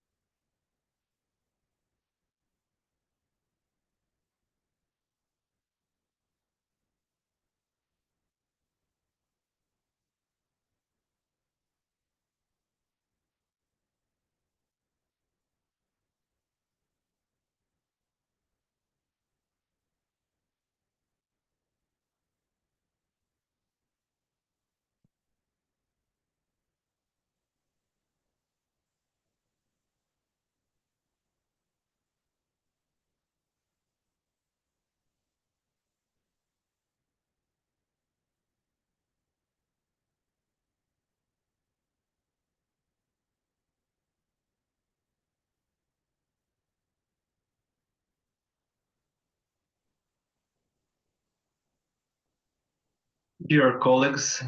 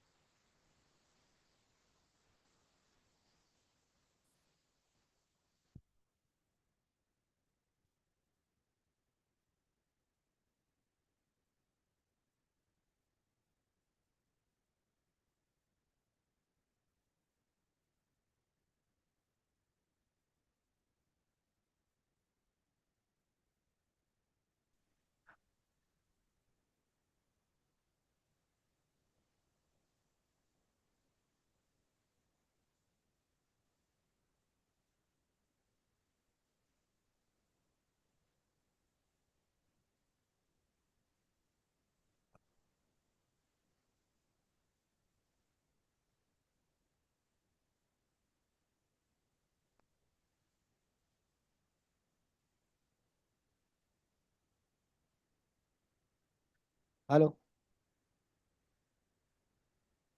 Check.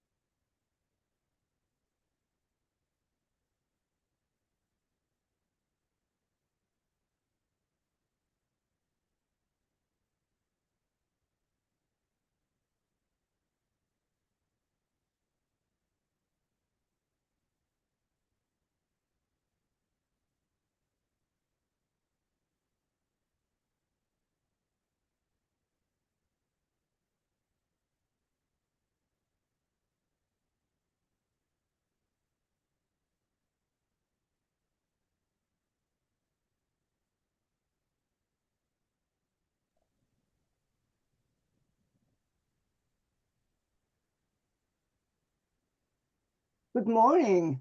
I think now it's coffee break in India.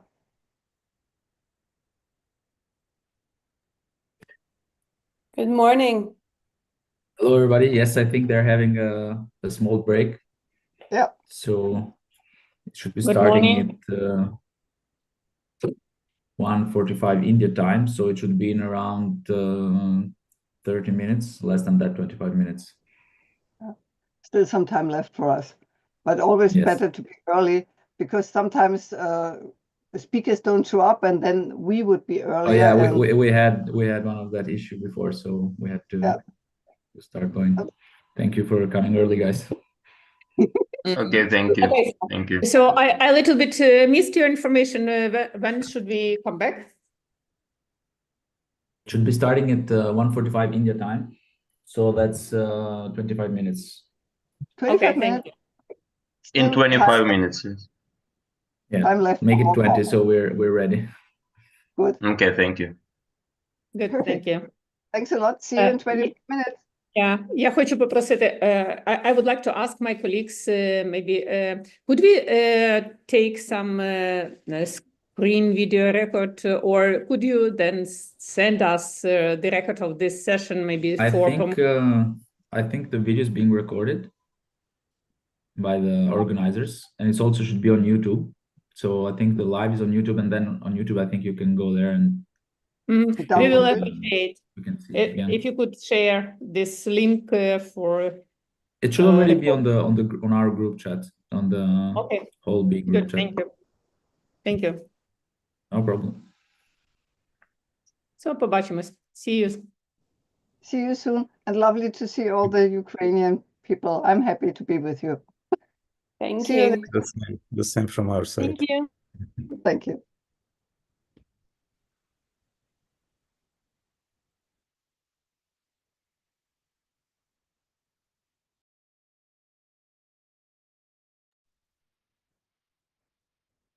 So ein Scheiß.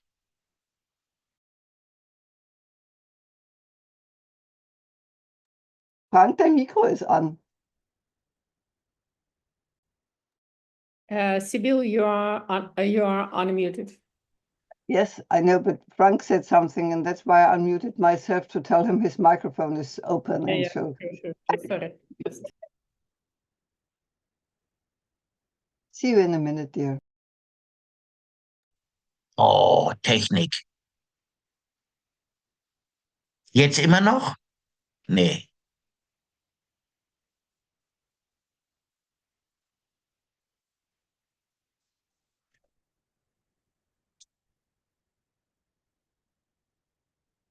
Hilfe.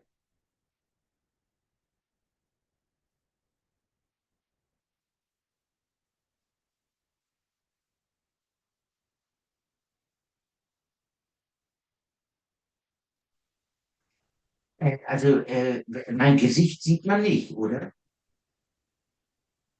Okay, danke.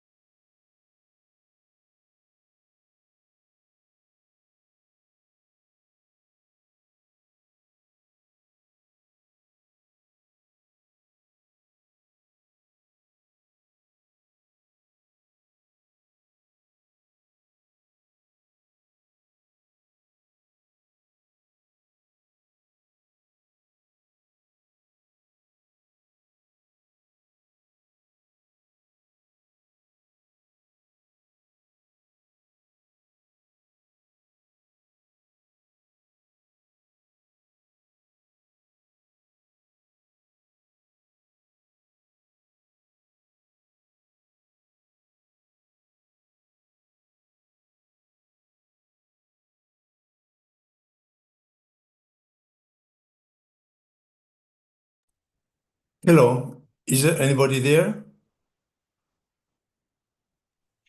Call me. Yeah, we are here. Hello. Hello, good morning. I'm Dr. Alio from Spain, and I would like to reconfirm that my presentation is at 10 o'clock.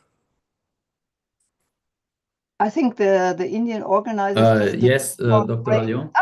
there he is. Yes. I think your presentation is programmed around 10 o'clock. The session So 6 it's should be starting so it at is around correct? 10 o'clock European time. European time, so I need to connect 10 o'clock a.m. on my time. Are you on, let me check, is Spain on the same time as Italy? I'll have to check that. Yeah. Yeah. Just confirm to be sure that I connect in the right moment, okay? Of course.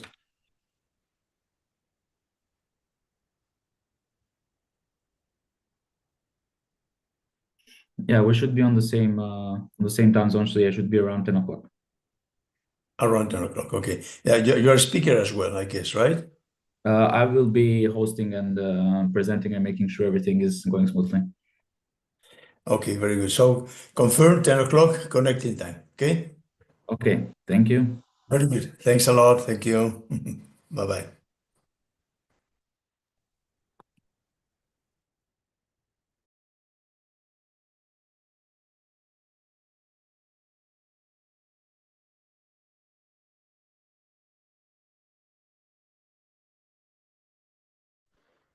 Morning.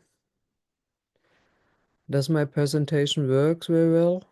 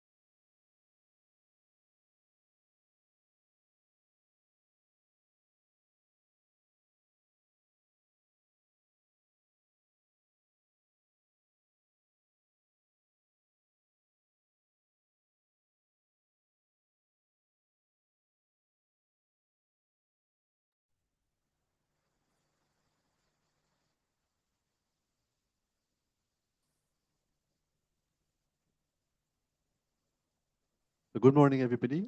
Good morning in Ukraine. Good afternoon in India. And we are excited for this excellent session. And I'd like to invite all our speakers to the trauma eye surgery session according to war injuries. And this is organized by the Ukrainian Association of Ophthalmologists and Society and Salan University in Ukraine. And they've got an amazing team of speakers going to be discussing different experiences that they've had and they're having during this time of crisis and war, and how they've learned from their different approaches. So I'd like to hand it over to the moderators, Professor Oksana Witowska and Dr. Sybil Schwartz. Take over. Thank you very much. Thank you so much for introducing us. Dear Team Aronodaya, dear colleagues and friends from all over the globe, Привіт, Ukraine, Добрий день, Kiev. Hello and good morning to all of you from Germany. At least in Germany, it's good morning. Dear Team Aronodaya, thank you so much for inviting us to your excellent conference and for agreeing to set up this session about trauma eye surgery according to war injuries. Oksana and I are utmost thankful to present this topic. It is my absolutely great pleasure to moderate this session together with Oksana Witowska. And who of you don't know Oksana yet? Oksana is an extremely versatile scientist. She's professor of ophthalmology, sure, at Bogomolets University in Kiev, in Ukraine. She was head of the University of Ophthalmologic department. She is head of the Ukrainian Alliance of Ophthalmologists. She is the scientific leader of the annual Congress series for Ukrainian ophthalmologists with international attendance, the Ophthalmic Hub. That's the name of her Congress she's running for many years now. As well, she runs an online education project. It's called her Ophthalmic Eye School. Furthermore, she is author of 242 scientific papers, 3 national ophthalmology textbooks for students of medical university, 2 textbooks for family doctors. She is editor-in-chief of National Ophthalmology Textbook for English-speaking students, and much, much more. The list will not end today. I'm incredibly happy and thankful and proud to be here with her today. So welcome, Oksana. Welcome to the screen. The screen is yours, my dear. Dear colleagues, thank you very much for invitation and your great support. Also, it's a great honor for me to introduce Dr. Sibyl Scholz. She is an Associated Senior Research Fellow at the Institute of Experimental Ophthalmology, Saarland University Faculty of Medicine in Germany. And she's a biologist, chemist with PhD in ophthalmology, bringing a unique multidisciplinary perspective to her field. Sibyl is internationally well-known and accepted as subject matter expert in biometry and IOL power calculation. And Dr. Scholz has a strong academic foundation, is highly regarded for her international collaborations. And of course, we have great collaboration in Ukraine with Dr. Sibyl Scholz. And also, I would like to say hello to all our Ukrainian colleagues. Dear Sibyl, stage is yours. Thank you so much, Oksana, for your warm welcome. And now I would like to welcome our first speaker of the day, Frank Krugmann. He's from Tüngesheim. It's a small town close to Würzburg in Germany. Beside many other projects, Frank's list is long as Oksana's as well. Beside many other projects, Frank is a historian, and he is the managing director of the Julius Hirschberg Society, which is an international society for history of ophthalmology. For 35 years, Frank acquired a vast knowledge of history of ophthalmology. Especially he's focusing on the ophthalmology of Old Austria, Arabia, Heidelberg, and Vienna. And he acts, as you can see today, also as a speaker at national and international congresses. Today, Frank will report about the history of war ophthalmology. And so, Frank, please, the stage is yours. Welcome to the meeting. Thank you very much for this introduction. First, I would like to thank you, of course, but especially to Family Seti. I hope that was the right spelling. Well, my life has been reported enough, and I think we can start now with my lecture. Please, now the technique. Dr. Frank, would you like to present from your end, or do you? No, I have pre-recorded. Please take this one. Yes, shall I play that? Because it's 7 minutes and 2 seconds. All right.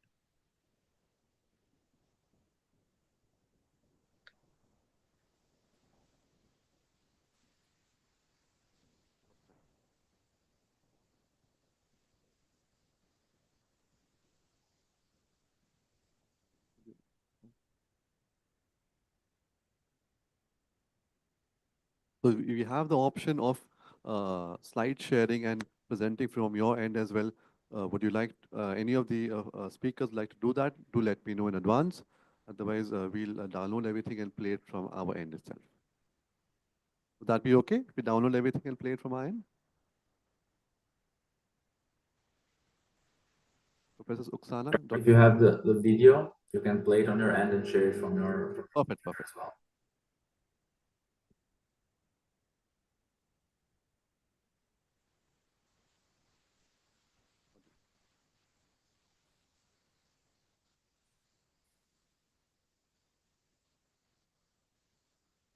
We've been closely following up what's happening in the political sector, and we have all the support of the Ukrainian people, and we want And this war to end. gentlemen, And best greetings from Germany, and thank you very much for invitation. Many soldiers who had an eye injury had to be enucleated. But here you see not the face of a soldier. This painting is from the year 2013 and shows sewing up of an eye cavity in a cadaver of removal of the eye for training of the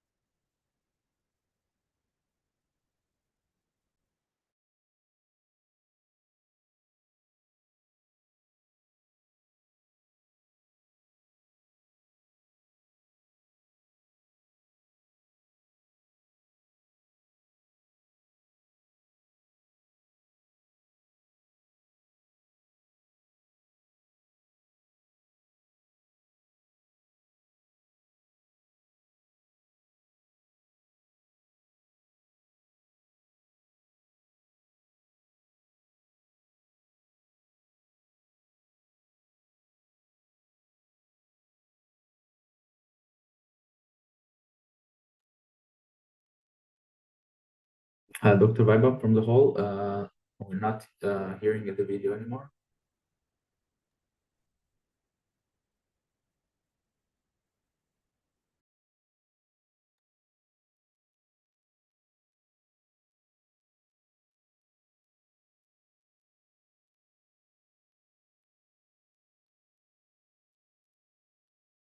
also in the writings of Hippocrates.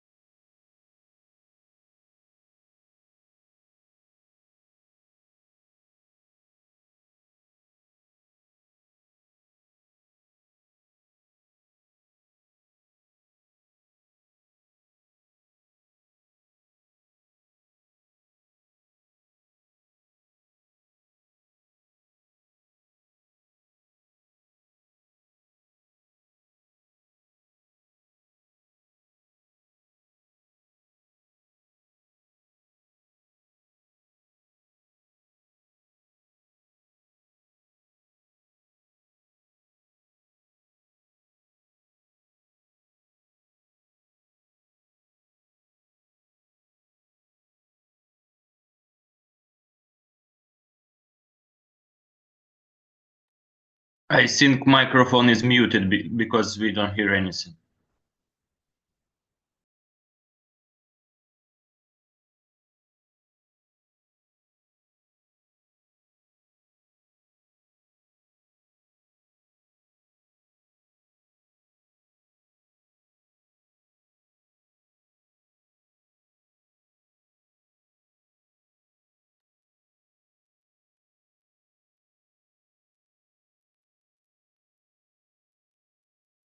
So I think that somebody from technical support is with us. So we cannot hear our colleagues here. Yes, I think microphone is muted in hall B, so that's why. Okay, so maybe we should say the next speaker, Valery Serdyuk, will be also in pre-recorded. He is trying to connect via internet, but internet is poor, so please.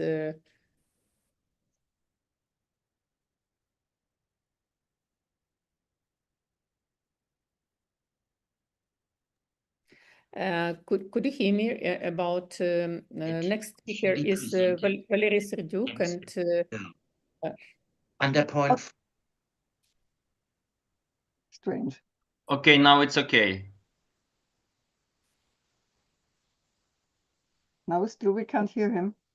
Okay, now we can talk. I would like to ask technical support to prepare Serdyuk Valery presentation as the next, because he is on his way and internet connection is poor. He's ready to Are you get able to feedback. hear Professor Oksana and Dr. Sibel? Is the audio clear and the video clear? No, no. Video is fine, but audio is not existing. We cannot hear the pre-recorded audio. You can't hear the audio? Okay. No, One second. not at all. Just one second. Just check once more. On psychogenic neurosis. Can you hear that right now? At least we heard half of a second his voice. I think this remembers now it's to the time and the reports 3,000 years before. Now a color photo from this book. You see here changes at the optic nerve entry caused by skull injuries. On the left-hand side, 3 photos, papilledema in brain abscess after occipital gunshot wound, caused within 2 months after the injury and surgery. On the right-hand side and above, optic neuritis in shrapnel-pierced frontal lobe, bullet hole in the orbital roof. Then partial temporal optic atrophy after base fracture. And right-hand side below, the last one, atropia nervi optici after injury to the optic nerve in the optic canal. The successes of war ophthalmology in World War II got better and better because of surgical techniques improved and the development of new instruments, materials, and of course, new techniques like corneal transplantation and new drugs like antibiotics. Now to the United Kingdom or Harold Ridley. As part of the medical service of the British Army, Ridley came into contact with Royal Air Force pilots who suffered from eye injuries, and many of these injuries included fragments of airplane canopies that were made from PMMA. Ridley noted that the material seemed to be well tolerated by the eye. In then 1949, he developed the intraocular lens, IOL. The first IOL created with PMMA was implanted in 1950. Now my time is over. I can only say now goodbye. Thank you. Thank you, dear Frank, Very much, for Frank. presentation. Yeah, sorry about the technical glitch, but we were able to hear you very clearly. So most of the part of the presentation was very good, and I really enjoyed your presentation with the experience that you have about war injuries and the history. Thank you so much. Yes. Professor Oksana and Dr. Sibel, would you like to please take over? And it's a great honor for me to invite the next speaker. And it's Professor Serdyuk Valery from Dnipro, Ukraine. He is head of the ophthalmological department of Dnipro State Medical University. Scientific interests of Professor are keratoplasty, glaucoma, and ocular trauma. Professor Serdyuk is the chairman of the Association of Ophthalmologists in the Dnipropetrovsk region and a member of a lot of international associations and societies. So his presentation is about our experience in combat injury surgery from 2014 to 2024. Dear Professor, please. Yes, we are just playing Professor Valery's presentation.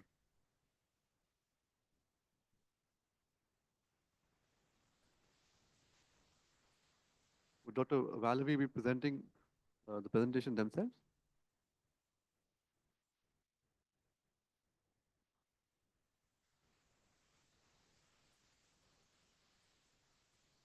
Is Dr. Valery there?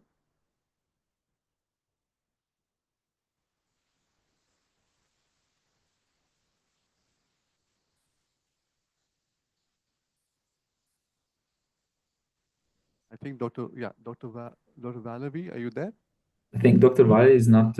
He's on his way. So maybe we can skip to the next speaker, so we can give some time to prepare the recording. And we have Dr. Valerie present later. Is that okay, Dr. Sana? Yeah, we can skip, but please come back to his presentation because it's very important and Sure. afterward.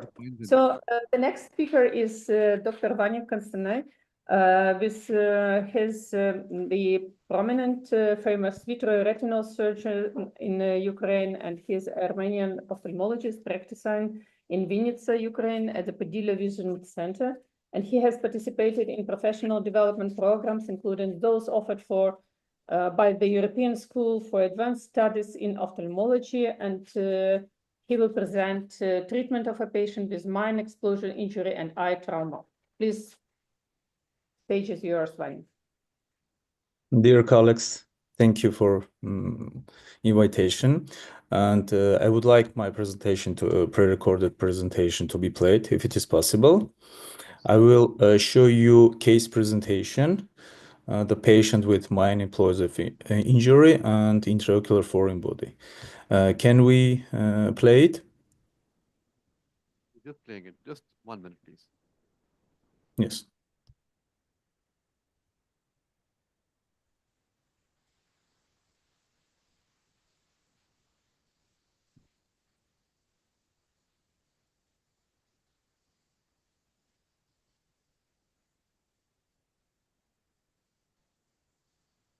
Dr. Vanik, by any chance, would you be having the presentation on your computer? Yes, I have, but you want me to share it? Yes, please. That would be the best if it's possible. Apologies for this technical issue. Okay, I must show the point. Wait a minute. Do you see my screen? Yeah. Yes, yes, we can see your desktop, your presentation. Perfect. Thank you very much. Dear colleagues, my greeting to you. Do you hear me? I'm Dr. Vanik Kostanyan from Ukraine. Thank you. My presentation is the treatment of a patient with mine explosive injury and eye trauma. Please make it full screen. Relevance of the topic. Because of military aggression of Russian Federation against Ukraine, we have thousands of killed and injured people. In cases of eye trauma, patients have primary surgical treatment of eye injuries at hospitals who provide first line of treatment, after which they are referred to specialized clinics for further treatment. Clinical case, female, 38 years old, complains deterioration of vision in the right eye. At medical history, at 22nd of March 2022, she was at home, and at the time of artillery shelling, she was in the room near the window, which caused multiple shrapnel wounds to the soft tissues of the face and right eye from the glass. Next day, she had primary surgical treatment of facial wounds and right eye. 7 days later, she was referred to our clinic. Vision in the left eye 20/20 and intraocular pressure is normal. Everything is fine with left eye. And right eye vision is counting fingers. Intraocular pressure 25 millimeters of mercury. There are scleral and corneal sutures after primary surgical treatment.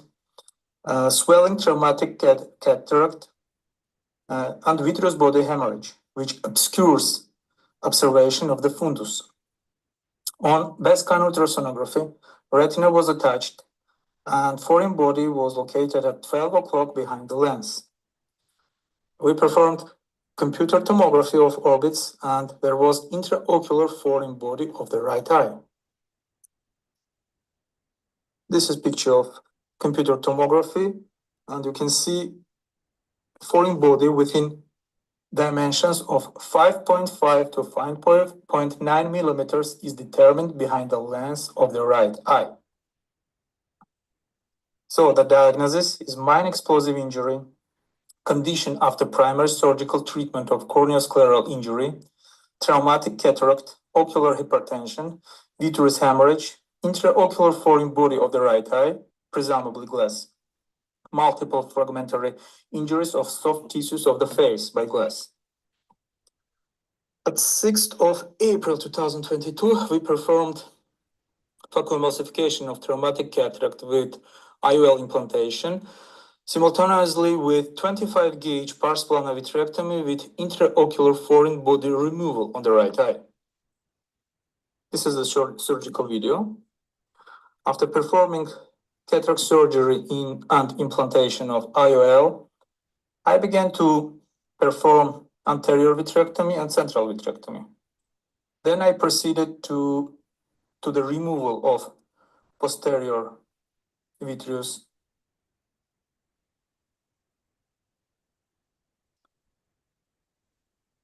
When I finished it, I performed indentation of the sclera to localize foreign body.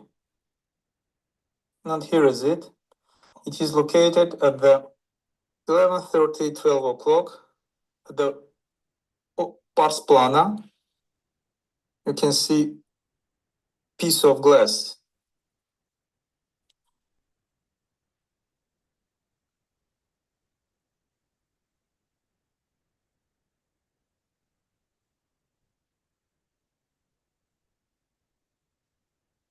I inject PFCL to protect posterior pole.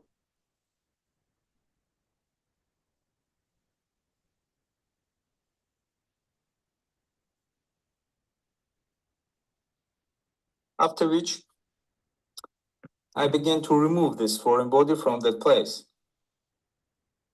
I need help of my assistant. She was indenting for me, and I, using the retractor, meticulously shaving the base near ora serrata and trying to separate this foreign body from pars plana.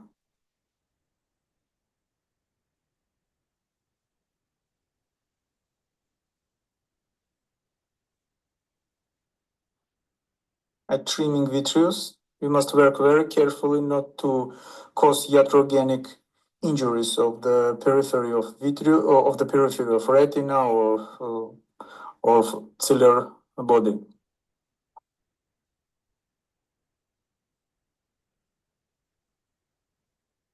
Step by step,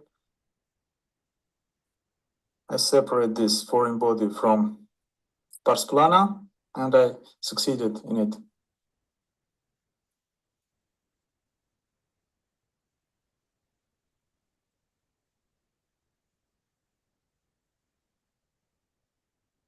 I filled PFCL and lifted the foreign body into the retrolental space, performed posterior capsular access using vitrector, then removed this foreign body from the vitreous cavity into the anterior chamber.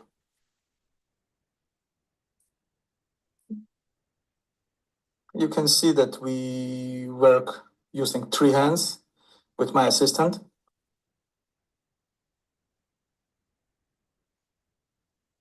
Here we are in the anterior chamber, performing big clear corneal injection, enlarging the primary incision of phacoemulsification. You can see sutures from primary surgical treatment.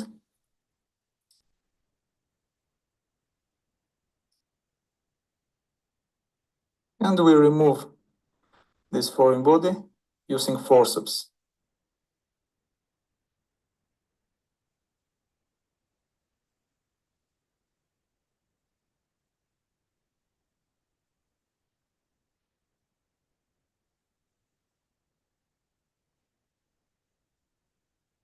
Suturing cornea.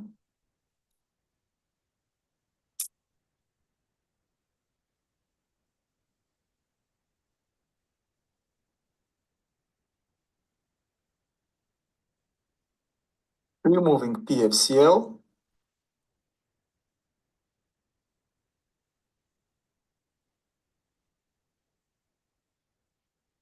checking periphery of the retina.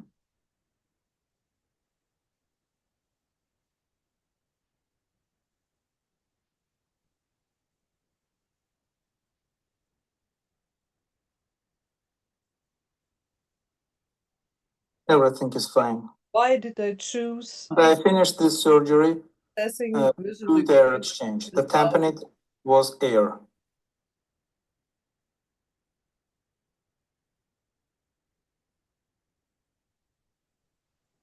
And treatment results in 1 month. Before surgery, we had counting fingers visus and slightly elevated intraocular pressure. And after surgery, we received 2100 vision in 1 month, and intraocular pressure was stabilized when we removed swelling cataractose lens.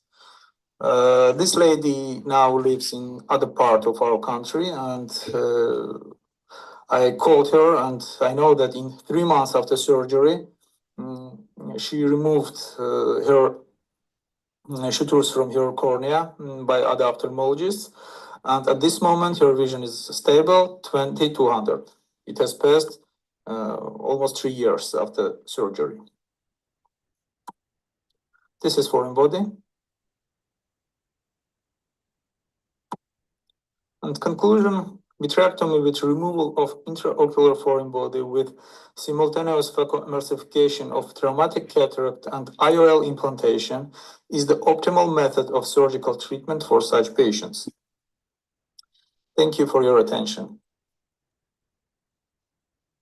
Thank you very much, and very nice presentation. And the next is from group of authors, Dmytro Žmurik and Igor Vasiltsov. They present Kiev. Dr. Žmurik is a doctor of medical science, associate professor of the Department of Ophthalmology and Optometry postgraduate education in Bogomolets National Medical University, and also chief medical officer of Ochi Clinic.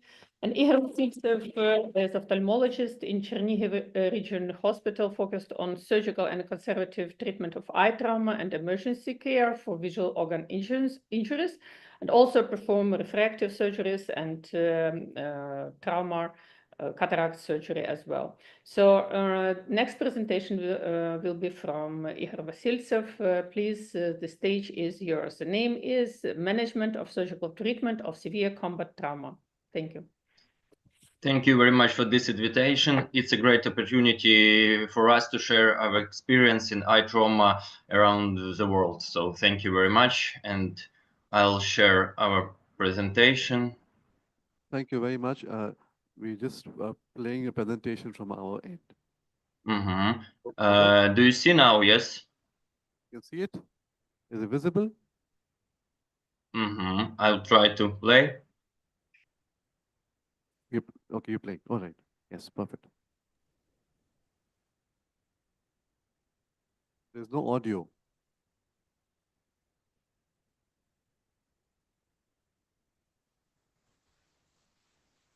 Please share this voice. No voice coming. Just exit and reshare once more, Dr. Dmytro. Dr. Dmytro? Yeah.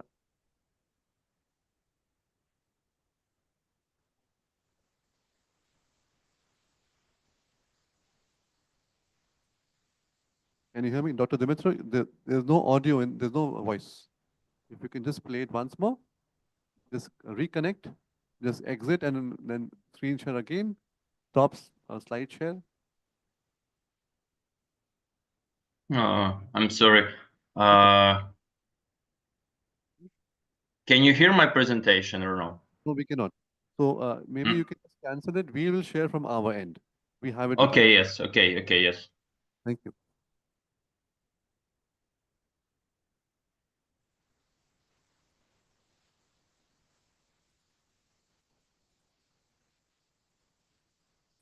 Webinar. It's a pleasure to Can you hear us welcome you all today. We are a group of authors led by Butrozhmurik, and my name is Igor Vasiltsov. We represent the medical center Ochi Clinic in Kyiv, Ukraine. Today we will be discussing an important and challenging topic: management of surgical treatment for severe combat trauma. Our goal is to share our experience and insights into the complexities of surgical intervention in such cases, highlighting key strategies and approaches. Since the start of the full-scale war, Ochi Clinic has never stopped working. From February 28 to March 17, we provided consultation and surgeries for military personnel and civilians affected by Russian aggression at the Vinnytsia Regional Clinical Hospital. On March 17, we resumed work in Kyiv. In total, we performed more than 1,000 surgeries. We sincerely thank to the Ukrainian Vitreoretinal Society and the large number of companies for their support and for providing essential materials despite logistical challenges. Statistically, based on data from various armed conflicts, 10-12 of all wounded soldiers suffer from ophthalmic injuries. Their figures highlight of the significant impact of eye injuries in warfare and the critical need for specialized ophthalmic care. At Ochi Clinic, we performed 298 surgeries with open globe injuries, 166 cases penetrating eye injuries, 79 cases perforating eye injuries, 53 cases ruptures.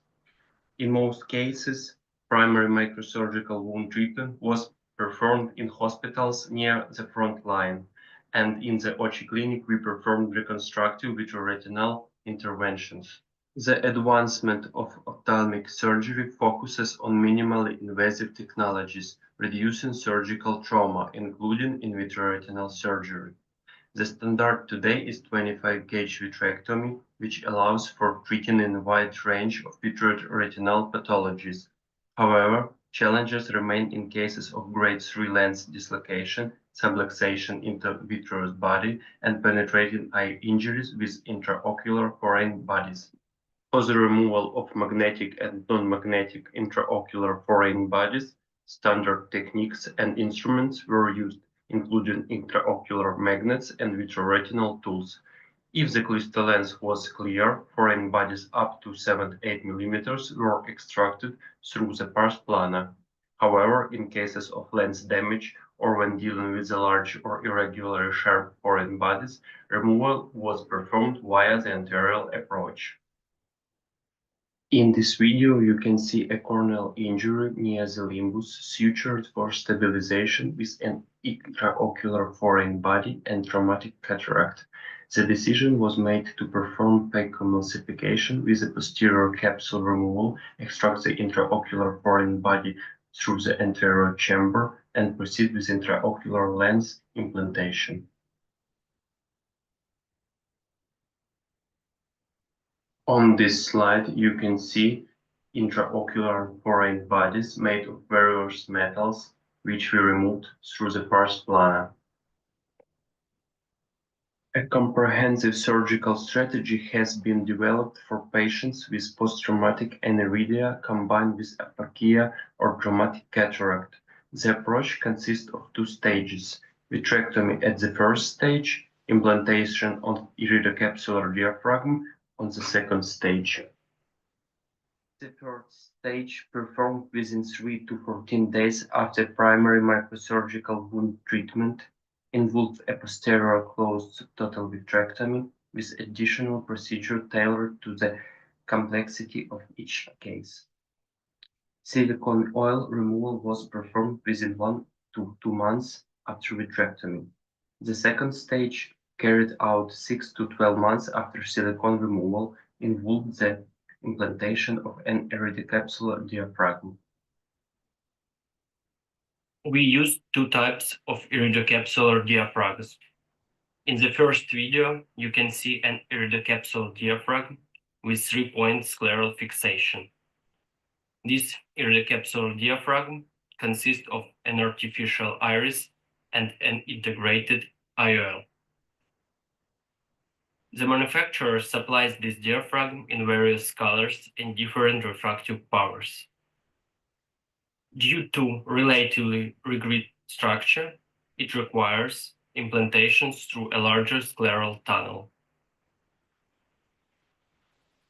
There are peripheral openings in this diaphragm to allow intraocular fluid circulation and prevent secondary glaucoma.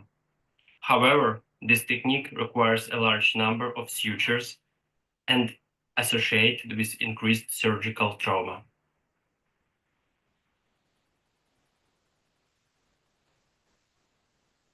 In the second video, you can see the implantation of 3-piece IOL and an artificial iris complex.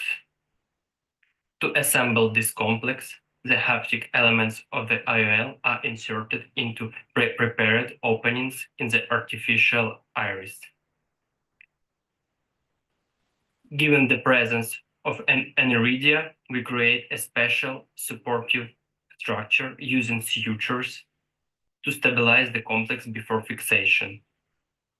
In the case of this complex implantation, the artificial iris and IOL are softer than in the previous video, allowing for implantation through a smaller incision.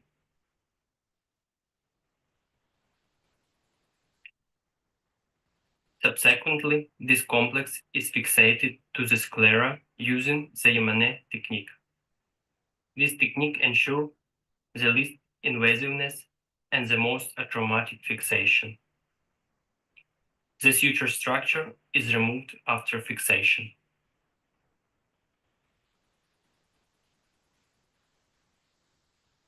Minimally invasive technique was developed for suturing the capsular bag and implanting an IOL in case of complete lens dislocation into the vitreous body, which involves the use of perfluorocarbon compounds to elevate the lens and special fixation elements to suture the capsular bag. After posterior subtotal vitrectomy with 25 or 27 gauge system, the dislocated lens was elevated using perfluorocarbon liquid.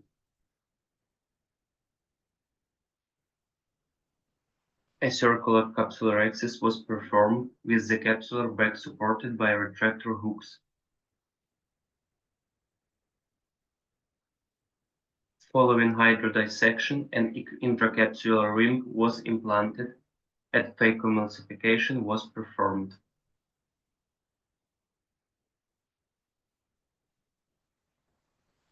For capsular bag fixation, a device by Serhienko and Kondratenko was used, with the 3 fixation devices sutured 120 degrees apart.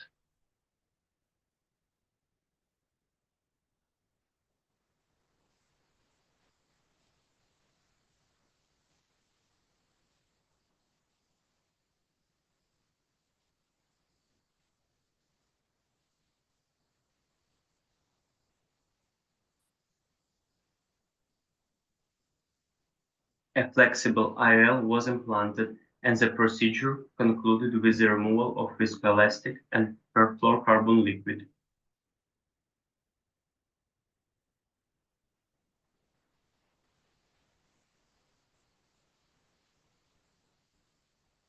The optimal timing for vitreoretinal reconstructive surgery is 3-14 days after primary microsurgical treatment of penetrating wounds. Modern ophthalmic surgery is focused on minimally invasive techniques with a strong trend toward reducing surgical trauma, including in vitro retinal procedures, which is performed using a 25 gauge system. Foreign bodies up to 7-8 millimeters were removed through the pars plana when the crystalline lens was clear. If the lens was damaged, or in case of large or irregularly shaped foreign bodies, removal was performed via the anterior approach, a technique for removing a dislocated crystal lens while preserving the capsular bag has proven effective. This method allows lens extraction through the small self-sealing incisions, reducing intra- and postoperative complications.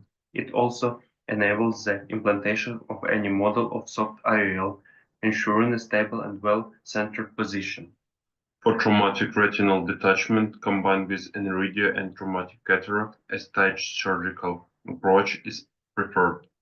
The first stage aims to restore optical media transparency, and the second stage implantation of the iridocapsular diaphragm. Thank you for your attention. It's a great pleasure to present at such a congress, and glory to Ukraine. Thank you very much, dear Igor. And now, as we have had a little bit issues, technical issues, could we open Professor Serdyuk presentation Yes. about... We have received Serdyuk presentation, and we're just opening it up for you. We also received Dr. Olga's presentation. I think Dr. Tatiana's presentation needs to be sent. Yeah, even that also received. Yes, Dr. Tatiana. Thank you. The next one is a presentation from Dnipro, Professor Serdyuk Valery, our experience in combat surgery from 2014 to 2024.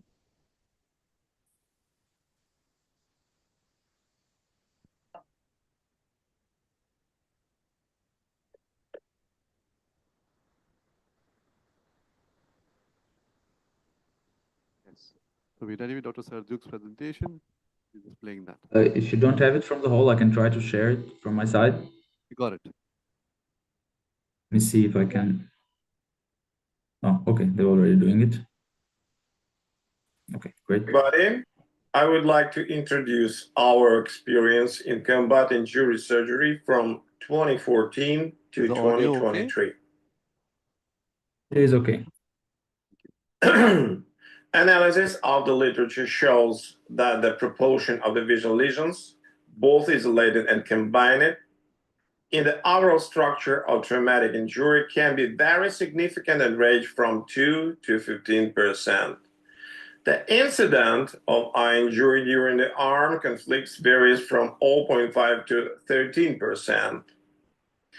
Evaluation of warfare tactics has led to the fact that anti-personnel miners and various explosive devices, both improvised and produced by industry, becoming the main causes of eye combat trauma in all military conflicts. Other causes include wounds from firearms and accidents. The increasingly severe multiple and combined injury causes by modern military weapon require new organizational solution, high medical qualifications, and significant efforts to preserve the life, combat capability or working capacity of the maximum number of wounded. Now I would like to introduce the principle of medical care for wounded with a visual injury.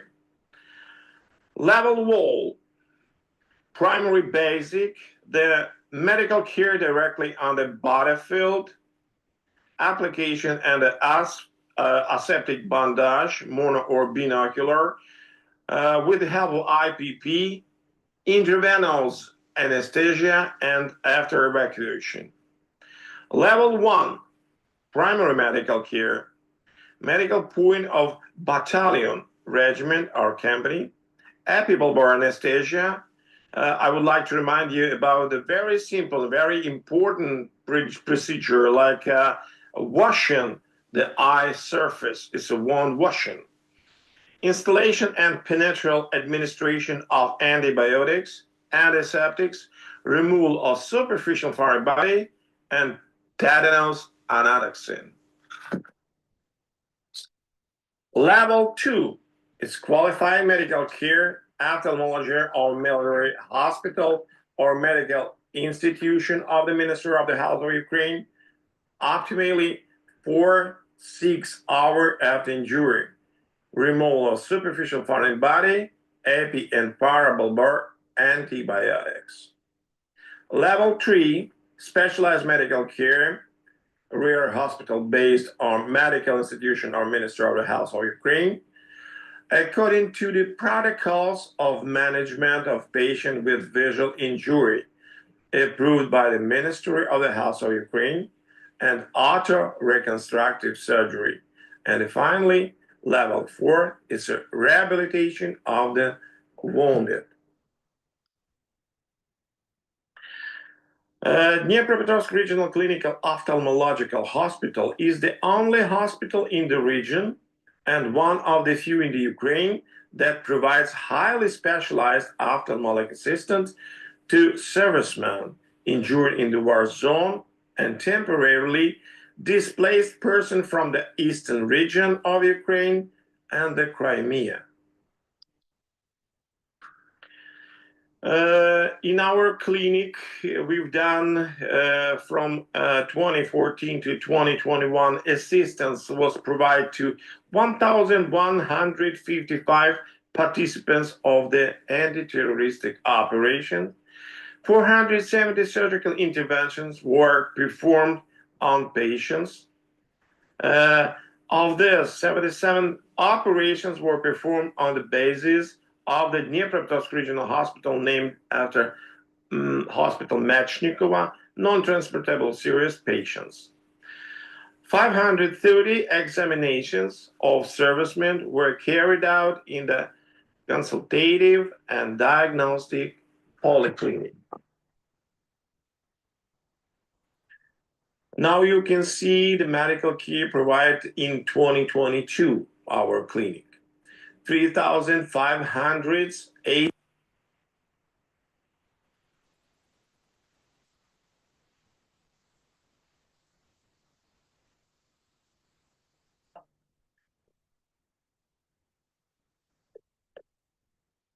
Hello, everybody. I would like to introduce our experience in combat optimally for in the consultative and diagnostic polyclinic. Thank you so much. Now you can see the medical care provided in 2022, our clinic. 3,508. Yes, Dr. Oksana, the presentation was till this time. Yes, so that was the presentation that we had. Thank you. Thank you. I just only want to mention that this is one of the main hospitals who take care about participants and organize eye care with the most severe eye trauma, combat trauma. So thank you, and sorry also for some issues. The next presentation is from a group of authors, and it's not very polite from our side to keep in mind to introduce ourselves. So we will introduce the speaker, Tatiana Komarova. She is ophthalmologist that is specializing in retinal pathology, eye trauma, and minimally invasive interventions, and works in the Department of Ophthalmology at Bogomolets National Medical University, and combining clinical practice with academic teaching and research. Please, the stage is yours. Thank you so much. Yes, and dear colleagues, thank you so much. And I'm incredibly happy to present our work at Ophthalmologica 2025 and sharing our research with experts from around the world. It is an amazing opportunity to discuss innovative ideas and to gain valuable insights. The inspiring atmosphere makes this experience even more unforgettable. I'm happy to share our research through a pre-recorded presentation, if it's possible to share it. Yes, it's possible to share it. We are playing the presentation from our end. Thank you, Dr. Thank you so much. Good afternoon, dear colleagues. Let me introduce our work. The war launched by Russia against Ukraine has already caused irreparable harm to thousands of people. We witnessed terrible human suffering, destruction, and loss. Many people were forced to leave their homes, fleeing the war. Those who remain in the war zone live in constant fear for their lives. In the combat zone, the risk of serious injuries, including eye injuries, has significantly increased. Explosions, shell and shrapnel, and other factors of war lead to injuries and deaths every day. Eye injuries can be very serious, leading to partial or complete vision loss. Many people lose not only their eyesight, but also their ability to work and lead a full life. Modern wars and military conflicts are characterized by the use of highly destructive weapons, causing eye injuries, the frequency and severity of which has increased significantly in recent years. According to the literature, traumatic eye injuries account 16% of all combat injuries and are the fourth most common cause. This indicates that the eyes are one of the most vulnerable organs during combat. According to the International Society of Ocular Trauma, there has been an exponential increase in its frequency during military operations in recent decades. This is due to several factors, including using of a more powerful weapon, increasing civilian casualties in wars. In modern wars and military conflicts, compared to the First and Second World Wars, there has been a six-fold increase in damage to the visual apparatus. Despite the fact that the eyes occupy only 0.1% of the total and 0.27% of the anterior body surface, they are disproportionately affected in blast injuries. By the 20th century, the rate of eye damage was 4 times lower than expected, based solely on the body surface area. However, the development of new weapons with greater explosive and fragmentation power has led to a more than 50-fold increase in the proportion of eye injuries compared to the expected percentage in the late 20th and early 21st centuries. This significant growth can be explained by several factors. Increase of the use of explosive weapons, urbanization of war, insufficient eye protection. As a result of these factors, the proportion of war-related eye injuries has increased significantly in recent years, as it is presented on the slide. And it is important to know that the eye injuries during war are often bilateral, when due to the peacetime they are more one-sided. In practice, we use the Birmingham Eye Trauma Terminology System, which was developed in 1996. It is clearly and simply, and it describes all types of injuries and divides them into categories. Later, attempts were made to improve this classification, but none of the proposed variations was as convenient and consistent. Our hospital provides assistance for the injuries to military personnel. This is provided 24/7 for outpatient emergency care and inpatient care as part of evacuation. In the structure of trauma of outpatient clinic, 94% are closed eyeball injuries, of which 63% are superficial foreign bodies of the cornea and conjunctiva. 18% are non-penetrating injuries, such as corneal abrasions, and 13% are contusions of the eyeball. For the open eye injuries, they account for 6% of the total number of injuries. Penetrating eye injuries predominate among them, 4%. Among inpatients clinic, the structure of injuries is somewhat different. Closed eyeball injuries slightly predominate, accounted for 56%. In most cases, this category of patients is diagnosed with eyeball contusion of varying severity. Among open eyeball injuries, we observe penetrating injuries of one or both eyes in 21%, and the presence of intraocular foreign bodies in 16%.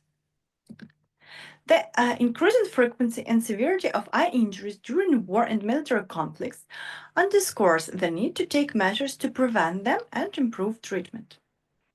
Rehabilitation is a necessary component together with health promotion, disease prevention, treatment, and palliative care.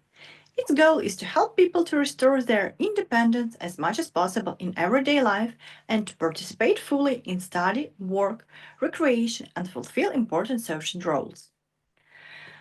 Worldwide, approximately 2.4 billion people are living with diseases, which can be improved through rehabilitation. Currently, the need for rehabilitations is slightly unmet.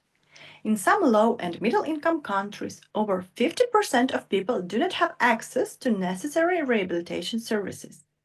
Emergency situations, such as conflicts, natural disasters, and epidemics lead to a sharp increase in the need for rehabilitation. Rehabilitation is a key strategy to achieve Sustainable Development Goal 3, ensuring healthy lives and promoting well-being for all at all ages. Rehabilitation can include a wide range of activities aimed at helping people with various diseases and injuries to restore their functionality and improve their quality of life. It is important to remember that rehabilitation is a process that takes time and effort. However, for many people, it can be a path to a more independent, productive, and fulfilled life. Rehabilitation after eye injuries have certain nuances. On initial stages of evacuation, victims with eye injuries are often given complex operations. The task of doctors at this stage is to implement the most effective intervention, that to preserve one's sight and to create the conditions for further successful rehabilitation. The next thing we want to emphasize is that one of the most pressing problems in work conditions is the shortage of qualified ophthalmologists who can provide the necessary assistance to the victims. It is important to attend the attention of international community to this problem, attract specialists and resources to provide quality ophthalmological care. For example, at the initiative of charitable and public organizations, medical missions of Canadian and American plastic surgeons, ophthalmologists, and otolaryngologists are taking place to perform surgical interventions on military people. All assistance is completely free of charge to our wounded. There is also a process of training for our doctors in the latest surgical techniques. Ocular prostheses are becoming an important component of physical and psychological rehabilitation of people who lost one or both eyes due to the injury. Thanks to modern technologies, prostheses are manufactured with maximum precision, approaching the natural look of the eye. It helps people to get used to their new image, improve self-esteem, and return to a full life. This slide presents medical institutions that manufacture individual ocular prostheses. Some centers in Vinnytsia and Odessa provide free prostheses to wounded soldiers. Another opportunity to get an eye prosthesis for military people is I Give an Eye campaign, where everyone can donate a certain amount for a specific wounded person, and each military person can submit their candidacy. Vision loss due to combat can have destructive influence on the mental state of both the victims themselves and their loved ones. This can lead to post-traumatic stress disorder, depression, social isolation, and rehabilitation problems. Psychological support may include individual and group psychotherapy, family therapy, social support. It is important that psychological help is available for all military people and their families. This can be achieved by training a psychologist or other specialist on issue of working with people who have lost their vision. Creation of specialized rehabilitation programs, securing financing to provide psychological assistance, and reducing stigma around mental problems so that people are not afraid to ask for help. The war in Ukraine has caused unprecedented challenges for ophthalmology. Number of eye injuries related to hostilities has increased significantly, which led to extreme load on healthcare system. Many medical workers were forced to leave their jobs, and hospitals in war zone suffered significant damages. This led to shortage of qualified ophthalmological care and limited access to necessary medicine and equipment. In these difficult circumstances, we must join forces to provide adequate medical care and rehabilitation to the victims. This includes developing better eye protection equipment and raising awareness of the risk of eye injuries among military personnel and civilians, providing emergency medical care for people with eye injuries, carrying out complex operations to restore vision, providing rehabilitation services that will help people learn to live with vision loss again, and supporting psychological health. It is important to continue research and development of new methods of treatment and rehabilitation for traumatic eye injuries. Together, we can help people affected by war restore their vision and return to a full life. Thank you for your attention. Thank you very much, Dr. Tatiana. And it's my great pleasure to invite the next speaker. The next speaker is Olga Denisyuk. She is Associate Professor in the Department of Surgical Disease with the course of Anesthesiology and Intensive Care of the European Medical School of the International European University, Kiev, Ukraine. Also, she is a teacher of the European School for Advanced Studies in Ophthalmology in Switzerland, and she will speak about multidisciplinary approach to reconstruction of the periorbital area after mine blast injury. The stage is Hello, yours. everyone. Thank you for inviting me. It's a great honor and a great pleasure to share our experience and our multidisciplinary approach to our soldiers' rehabilitation. Thank you very much. This has been a very interesting session, very enlightening and eye-opening. But I just have a question, Professor Oksana, if I can take the question before we go to the next speaker, is how has the life been, how is the life right now of an ophthalmologist in Ukraine and also of a civilian in Ukraine? How do you go about your daily activities? Thank you so much for your question, and first of all, again, for your great support. Now, of course, the situation is different from 2022, and we, of course, work in very difficult circumstances, but nevertheless, all our governmental and private clinics, all of them, they're working and even increasing their eye care for our people. Only we have some difficulties, of course, with rehabilitation, and we have some difficulties with protection if we are speaking about war trauma. I think my colleagues could add shortly, for instance, Dr. Olga Denisyuk, as she is also involved, and Dr. Igor Vasiltsev, as he is also involved to eye care from different parts, Olga from governmental and Igor from private clinic.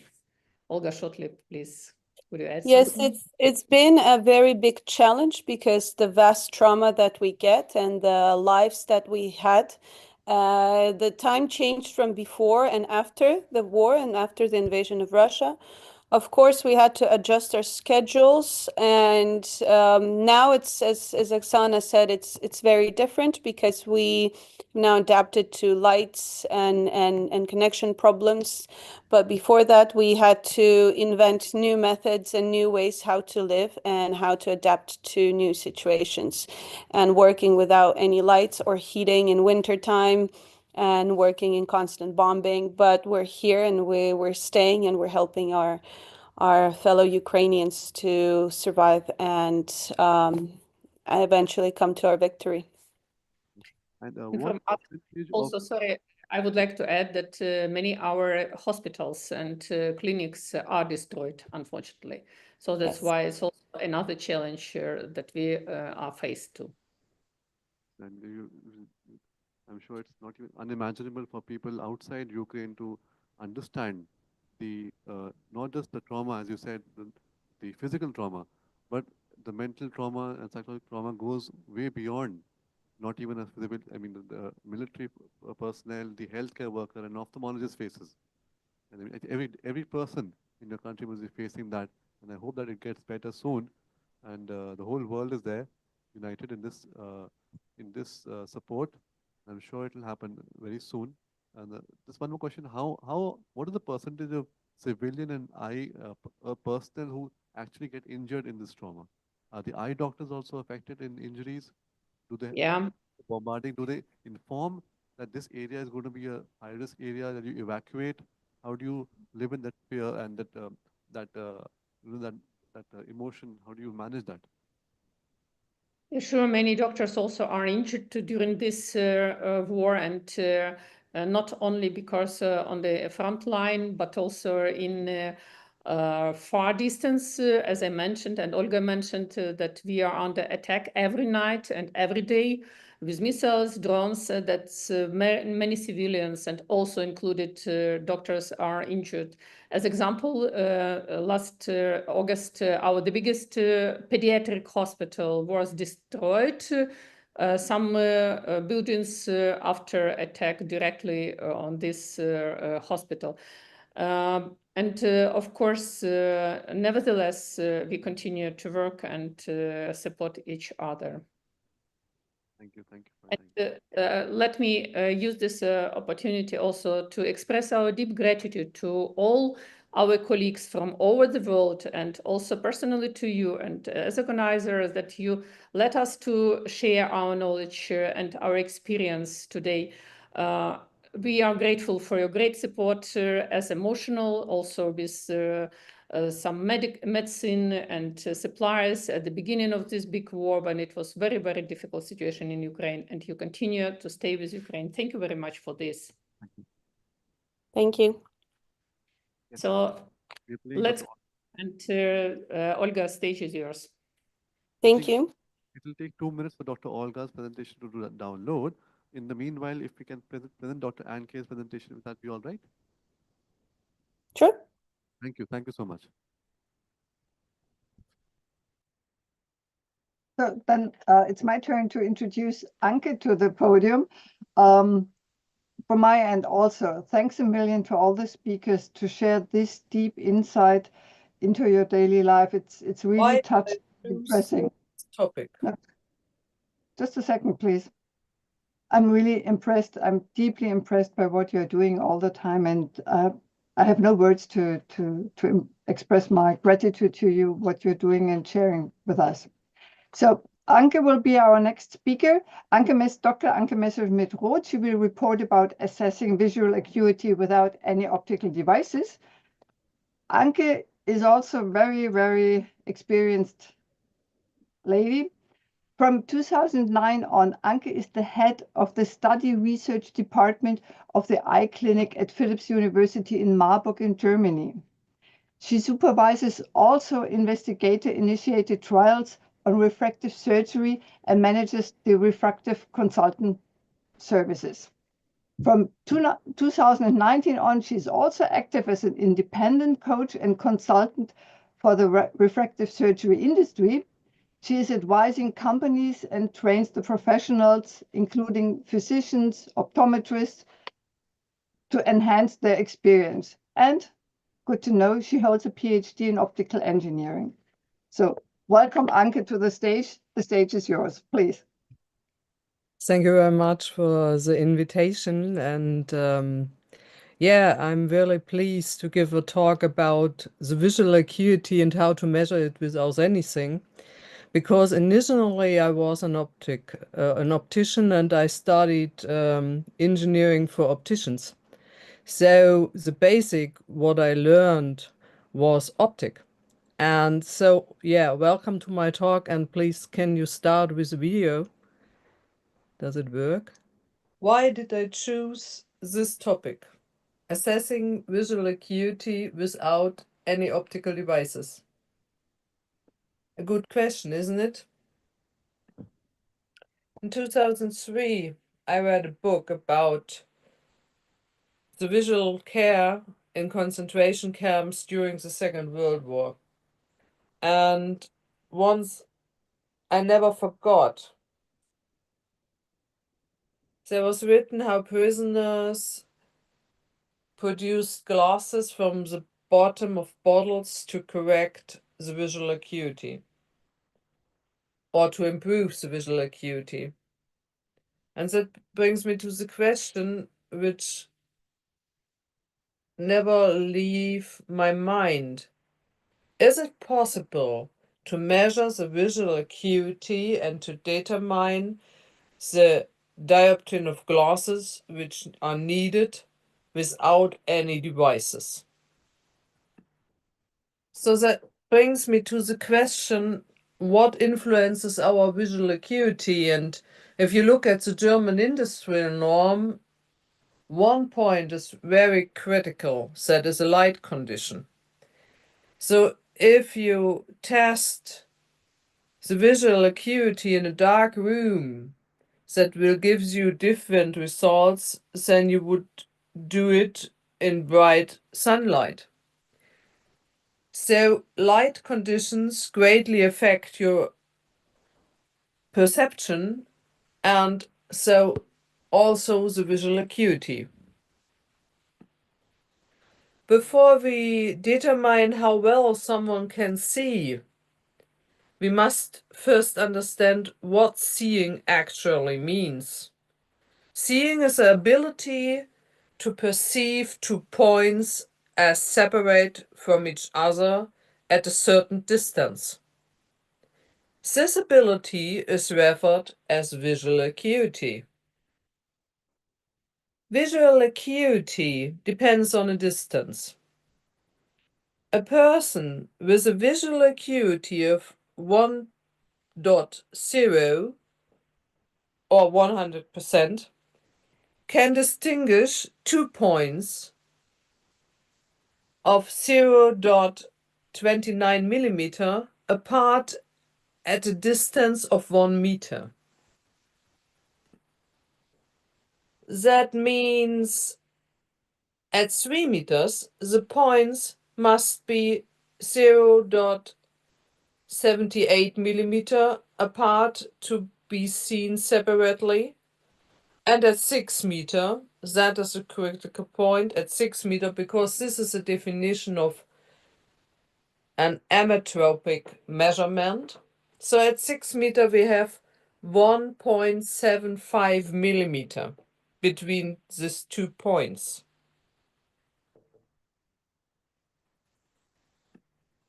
At this slide, I calculate the distance.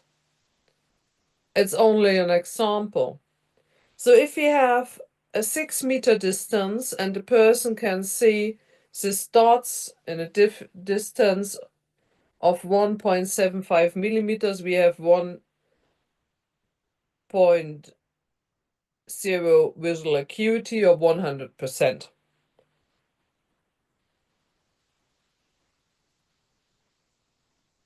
If the person can see these 2 dots in 3 meter, the visual acuity is only 0.5 or 50% of a normal vision. It's a normal mathematic calculation. Once visual acuity is determined, the next question arises. What lens strength is needed to correct it? This is where the term diopter comes in. Diopter are simply a physical measurement unit. They are calculated as a reciprocal of a focal length in meters. It's shown there. Normal opticians use step tables that provides guidance on what lens power is needed for different levels of visual acuity. One example is shown there. So if you have a visual acuity of 0.5, you need a sphere of 0.5 or a cylinder of 2.0. That's easy. By identifying the distance at which 2 points can still be seen separately, we can calculate the visual acuity and from there determine the necessary lens power. It's shown in this table. So if we have a distance of 3 meter where 1.75 millimeter can be seen, the visual acuity is 0.5. There is a simple example. Let's say someone can only recognize these 2 points in a distance of 1.75 millimeters, which is for a visual acuity of 100%, apart from 3 meters away. This corresponds to a visual acuity of 50% of normal vision. The correction should be nearly minus 0.5 dioptrin. With this correction, the person would be able to see the same points clearly from 6 meters away. That brings us back to the initial question. What do we really need to determine visual acuity? No high-tech equipment, no complicated devices, just a few simple items. You will need a pen, a white sheet of paper, and a step length of about 1 meter. With these basic tools, you can determine visual acuity and even estimate the required dioptrin to help people with a bad visual acuity. Thank you very much. Thank you so much, Anke, for this interesting presentation. One question to Oksana as well.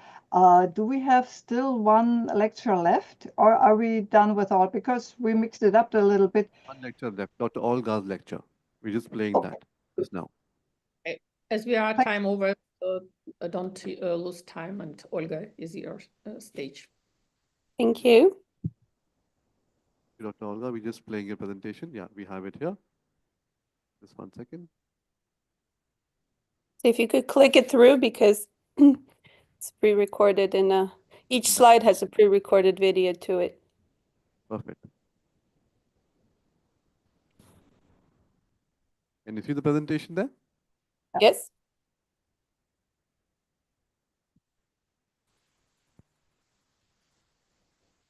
Hello, dear colleagues.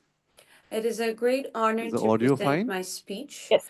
My name is Olga Denisuk, and this is my talk about multidisciplinary approach to treatment of orbital trauma. During the 3 years of war, we have assembled a multidisciplinary team that now works as a full-fledged reconstructive machine, conducting training, learning, and changing experience with the whole world. We are now one of the best surgeons in trauma department. This is a quote from my American friend and a great teacher, Stuart Seif. This is him on the photo.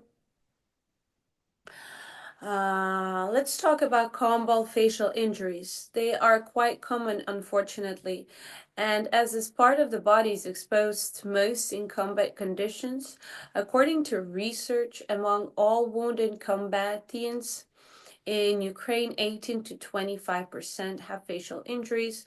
Up to 2/3 of these injuries require specialized, highly qualified surgical care.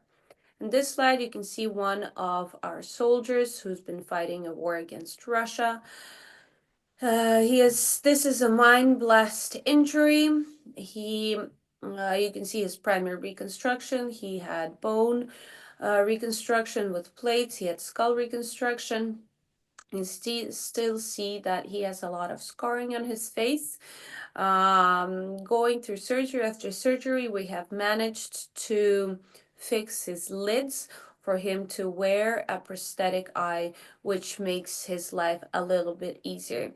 Still have a long way to go to work on all of these scars on the face, because when our patients, civilians as well as our soldiers, having injuries on their face, you cannot hide them.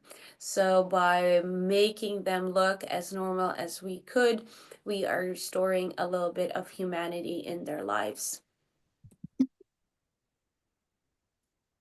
Today, we use modern technologies, 3D printing of patient-specific implants, the latest methods of surgery and eye prosthetics to create the best condition for the rehabilitation of our military and civilians who have been suffered from Russia's barbaric actions on my country.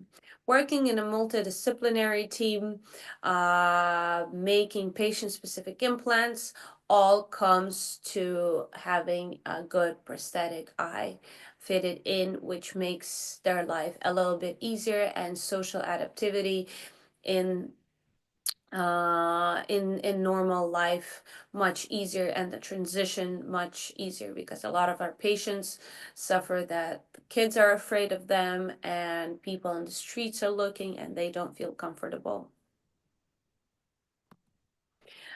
We currently work an Ukrainian and international multidisciplinary team. We have maxillofacial surgeons, oculoplastic surgeons, neurosurgeons, plastic surgeons, ENTs, and dermatologists all come together to achieve the best aesthetic result for our patients. Because only working in a team, we can offer our patients the best care that is possible. 3D printing. After reviving and evaluating the CT images of the injury, we transferred them to special computers and engaged with bioengineering and subsequent 3D printing of patients' individual implants for the reconstruction of the orbit and facial skull. With the help of our colleagues from United States, we have contacted Dallas-based company called MedCAD. This is not a commercial. They've been helping us. We've been working on this project. We already have 3 patients. One of them had a reconstructive of his mandibula with a vascular flap with fibula. And you can see that his 3D scan is here. This is an American soldier fighting the Ukrainian war, so helping him was one of our victories in the. Of course, we have a Ukrainian company that has done a lot of 3D printing, and we have a lot of experience, not only in oculoplastics, but in craniofacial surgery, maxillofacial surgery. And we have now over more than 1,000 successful surgeries performed, and unfortunately many more. You can see here is an example of one of our patients. We've been reconstructing his frontal bone, his orbital floor. You can see this is one of the surgery. And this is him before and after surgery. You can see that enophthalmos is gone. His eyes have a good line. He has no more double vision, and now he is very happy with the outcome. Surgeons. Another example of our patients, and this is one of the big multidisciplinary team. We work step by step in preparing the orbital cavity for rational ocular prosthetics. We use 3D printing to rebuild the skull, and then brick by brick we rebuild the orbit using orbital implants, and then which leads to good prosthetic eyes. If everything is done correctly, we will have a good result eventually. So we have to fight for our patients. And you can see here our primary reconstruction of the patient was done the best as it was possibly could in this along the front lines in the hospital. Then this has been taken to a 3D patient-specific implants. You can see his zygoma, maxilla has been reformed, his orbital floor has been reformed with patient-specific implants. And you can see the post-op result of this patient, which could then lead to good ocular prosthetics. Preparation of the orbit is much important, as well as preparation of the bony part of the orbit.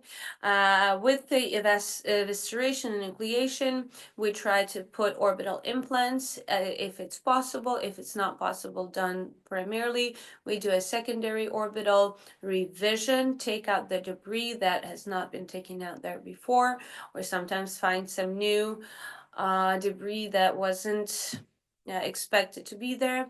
Of course, we put an orbital implant and try to form a mobile stump with the residual muscles that are to be found, if it is possible.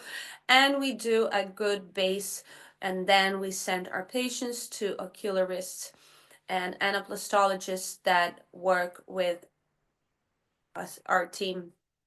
This is an example of one of our patients. This is a multidisciplinary team approach. This patient is our soldier. He has been flying drones and got his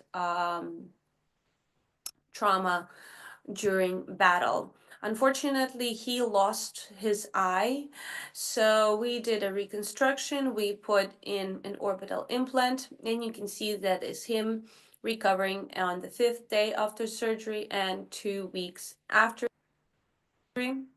Then we send him to our ocularist. Our ocularist is actually a dentist who's been working in our team and has been very excited about ocular prosthetics because the similarity. Thank you very much, Dr. Olga. Unfortunately, because we are running a little late and other faculties might leave early, we're just cutting it short a bit. I hope you don't mind. And thank you very much for this wonderful session. I'd like to Thank you. Roxana and everybody there. Thank you very much. And now we move on to our next session. Thank you so much. May I please interrupt you and say, from my end, a big thank you to all the speakers we had and for sharing their deep insight in their extreme work they are doing. Thank you so much. It's such an important topic these days. Thank you, thank you, thank you. Bye-bye from my end, and дуже дякую і до побачення. До зустрічі в Києві. Bye-bye, dears. Thank you very Bye. much. Thank you very much. I'd like to start with Dr. George Alio. He'll be presenting on automatic capsulotomy with capsule laser. He's running little. Hello, Dr. Jorge. Whenever you are ready, you can please start your presentation. Thank you. I'm so sorry Okay, for well, the delay. Thank you for sticking with us. Thank you very much indeed, and it's a pleasure for me to be in this much interesting meeting. Just let me see, because I have a small technical problem. Somebody entering my computer. Sure, no problem, sir. Okay, can you see my presentation now? We're just doing the slide share. 1 second. Can you just share? Can you see my presentation? We cannot see it at the moment. Not yet, sir. Do you see my presentation, please? Just share screen, please. The green button below with the arrow. Yes, I know, but for any reason, it's not active. Let me see. No problem. Let me do it again, please. Sorry, because this is a problem that needs to be solved. Okay. Now you're sharing your screen. Yes, we can see your screen. Perfect. Sorry. You can open the presentation. Excuse me, because I have a small problem. My presentation is being displayed, but not properly. One moment, please.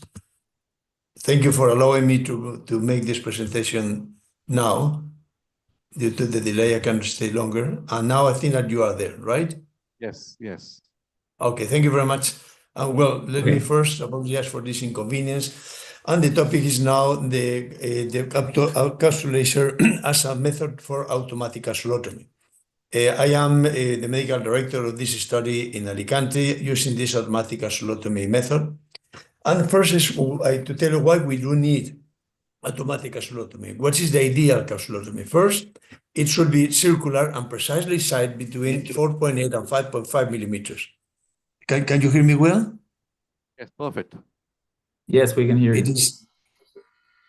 Are you listening to me well? Yes, yes. Yes, we can hear you very well. Okay, thank you.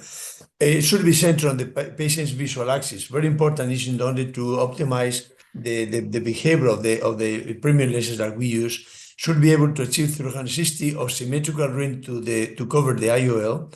Should be strong, not to have problems with the surgery. Should be reproducible, and this is common for all capsulotomies, but these particular conditions are to automatic capsulotomy. And let me tell you that this should be cost-effective, something that is very important, because today we have an environment in which the increasing cost will limit accessibility to technology of many patients, and finally, it should be safe. And this is what we have been using and investigating the capsule laser. Let me show to you now how is this device and how it works. Here we are centering the capsule laser, and this is exactly the way in which we do it. It takes 0.23 seconds It is centered on the visual axis according to the Purkinje images. And as you see, it is a extremely fast and effective method to perform capsulotomy. This is an example of a real capsulotomy performed with a capsulation. So this is the device. The device is attached to any microscope, so it doesn't need a particular microscope, and the laser energy is delivered in a continuous manner, not pulse, but that could create tissue breaches, but rather in continuous. It's specifically designed to perform a perfect anterior capsulotomy. The mechanism of action is clear. It is a diode laser working the infrared spectrum. You need to use for the purpose of absorption of the energy of the laser on the capsule a trypan blue, which is supplied by the company. The laser guide is focused onto the capsule, and finally the laser that it works at 590 nanometers selectively interacts with the trypan blue in the capsule, and it delivers the energy and performs the capsulotomy, as I told you, in 0.23 seconds. With this in mind, you create a capsulotomy that can be customized to the size of the patient, depending on the lens that you are going to use. So we have special cases in which we have a particular advantage with the use of capsulation. First, in widening tumescent and pseudoexfoliation cases, you have a high tear-resistant edge with improved visibility of capsulotomy through all the surgery. This is very important. Then the centration for non-fixating patient is automatic. You don't need to, the collaboration of the patient, as I will tell you, you center according to the Purkinje images. There is no way to suffer the Argentinian flag complication because the capsulotomy is performed so fast that there is no way in which the intumescent cataracts can have a break and to extend to the posterior capsule, and should optimize the premium IOLs outcomes because the centration on the visual axis will make the centration of the lens in the adequate axis of the visual axis precisely to be much more precise. And in this way, we have an increase in accuracy and in precision of our surgery, and in a way that is reproducible to other surgeons. This is important, and our target is to perform a better and more efficient laser surgery. You have to see that we are using a special vision blue. It's not the normal vision blue. Vision blue generic is down, and the capsule blue is up. As you see, the absorption of the energy is a capital importance because this gives a relevance, a penetration of the light in the capsule and not in the rest of the eye. On top of that, you get a much better performance in terms of having a very elastic capsulotomy with the strong edges, definitely much stronger than the ones that you get with the femtosecond, and better than the ones that you get with manual capsulotomy. This is the strength that you get. Is a very strong capsulorhexis, very resistant to stretching, and that makes it very ideal, especially for hard nucleus and for those cases in which you have or you expect to have complications.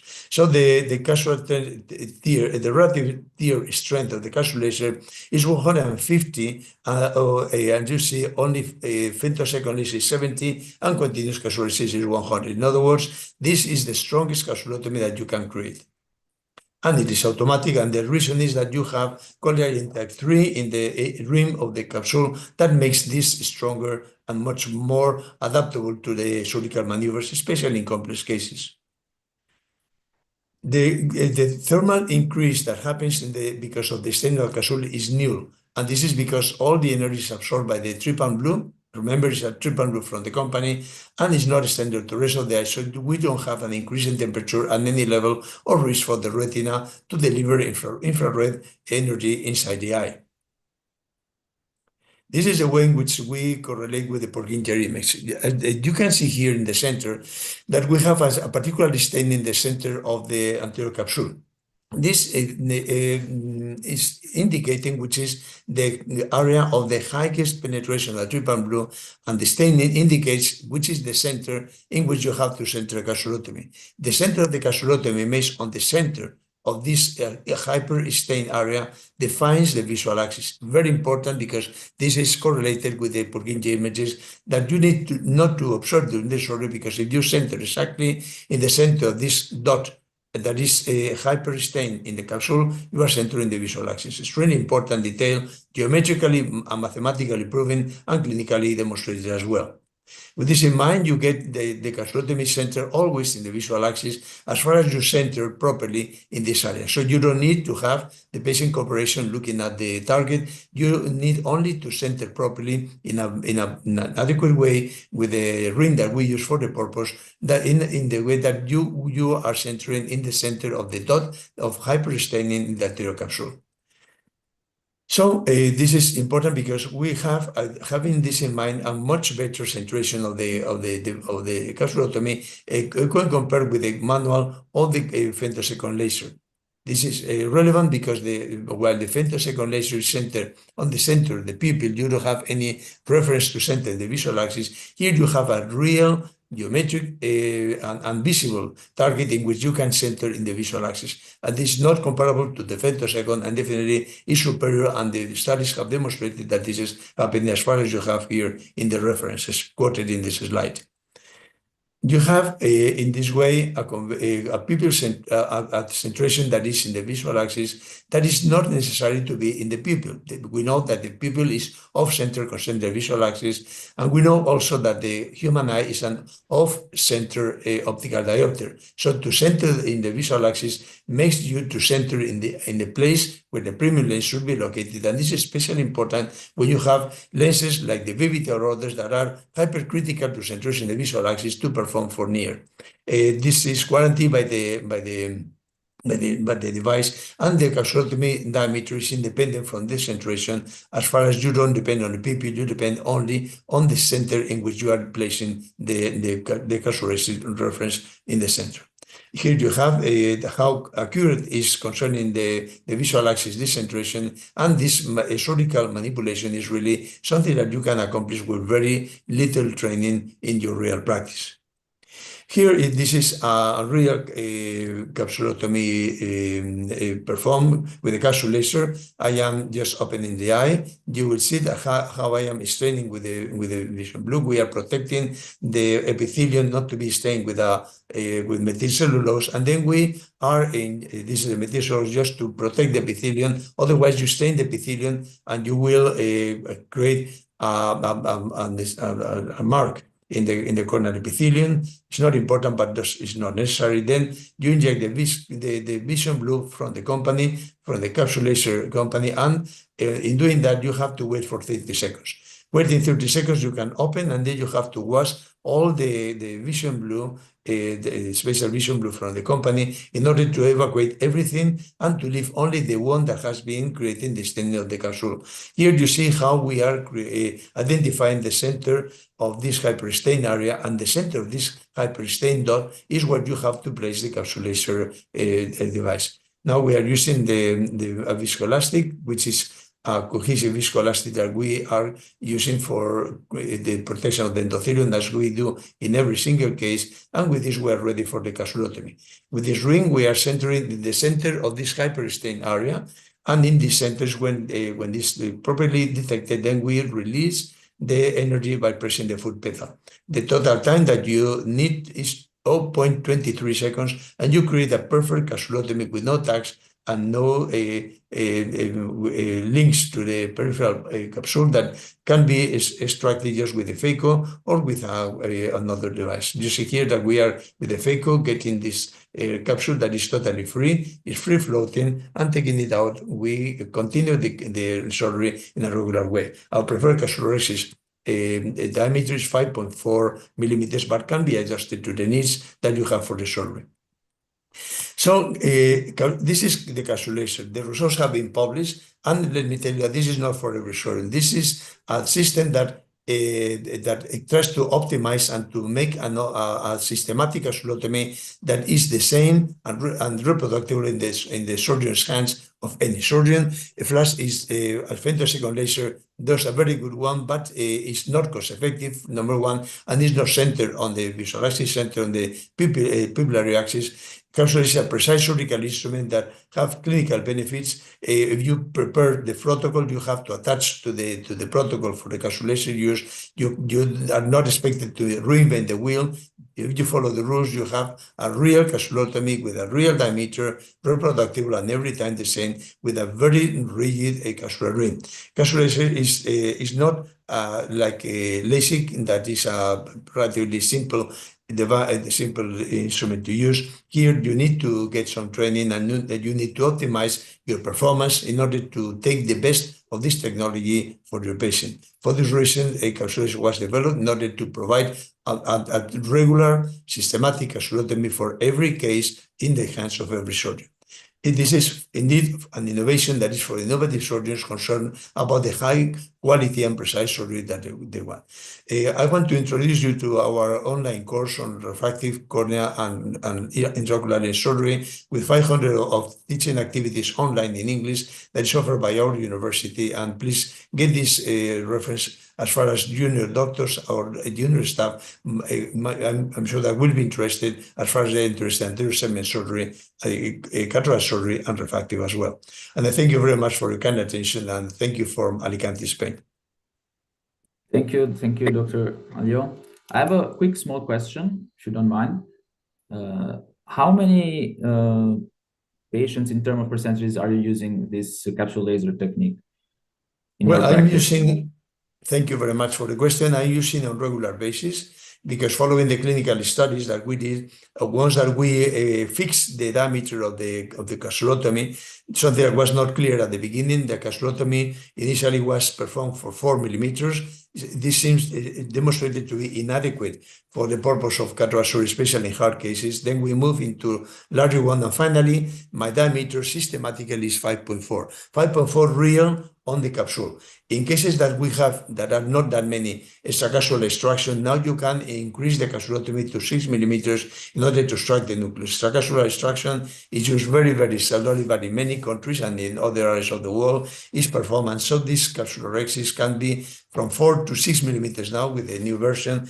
Even that for phaco surgery on regular basis, I use systematically 5.4, unless I have an unstable pupil and I decrease, in these cases, the diameter. But this is the diameter, and I can use in every case. I use systematically. I do not use, in some cases, for instance, I don't use in cases with previous radial keratotomy, in cases with corneal disease, like Fuchs endothelial dystrophy, or any type of glaucoma. So anything that happens in the cornea that leads to an inadequate transparency should not be an indication for laser capsulotomy. All the other cases are fine, especially those that are into medicine, hard cataracts, unstable lenses that because of pseudofoliation, you have no stress on the sonde as far as you perform a very good capsulotomy on the size that you calculate, and this simplifies the surgery.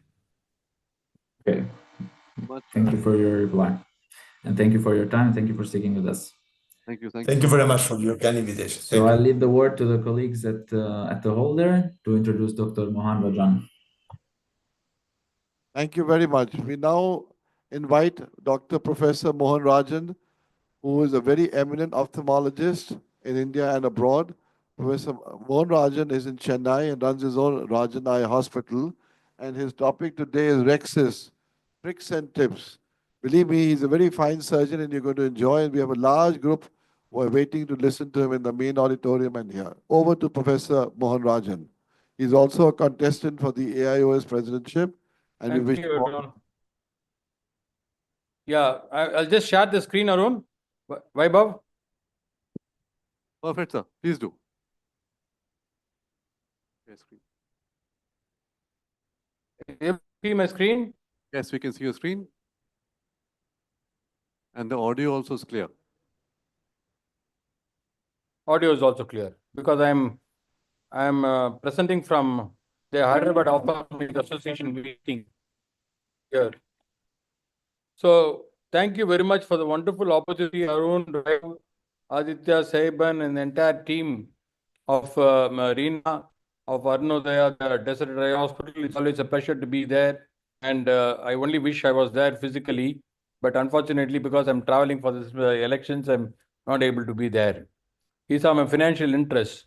So the Rexis is one of the most important things which you can have.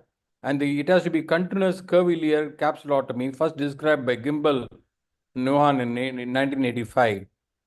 So the most important thing is to visualize clearly, adjust the microscope, IPD illumination, and the focus of the microscope is very important. Have the retro illumination, tilt the eye slightly to get a good view. Replace the gel to make, because the one of the worst enemies for the rexis is a shallow chamber.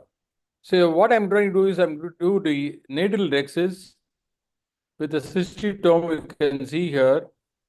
You can go from left to the right or right to the left, or whatever you are comfortable with. Most importantly, you have to make sure that the chamber does not become shallow. And if you want to use viscoelastics like viscoat also, you can use that as well to prevent the chamber from shallowing. And this is again, you can see here, this is called the pinchorexis. And I just with the capsulorexis forceps and go ahead and turn it around. And again, you have to make sure that the Utrata forceps is abutting the anterior edge of the incision and not the posterior edge of the incision. If you abut the posterior edge of the incision, what will happen is the viscoelastic will get lost and chamber will shallow and the rexis will go to the periphery. So this is the pinchorexis. Again, you can see here how I'm pinching the Utrata forceps and turning it around, and very, very, very simple technique. It takes only a few seconds for you to complete the rexis of the crack size and shape, whatever you want. Normally aim for about 5 or 5.25 millimeter rexis. This is very, very important for you to understand this. Rexis in PPC is very important. You don't want the rexis to be very large. You don't want the rexis to be small. Very large because very difficult to capture the lens if there is a PPC, there is a posterior capsular dehiscence, which can occur commonly with PPC. So you have to ideally make sure the rexis is around 5 millimeter in these cases. And every 3 clock hours, you can see that I'm catching the base of the flap and pulling it on towards the center of the pupil, which is very, very important, and concluding the tear from outside in. So again, very, very important. Rexis is a small pupil, you can do a rexis and make the rexis slightly larger than the pupil as well. That is, you need to follow the rexis margin there, make the rexis and go underneath the iris. So it's a little blind technique, but it can be done beautifully.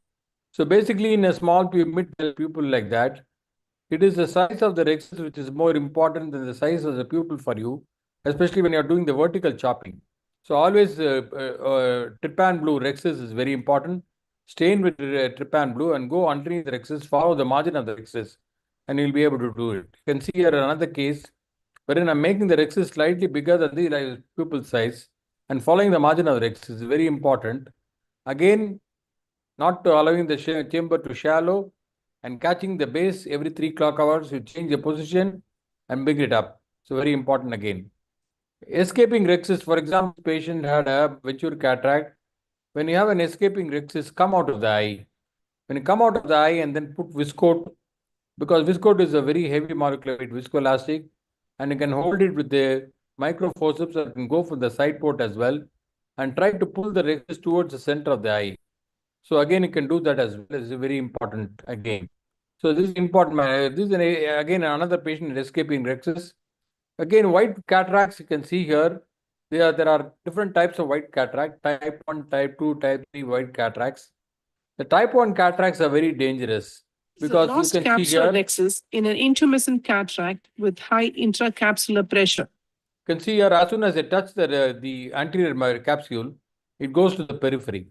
This is called the Argentina flag sign, which was also explained by George earlier, sir, very nicely how he was using the capsular to prevent this.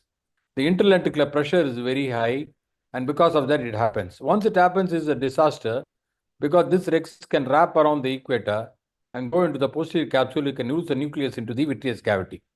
So once it happens, you can always convert into a small semicircular rexis like what I'm doing here, and then bring this cataract, because the cataract is not very hard, bring this cataract up a little, and then do the phacoemulsification slightly in the iris plane or in the anterior chamber. This animation shows the increased intralenticular pressure. How in intralenticular, the type 1 intumescent cataracts, there's a pressure underneath the anterior capsule. The nucleus is bulky. The pressure in front of the posterior capsule, which is pushing the nucleus forward, and there's also a positive vitreous pressure. So these cataracts, I give preoperative mannitol and always do it under block, give super pinky. And then you can go in and do what is called a 30 gauge needle decompression. You can see here what I'm trying to do. You can go in, straight with the needle. Don't do lateral movements. If you do lateral movements, the rexus, the capsule will open up, and try to what you call evacuate the fluid, the liquid cortex, which is there underneath the anterior capsule. Then you can make the rexus very comfortably. Can also we can see again a type 1 intumescent cataract. You can see here how the 27 needle is gone straight into it, and then you try to aspirate it and go in and do the thing. This will work in about 50% to 60% of the time. You have access to Zepto, which is a nitinol needle there, which is there, which produces something like an electrical impulse. I have access to the catalyst machine, which is a femto, which works 100% of the time. The only thing is sometimes there can be the skip areas, and you need to make sure that you don't pull the rexus. Many times, most of the times, about 95 to 97% of the time, it's the rexus, but sometimes there can be a small attachments. So you need to stay in with the blue rex, trypan blue, and then try to find out where the attachments are. Otherwise, you can have a problem of the rexus tear. So this is again, you can see a white and doing what is called a double rexus. So you can go in and do a smaller rexus. If you have larger rexus, there's a more propensity to go in for an Argentina flax line. So make a small central rexus.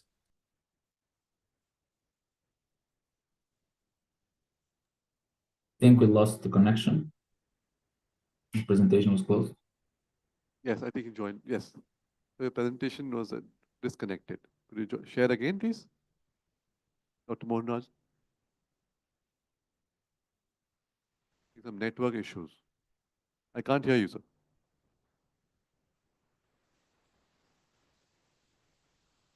Sir, I think you are muted.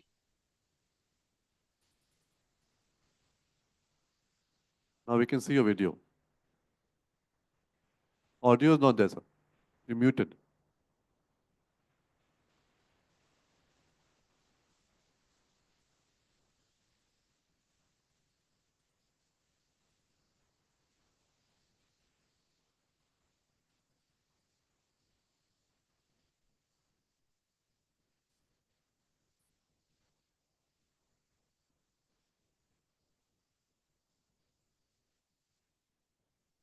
Okay.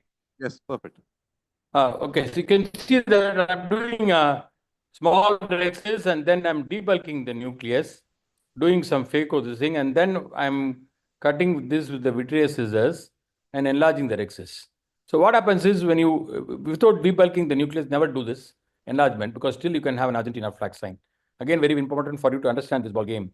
So this again, you can see here how it can easily enlarge and go ahead with the phacoemulsification. And this is a fairly hard cataract as well. Not able to advance the.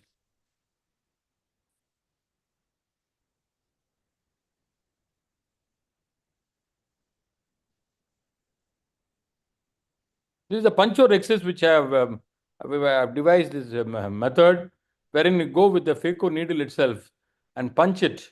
You can see here I'm using a vacuum of about 400 millimeters, phaco power of 50. So I can see here this I'm putting a trypan blue, and I usually use a Venturi system. You can use Venturi system.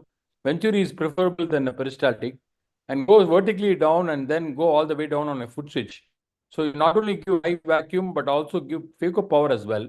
So once you punch it, what has happened is you punch this anterior capsule, and because of emulsification, it debulks the nucleus and pushes it back and decompresses the front and the back compartment within a millisecond because of the wider bore of the needle in puncturexis. You can also do what is called a phacorexis after a punch with the phaco needle itself. This is called the little rescue technique. You can see here the rexis in a immature cataract is going beyond the 6 millimeter, 7 millimeter zonule, and the rexis is trying to escape to the periphery. When you have a rexis escaping to the periphery, put in viscoelastic like viscoat, and then try to pull the rexis in the same direction as you came from. This is called the Brian little rescue technique. And you can see here, if you go in the opposite direction, like what you're doing for a normal rexis, then you can further, the rexis will go to the periphery, and I wrap across the equator into the posterior capsule as well. You don't want that to happen. So what is happening is you can just try to, I'm trying to pull the rexus in the same direction. And you can see the rexus is gradually coming inside. And this is called the little rescue technique, which is again very important maneuver for you to do the escape in rexus. And you can do that with the microforceps as well. Again, you can see a hydro rupture. You can see here what is happening is I'm doing a multiple quadrant hydro dissection, but I'm not decompressing the nucleus. And you can see once I do the third hydro dissection, how the capsule opens up. Okay, this is very important for you to understand. Every time you do a hydro dissection, you decompress the nucleus back into the bag to prevent the hydro rupture or the blowout. And because once you put the phaco probe, this capsular tear will extend across the equator in the posterior capsule, and you can lose the nucleus into the ventral cavity. Rexus tear during IA, sometimes there can be small tags, especially after femto. You have to be a little careful. But you do not know, there can be a small pupil, you do not know where exactly.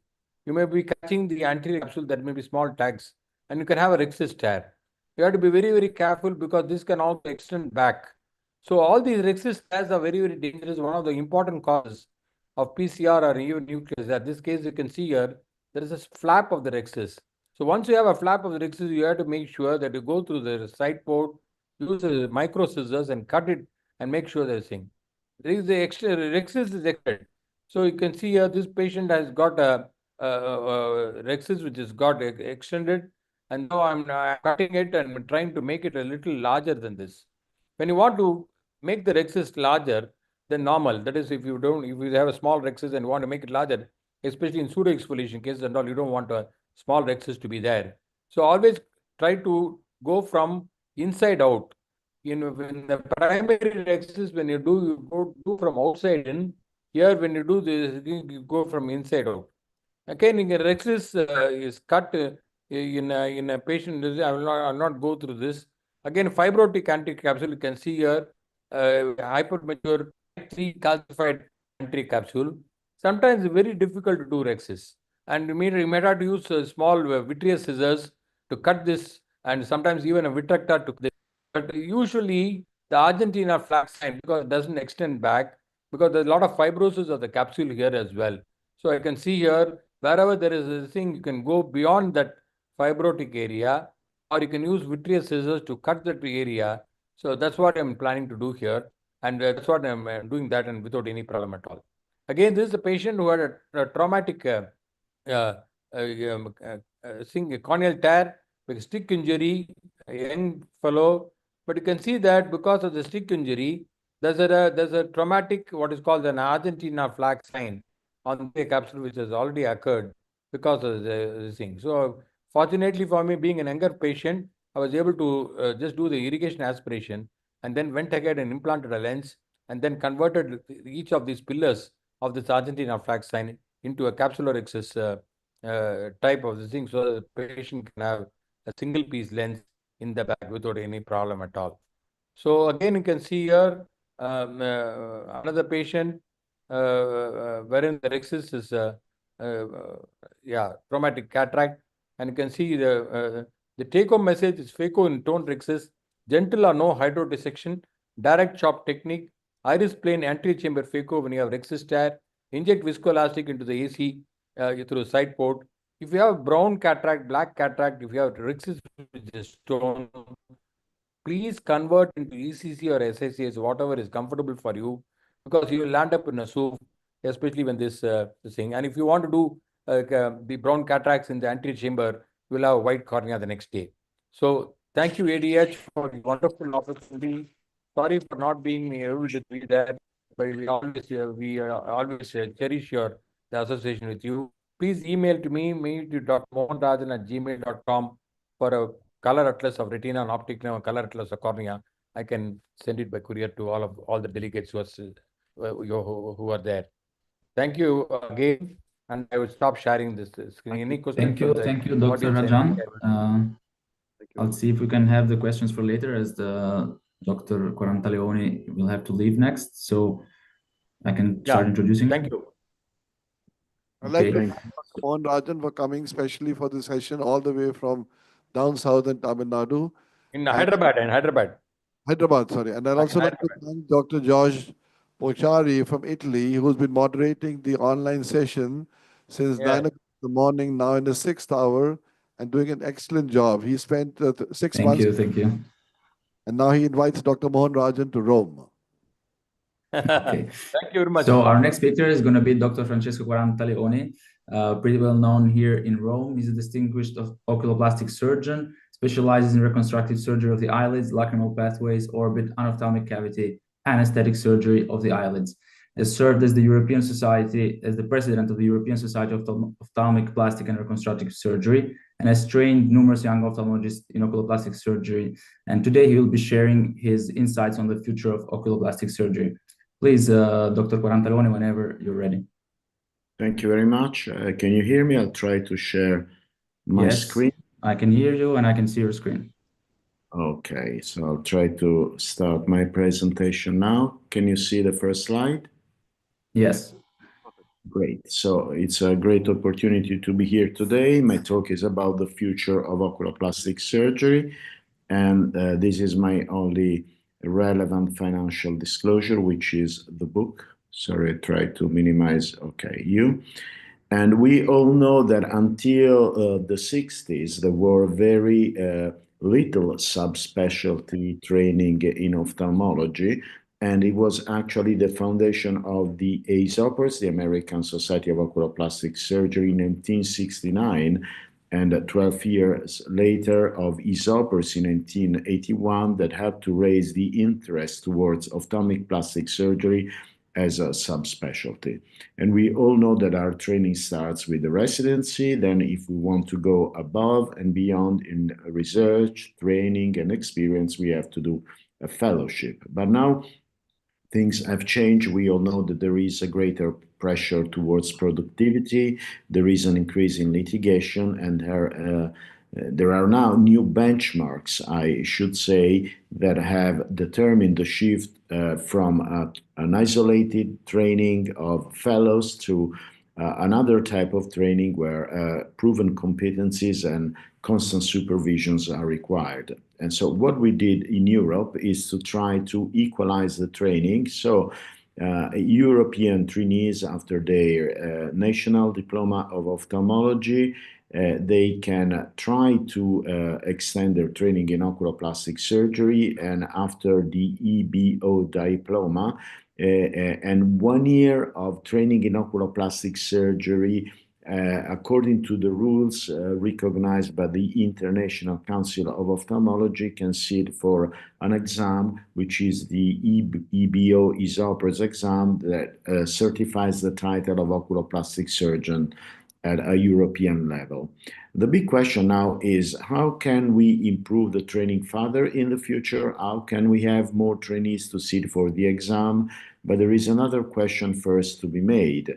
That is, how can we raise awareness of oculoplastic surgery? Because I was very surprised to find out recently that some core aspects of our subspecialty, like orbital surgery and lacrimal surgery, are not very well recognized by both other physicians and the public.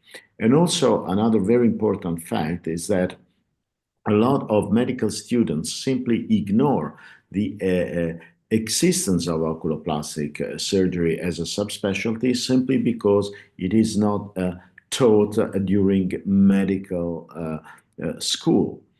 And another strange thing is that finally oculoplastic surgeons are recognized as the masters of the game in cosmetic surgery. And why does it happen? It happened just because there is, as we all know, an increase in the rate of people that use social media. And at the same time, there has been an increase recently of the body dysmorphic disorders, which is again positively related with the increase in the use in social media. A big question is, in the future, but even in the present, how can we improve surgical education? How can we improve oculoplastic surgery in some countries where some facilities are lacking? Well, in the future, I think that One very important thing is virtual reality that will help to mitigate the shortage of oculoplastic surgeons, accelerating the trainees' journey to surgical proficiency. We all know already that virtual reality it allows trainees to receive real-time feedback and visual guidance from even a different side of the world. And this is very useful, as you can see here, for preoperative preparation of orbital fracture repair. But another very important thing is that we all know that we operate in the orbit, we operate in a very small hole. Sometimes the fellow or the assistant cannot see what the consultant is doing, is performing, and virtual reality may help greatly with that. And even can help if you are going to prepare for a medial wall decompression from an external approach to get ready for surgery. Of course, then you need proper training. What else do we need for the oculoplastic surgeons of the future? Which are the main things? Well, I think that endoscopic surgery will have a great role because endoscopic surgery provides a very safe route for medial wall decompression and also for removal of some difficultly located or intraorbital tumors. And then there is another very important chapter, artificial intelligence. What's the role in oculoplastic surgery? Well, I think that intelligence is the quality that makes us human, actually, but we shouldn't be afraid of artificial intelligence, but think to AI as an extension of that quality, that is our human intelligence. Now we are still measuring pupillary aperture, ptosis, and upper eyelid retraction, for example, with a ruler. It's the time to stop using the ruler because with AI we can obtain data that are objective, precise, accurate. The acquisitions of our data is easy, automated, and reliable. And the future is not just a measurement, but is facial metrics because this can help with disease phenotyping, monitoring, and prediction. And for what concerns orbital surgery, now with AI, we can distinguish between orbital inflammation and lymphoma quite, this is quite reliable. So we might be able to avoid surgery in some difficult cases. And again, there are sometimes very difficult cases. It's difficult to, even at surgery, to distinguish between a solitary venous encapsulated malformation of a solitary fibrous tumor of the orbit. Only pathology will tell us which is which, and with AI, we might be ready to distinguish these two entities well before surgery. And for now, we know that AI outperforms the experts in the field in detecting very early optic neuropathy in this arid patient. And as new algorithms are updated and there will be new data sets available, well, AI will have really a broader role in the assessment of orbital and eyelid disorders in the very near future. And also, we don't have to forget that the association of chatbots and AI advancements could lead to partially or fully automated systems and a really personalized feedback in surgical training simulation. That's very important. So what are the options for the future? First, establish a specific training for aesthetic surgery and aesthetic treatment that should be grounded on science. And in endoscopic surgery. And when I talk about endoscopic surgery, I don't mean only lacrimal and orbital surgery, but also we should not forget that the orbit is a very mini invasive doorway to the skull base, so even for skull base surgeon. Then we have to work to increase awareness of oculoplastic surgery among medical students, physicians, and public, not only cosmetic surgery. We have to not to be afraid of artificial intelligence, but we have to define the ethical terms for the use of artificial intelligence and also for open access publishing, which is very widespread today in our subfield of oculoplastic surgery. And we have to maintain the leadership in multidisciplinary teams. We all know that now we have new drugs for thyroid eye disease. We have new drugs to treat ID tumors that have diffused into the orbit. We have robotic surgery, and the patient sometimes gets lost in transition among different specialists. We have to keep in mind that the patient is an oculoplastic patient that needs us to take care of him or her. And also, we have to embrace three basic things: cross-discipline learning, continuous mentorship, and objective figure. It's what we learned from the past, but this is very important for the future.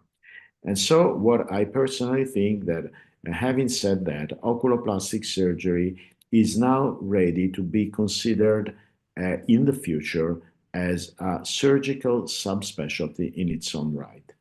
Thank you very much for your attention. Thank you, Dr. Quarantaleone.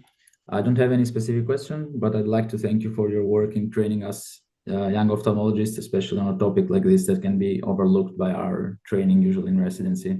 So thank you very much for your time. And if anybody... Such a program for India also. If you can bring this to India, then under the coverage of Arunodaya Desert Eye Hospital, Dr. Weber Sethi could coordinate with you to do this program anytime when you have the time, either online or live, as we have a very major conference in April. Thank you very much. Thank you very much. Thank you all. Grazie mille. Thank you. Grazie. And we will go to the next speaker, Dr. Danilo Iannetta. Are you there, Dr. Danilo? Yes, I'm here. Okay, yes, thank you you very much. Dr. Danilo Iannetta is a veterinary consultant and assistant professor at Rome La Sapienza University. So he's my surgical mentor, so I have to say a few good words about him, otherwise. So Dr. Iannetta has completed his surgical retinal fellowship in Amsterdam and a vitreoretinal fellowship at the Royal Liverpool University Hospital. He holds a doctorate in robotics in eye surgery, collaborating with Hannover University, Precise Robotics, and Tor Vergata University. Today's topic will be on trauma cases. It'll be about pole-to-pole surgery. Please, Dr. Danilo, whenever you're ready. Thank you very much, Georgie. And I'd like to thank everyone for this kind invitation. I'm going to share my video.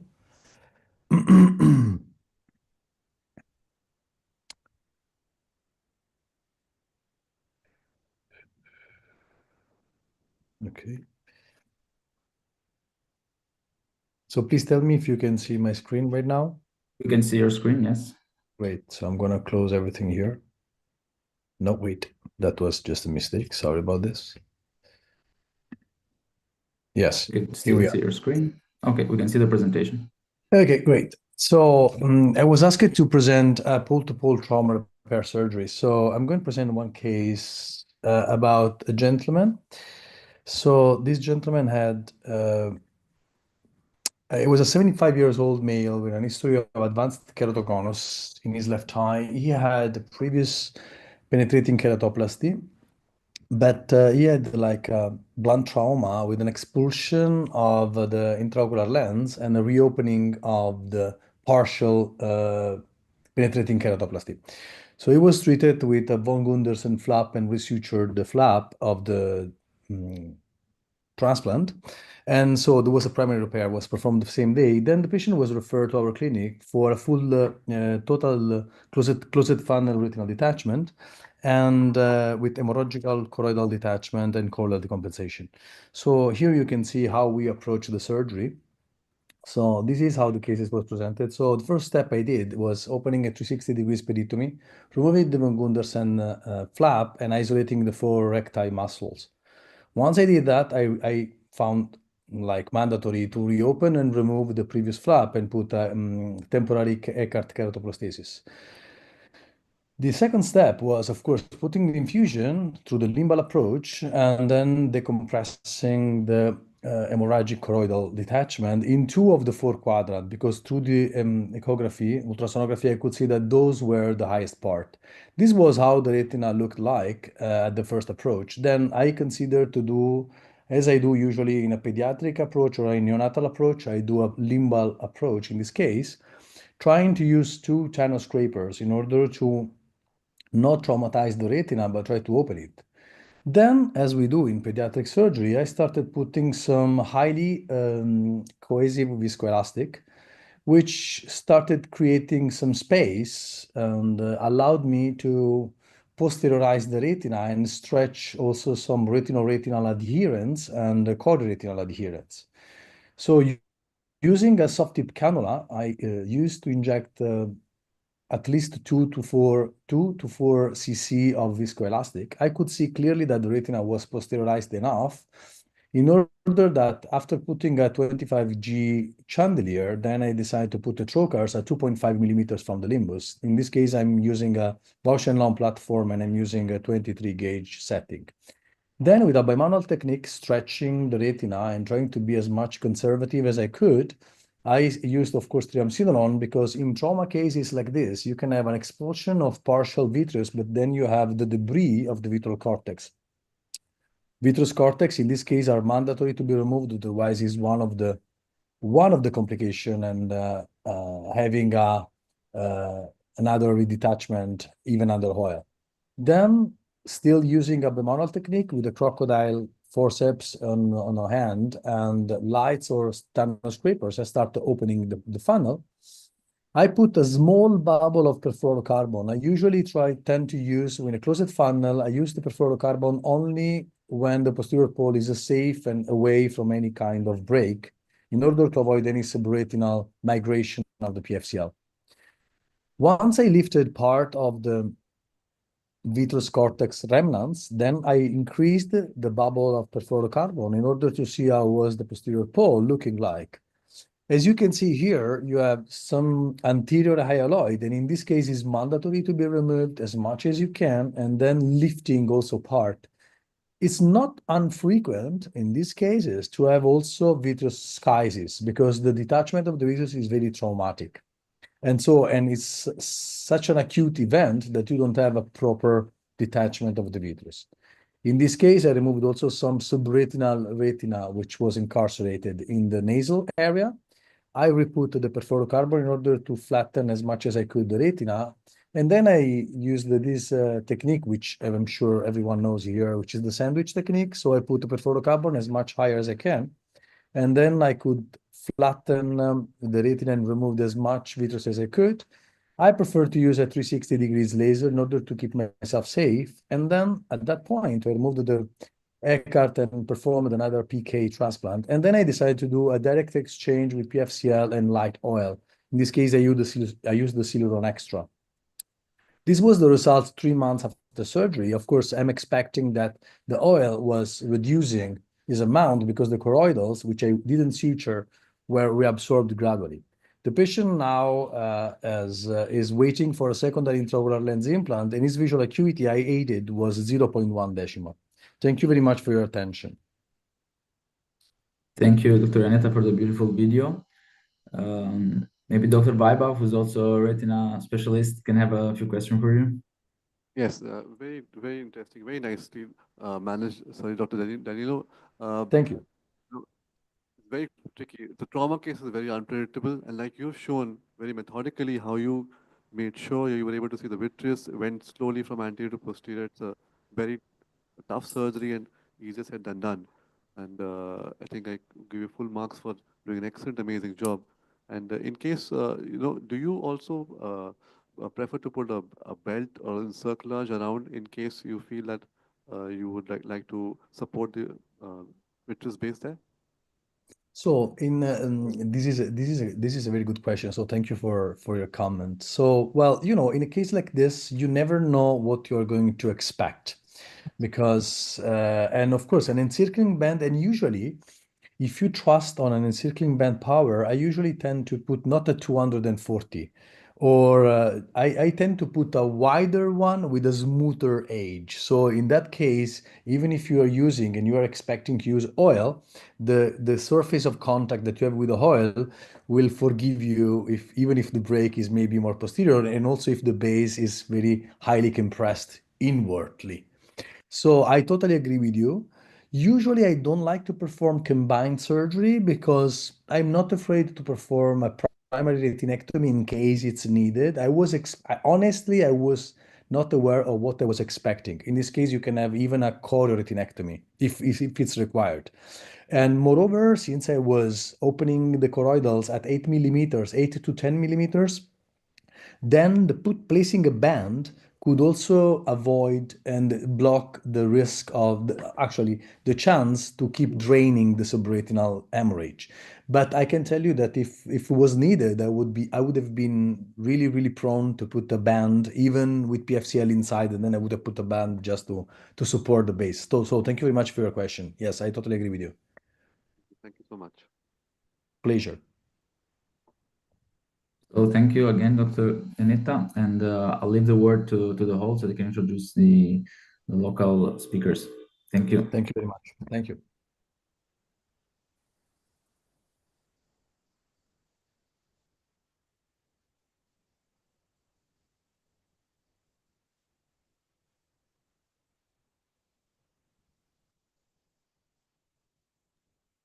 We cannot hear the mic from the hall.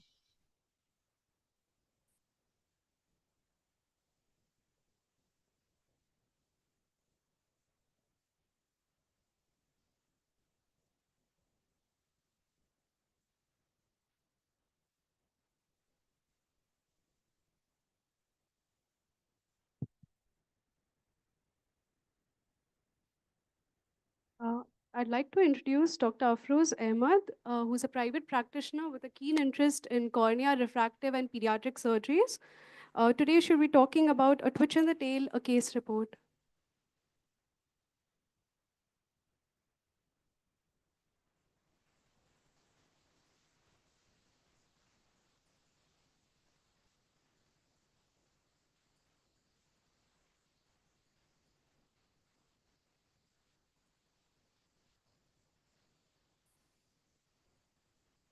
You're not audible, ma'am.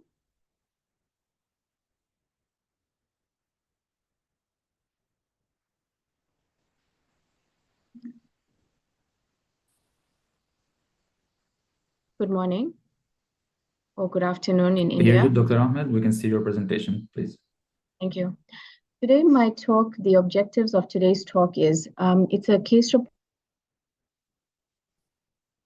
showcasing the topic. I'm not going to reveal it at the moment.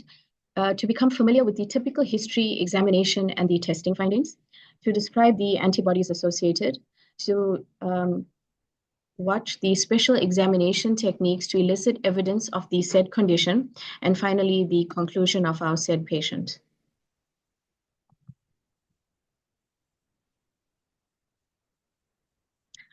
The history of our patient is Mrs. NT, is a 50-year-old female who came to see me, who was referred from a GP for diplopia, twitchy eyelids, and increased tiredness in her body. There was no history of any operations. There was no comorbidities. She has sober habits and a teacher by profession. However, she was unable to grade any papers by the end of a workday, and her students were also commenting on how tired she looked. On examination, the visual acuity right eye was 20/40 without glasses, as well as in the left eye, 20/40. The visual acuity in the right eye with glasses in both eyes was 20/20. Her intraocular pressures were 18 and 17 millimeters mercury. The anterior segment showed very early lens opacities. The fundus showed a pink and healthy nerve with a cup-disc ratio of 0.3 and normal fundi. However, the eye movements were restrictive in nearly all directions, and there was marked ophthalmoplegia. She had a right incomplete ptosis, absence bilaterally of lid creases, exotropia, and what appeared to be as multiple palsies. So importantly, just to remind everyone, the measurements of the lid position is very important. So on examination of my patient, we had a complete ptosis, an incomplete ptosis of the right eye rather. In the left eye, she had an MR1 distance of 0 millimeters, the MR2 distance of 3 millimeters, and the palpebral fissure height of 4 millimeters. Additional features of note, there was no goiter, her nails were normal, there were no signs of pedal edema, no weakness of gait or abnormalities of gait. The neurological examination, the olfactory nerve was normal, cranial nerve 2 was normal. She had a medial rectus palsy bilaterally. The fourth nerve palsy she also had. The fifth nerve was normal. The sixth nerve, there was a palsy of the left eye. There was no sign of aphasia palsy. Cranial nerve 8 was normal, and cranial 9 to 12 were all normal.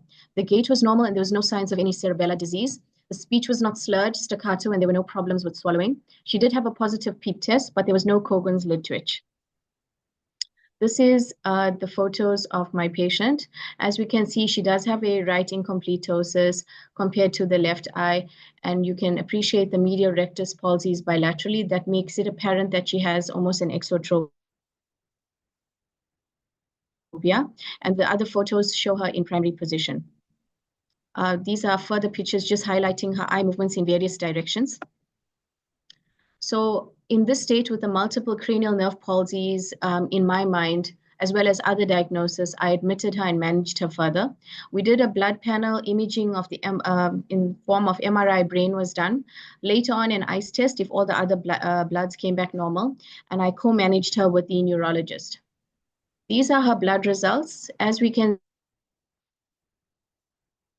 see, she's positive for acetylcholine receptor antibodies. The HbA1c is also 9.7%, so she's an undiagnosed diabetic patient, which could be another cause for this current symptoms. The thyroid function test was completely normal.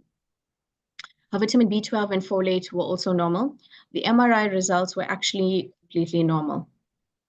So the ICE-PAC test, just to go through it, it's a reduced muscle temperature is thought to inhibit the acetylcholinesterase activity. Very importantly is to place the ICE-PAC on the patient's eyelids for 2 minutes. And if there is movement of the eyelid by 2 millimeters, then we can say that this is a positive ICE test. There was significant improvement of the ptosis, which is suggestive of myasthenia gravis. And ocular misalignment usually does not change, but it can change with longer ICE duration. And it can be uncomfortable for the patient if the ICE-PAC is kept onto the eye.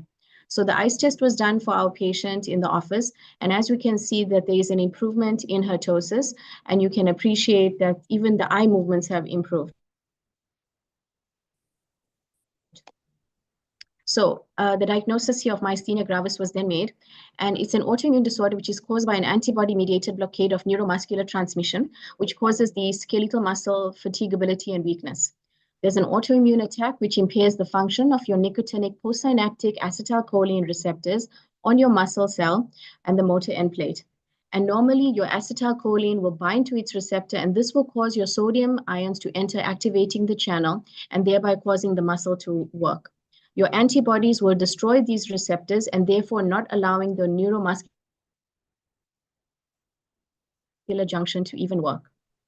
So this is just a cartoon highlighting that the T cells are coming from our bone marrow, and they're then going to the thymus where they get trained in order to protect our bodies from bacteria, fungus, viruses, etc. However, in myasthenia gravis, we have a defective T cell immunity which do not know the identity of the foreign and the own body. So basically, they are attacking the body itself. This is a good schematic highlighting what's happening at the synaptic cleft as well as the neuromuscular junction. And if there was one slide that was really important in this talk, it would be this one, because this slide here highlights where the acetylcholine is coming from. So it's coming from just above here into the synaptic cleft, and where it's attaching to is the acetylcholine receptors. There are 3 different types of receptors that are important for muscle movement. And you have your MuSK receptors. So the antibodies are your anti-MuSK, your anti-LRP4, and the anti-acetylcholine receptors. So these 3 receptors will have antibodies to them. The pathophysiology, as we can appreciate, the acetylcholine is coming through and it's going into the synaptic cleft, and there's all the nicotinic receptors waiting for them on the motor end plate. However, with the destruction of so many of these receptors, we have very few of them available, and therefore you have decreased movement, fatigability, etc. So as mentioned before, there are the different type of antibody types. We have acetylcholine receptors, which are the most common, and there are 3 different subtypes of this. Your binding, the most sensitive, very rare false positives, used as a screening tool. We have your blocking and modulating. We recently have the anti-LRP4 receptor, which is found in 1 to 3% of cases of myasthenia gravis, where the patients tend to be younger and there's milder disease. And you can do this if the other antibodies are found to be negative, as it is quite expensive. Other antibody types include your anti-muscarinic, so your 8% of myasthenia gravis not isolated to the myasthenia gravis patients, where there is marked facial and bulbar weakness, and there's limb and ocular weakness as well. And if we find that their patients can be seronegative for all three of these antibodies, it doesn't necessarily mean that they don't have myasthenia gravis. And it's especially important in these patients that they be tested again in 6 to 12 months if there's previous negative results. And about 6% of your generalized myasthenia gravis patients, and up to 50% of them, will be seronegative. So what myasthenia cannot do diagnostically?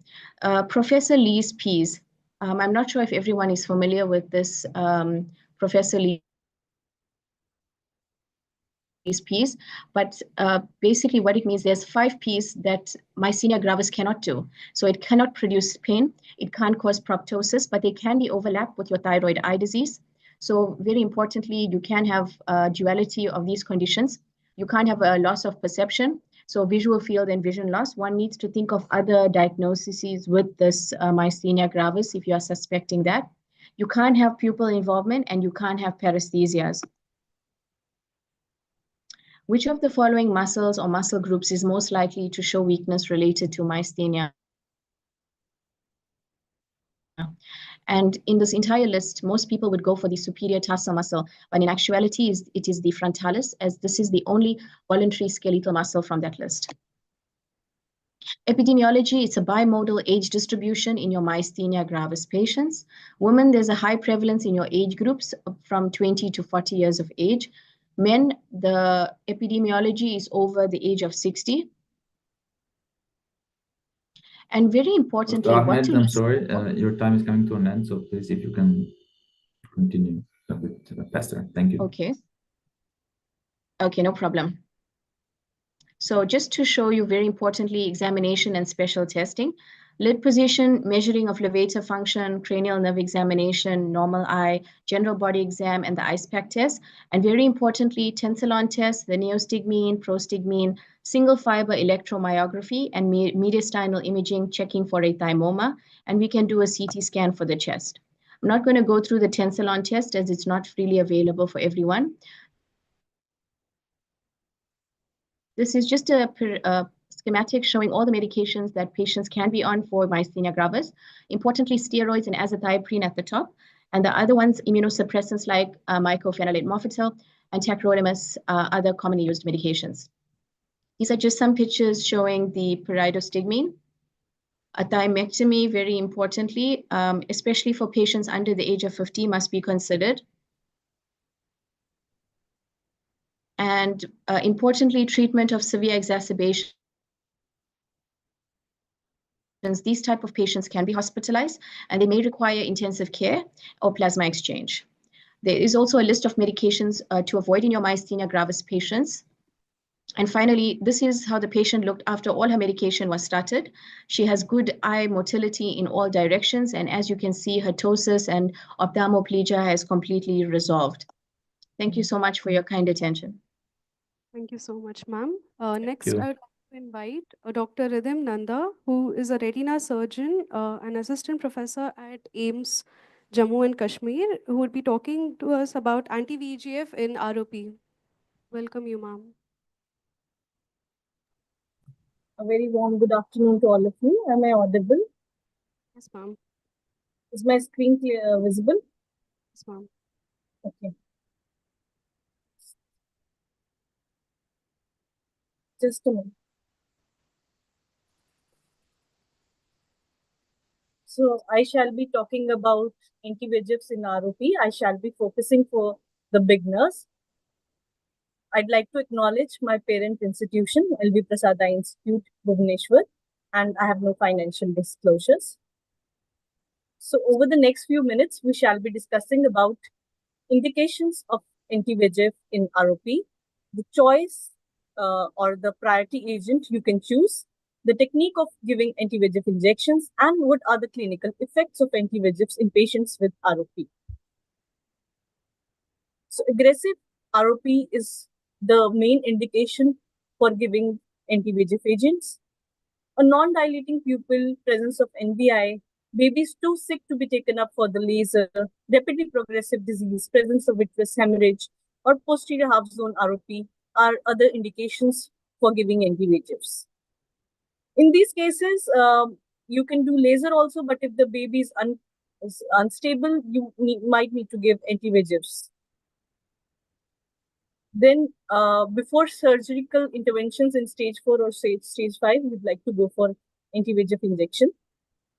So it is very important that you have a proper setup for giving anti-VEGF injection. You have ICU, neonatal ICU support.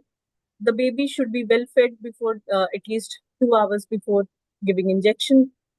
Baby should be kept warm throughout the procedure, including the shifting and post-operatively also. There should be a neonatologist or anesthetist available if needed. And the continuous monitoring of the pulse oximeter should be done for the baby. So coming over to the procedure, we give half dose of anti-VEGF. We can give 0.6 to 5 milligram bevacizumab.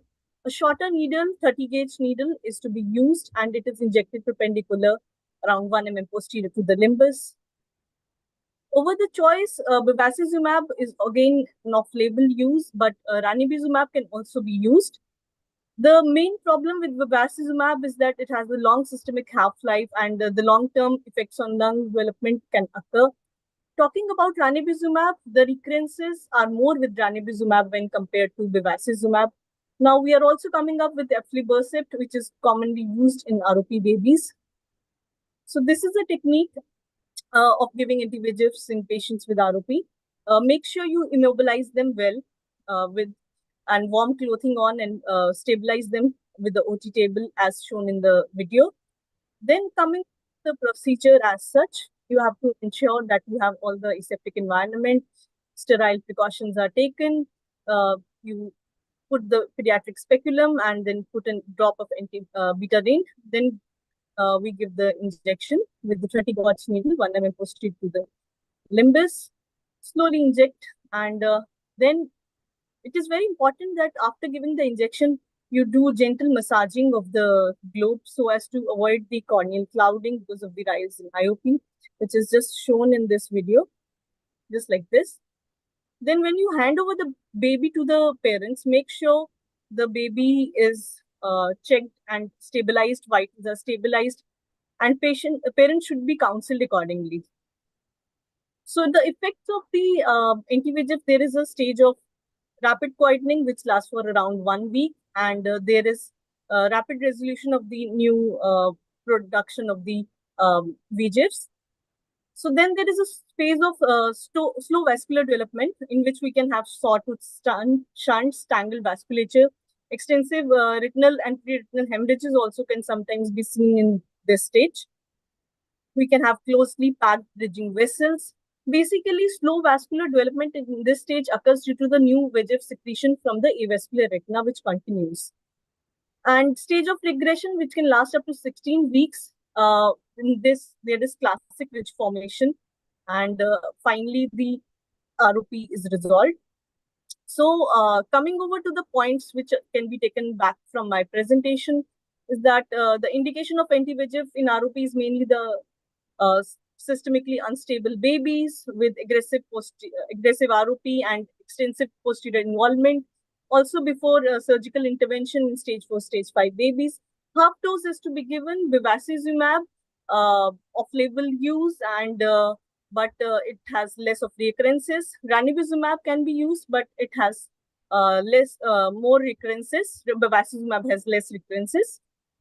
So there is a safer technique which has been described, in which we use a short needle as explained, aseptic precautions, follow-up 2 to 7 days post-injection, and also preferably at least up to 1 month, and then every monthly until the mature retina is visible. You have to give extra detail to the sterile procedure and recheck the babies as needed. The stages of resolution post anti-VEGF injection include a stage of rapid quietening, slow vascular changes, and then finally the stage of regression. Thank you all for your kind attention. If there are any questions, I'd be happy to address. Thank you so much, ma'am. Also, I'd like to thank the organizers for giving me this opportunity to share my experience at this August gathering. Thank you, ma'am. Next, I'd like to invite Dr. Rashmin Gandhi, who would be talking to us about the role of ophthalmologist in neuro-ophthalmic disorders.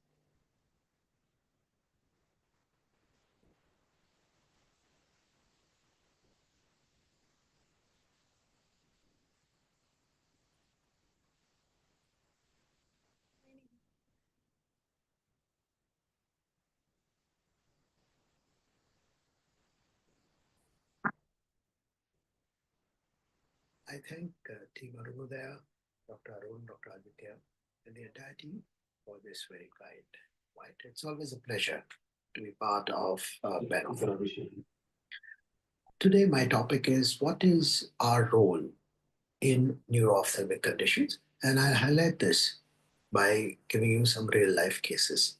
The question always is that is our role just to refer patients to neurologists, and does it end there? Or is there a significant contribution that we can make to the diagnosis and management of these conditions? So let's look at some of the cases here. This is a 15-year-old female who went to a neurologist with complaints of occasional headache. A neurology resident looked at the fundus with direct ophthalmoscope and said that it appears that the optic nerves are not normal. Probably this is a papilledema. Now, our role as an ophthalmologist is obviously we have an access to a stereoscopic view of optic nerve at a much larger magnification. That's where, if you look at it carefully, we'll see that the blood vessels on the surface of the optic disc is clearly visible. So clinical examination in these kind of cases may help us to differentiate between a true disc edema and a pseudo disc edema. Here also, when we examine the patient under magnification, we can see these lumpy, bumpy appearance on the right eye, which tells us that this is probably a surface drusen, optic nerve head drusen. What about the left eye? Left eye, there's no drusen visible.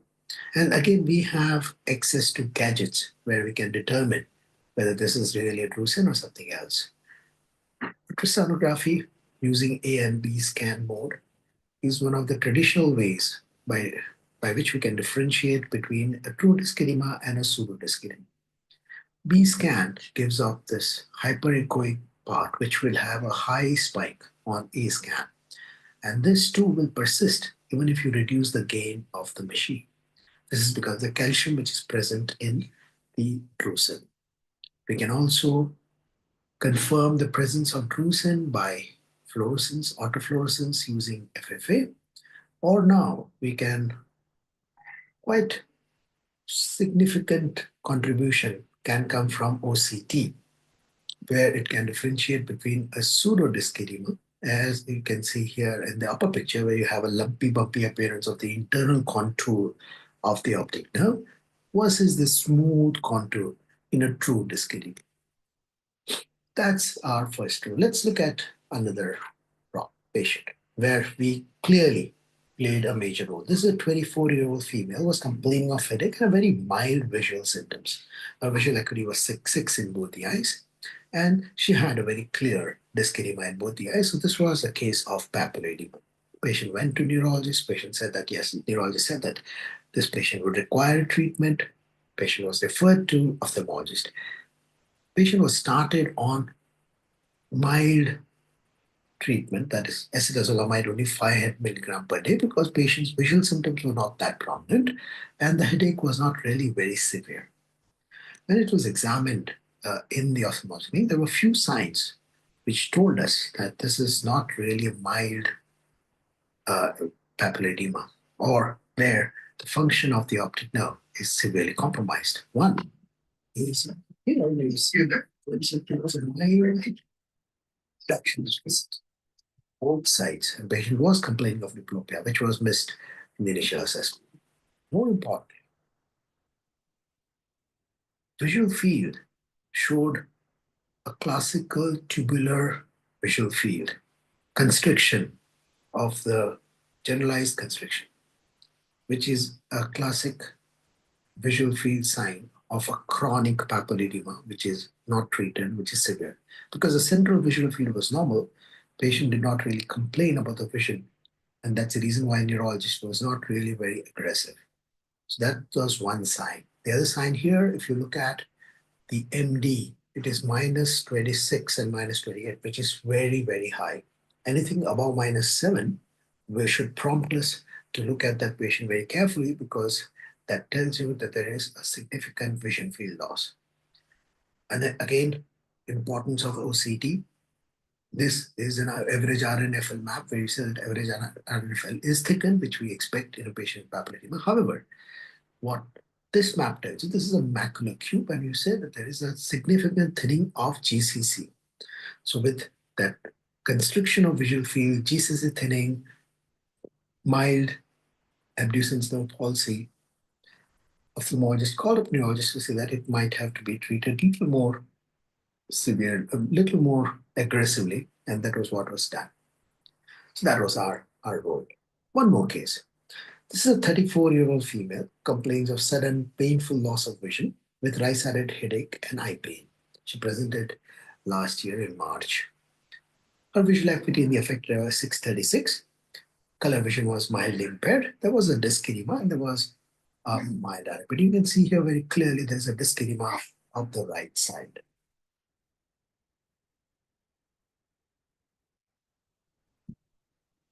MRI brain and contrast was done, which was suggestive of query optic neuritis. Patient was treated by IVLP by neurologist. Patient improved. And there was actually a dramatic improvement in patient's vision. However, patient came back after around 3 months with recurrence, what was deemed as recurrence. This time, however, when we looked at the fundus, clearly see that there was a choroiditis patch close to the optic disc, which was not seen the first time. However, the first time, and it was clearly visible here on FFA, the first time when the patient came, you could see that there was a little bit of blurring of the axons. However, the most important pointer was that the pupil was brisk and the RAPD was not very clearly visible in the first visit. And that's what I was telling you, that probably this was not optic neuritis to begin with. So that clearly highlights that our examination would help these patients. What about optic neuritis? Do we have any role to play in the management of optic neuritis? Well, with NMO and MOG related optic neuritis, which are much more common now in especially Asian population, the pointers in ophthalmology, which will drive neurologists to think about these conditions much more closely, like bilateral presentation, presence of disc edema, absence of pain, severe vision loss and presentation. These are the things that ophthalmologists would have an access to, or more commonly have an access to than a neurologist. And these are the patients who also end up getting paraplegia if not picked up early or treated early. And as I said, again, it will be our responsibility to mention to neurologists that it's a bilateral disease, there is a severe disc edema, and the vision loss is quite severe or profound. And accordingly, then neurologists can treat with azathioprine, plasma exchange, or even IVIG. So in other words, even in optic neuritis, our involvement is quite relevant, because optic neuritis would be a differential diagnosis at any age. And if patient comes to us first, we should be making sure that we advise MRI brain and contrast with appropriate sequencing in all patients. So I hope I'm able to convince you that we have now a central role to play in a lot of these optic diseases. I thank Team Arunodaya once again. Thank you.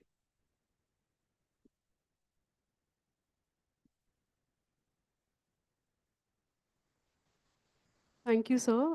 Next, I'd like to invite Dr. Aditya Sethi, who is the head of Pediatric and Squint Department at Arunodaya Deseret Eye Hospital.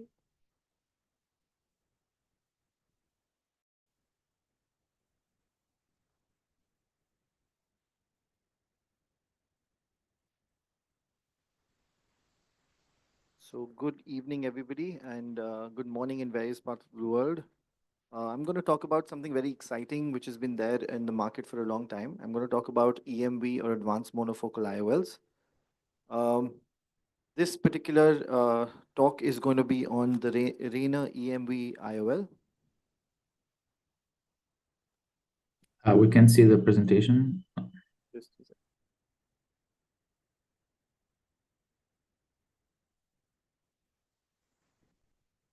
How are you, Georgie?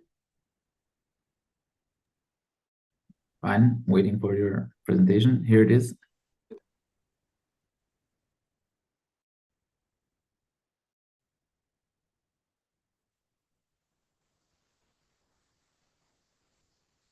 All right. So, yeah. So extending range without compromise with Rayner EMV. It's one of the go-to IOLs in our hospital and definitely a choice of mine when we're talking about advanced monofocal IOLs. EDOF or extended depth of focus of IOLs have become the IOL of choice lately because of a lot of intermediate work which happens with younger cataract patients nowadays coming to our OPDs. And we know extended depth of focus can further be subdivided into true EDOFs or diffractive EDOFs or refractive EDOFs. So when we talk about true EDOFs, one of the most appealing IOLs is the advanced monofocals or the true EDOFs because it lacks the glare and halos and other side effects that may happen with diffractive and refractive EDOFs. And we know that nowadays monofocals or single vision unifocal IOLs are losing its charm effectively because a lot of intermediate activities with screens and mobile phones do happen. And we need to get something very similar with a little twist, which is also getting some intermediate vision uncompromised. So that is where these lenses work very well. And we know the requirements have suddenly changed a lot because everybody's on their phones, everybody's on their laptops. People like the idea of having screens around them. So effectively, including driving, you do need a lot of intermediate vision day to day. And we know the history of Rayner. One of the first IOL was designed and made by this company and was implanted. So Rayner EMV is in collaboration with Dr. Barrett from Australia, and it is collaborating with Rayner to make this Rayner 1 EMV, which is one of the most exciting IOLs to come out. It works on extending depth of focus. It's progressive. It's continuous and negligible side effects of halos and glare, and that's why the quality of vision is really uncompromised with this IOL. The optic design is like the Rayner design, along with the center region, which is induced positive spherical aberration, and the blended edge, which reduces longitudinal spherical aberration and maintains visual acuity and contrast sensitivity under even mesopic conditions. So here is a good way of looking at it. That's how the depth and the aberrations work to give you a good quality and a good depth of field. This is a ray diagram to show you how the extension happens of 0.5 diopters, which gives you the depth which you need to recover. And thereafter, you get this even a better depth with the EMV IOL. And it's a unique patented positive spherically aberrated IOL. And compared to many of its it's been doing very well in our OTs and one of the preferred choices because of lack of glare and halos and also the advantages it brings out. So I'm going to quickly go ahead and skip these because we've spoken about how this brings intermediate vision into play and maintains excellent binocular distance vision. One of the go-to methods of doing this is by doing micro monovision correction, where we try to leave a small myopic number in the less dominant or the non-dominant eye, thereby even getting a little extra on the reading capabilities for the patient. So that's how it works. It's one of the IOLs of choice. The haptics also make it very stable. And the clinical outcome studies which have been done and a lot of data available comparing it with its competitors, saying that is one of the most repeatable and efficacious IOLs. And it has been able to achieve a lot of great results in most of the patients. It also comes in toric version. One of the better parts about this is we are very used to using the Barrett toric calculator, and since this is Dr. Barrett's own lens, it is the latest calculations and data is available on his web page, and gives us great integration to our current way of calculating IOL powers. And of course, the Rayner system of injector is one of the world famous ones, and it gives us really good repeatability. And that's what you need when you're injecting an IOL, is that you're confident that it will work very well and give us the result that it wants. So that is a surgeon favorite. And of course, we have the lock and roll technique. And thank you for your time. I hope everybody uses this IOL and enjoys the satisfaction that we as surgeons do. Thank you so much, sir, for this wonderful talk. Next, I'd like to invite Dr. Reena Sethi, who is the co-founder and the ophthalmic director at Arunoday Deseret Eye Hospital. She'll be talking about My Choice and Presbyopic Correction IOLs.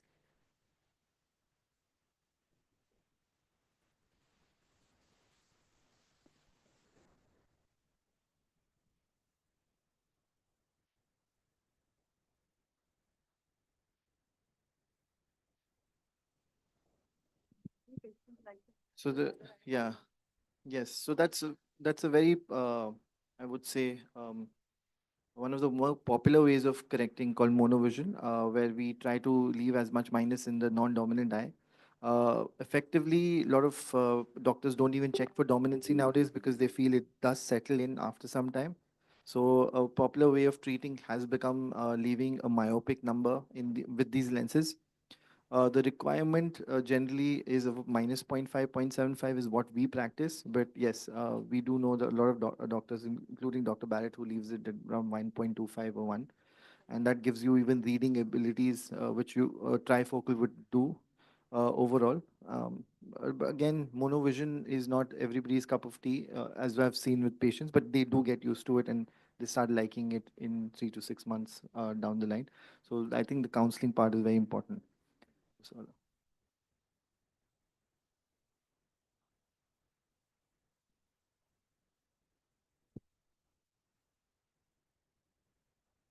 Georgie, any questions?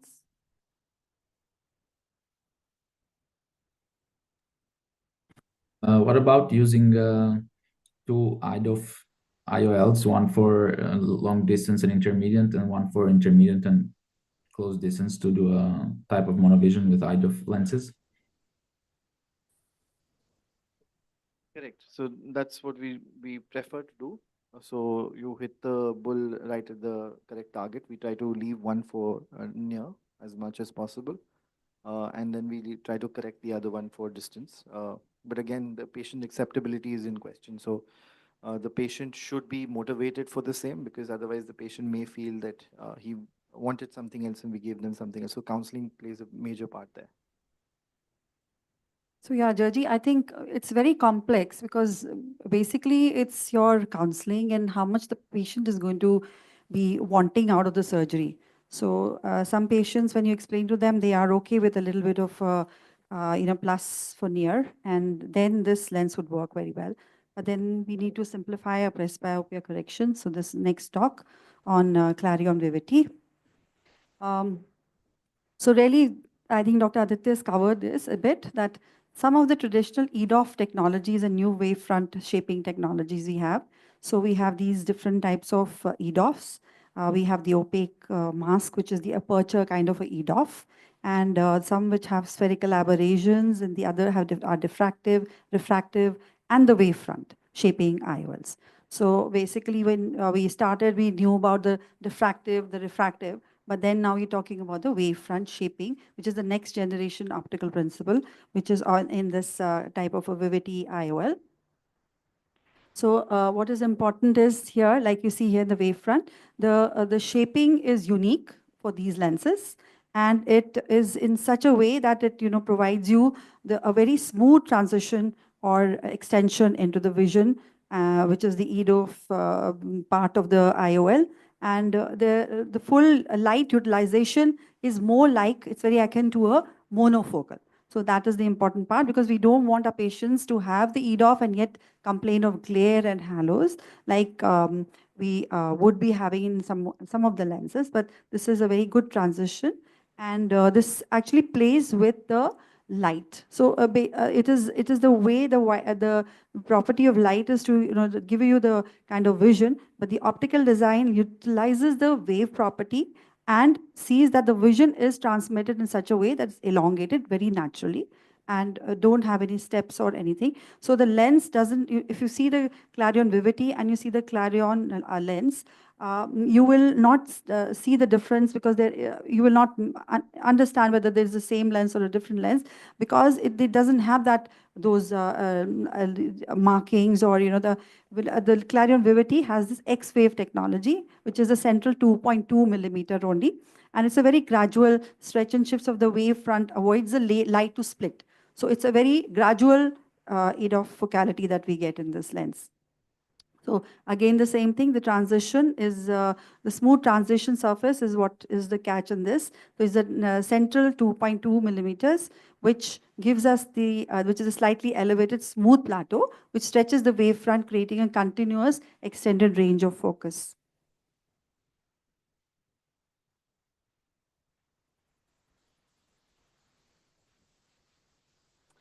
So this is how the light travels. Because of the 2.2, you see how it gradually comes to focus for the near, intermediate, as well as the distance. So the distance vision is it is as clear as a monofocal. The intermediate is also clear and gradually comes to the near. But in our patients, like whenever we put this lens also, we still have to tell our patients about probably a possibility of having a near ad as well. So the Vivity has fewer and lesser surface structures as compared to the other EDOF lenses, which we've seen as compared to the Technus, Symphony, and the AT Lara by the Zeiss. So these are the rings, and this is what gives you the difference, the halo and the in this lens, the Vivity IOL is more like a monofocal like halo profile, which you can see from these slides here. So so these are the it's not the eye hens and the other lenses are dependent on the pupil. This is more or less because it doesn't have the rings. It doesn't depend much on the pupil size, and dependent on matching patient's corneal and spherical aberration. So it is more forgiving. So patients who are of post refractive, patients who you get who had LASIK and who've had other refractive procedures, this would be a more forgiving and could be a choice of lens in these patients. So basically, if the the visual disturbances are less, then there's more surgeon satisfaction and more patients have better presbyopic corrections also, and they are also much more happier.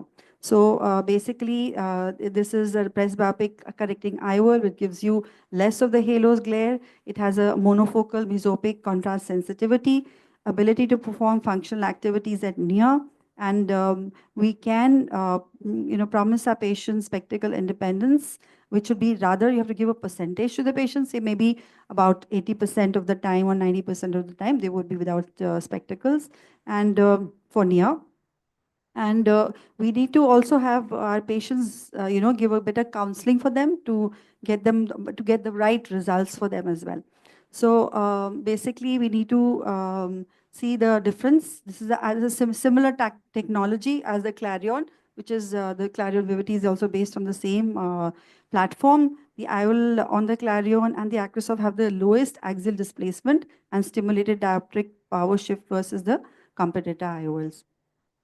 So it gives you value offering in your practice because it allows you to make your patient more spectacle independent, and that's what most of the people are looking for. And especially with more of digital and screen time, all the more reason that we need more of intermediate. And if we can also solve a little bit of your near problems, because now there's not many people who are really reading very close to the face. It's basically more and more intermediate. And if this is giving you a good contrast, then this is a very good choice for correcting presbyopia. And of course, there is patient selection also is very important. Candidates for a monofocal lens would benefit from extended vision, most of them. And so this is basically not, we can't do that for diffractive lenses, but with this wavefront technology, we can offer this better.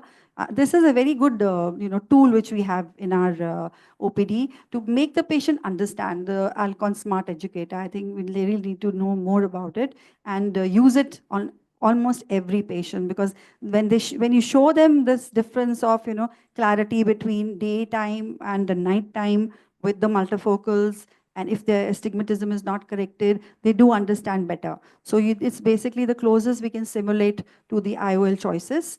And some suggestions for Vivity IOL is that we must target emetropia. That's very important. So then, so that you get a better range with both your eyes, and try and keep a little shorter difference between the two eyes operated.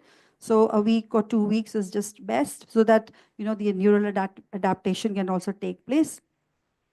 And we need to have the recommended biometry, optical biometry should be good, exact. And Barrett's optical biometry formula is one of the best, and it gives you good results as well. So here is the post-op assessment also. Patients are happy with their vision, and we also want to know whether patients have any visual disturbances or complaints. So we need to educate our patients well, and then we see that they adjust better and they know what they're going in for as well. So these are how we've seen that how the patients are satisfied with Vivity, and the lenses is a good choice for most of the people who do require intermediate vision as well, and a good distance vision as well. Thank you so much. Thank you, Dr. Ina.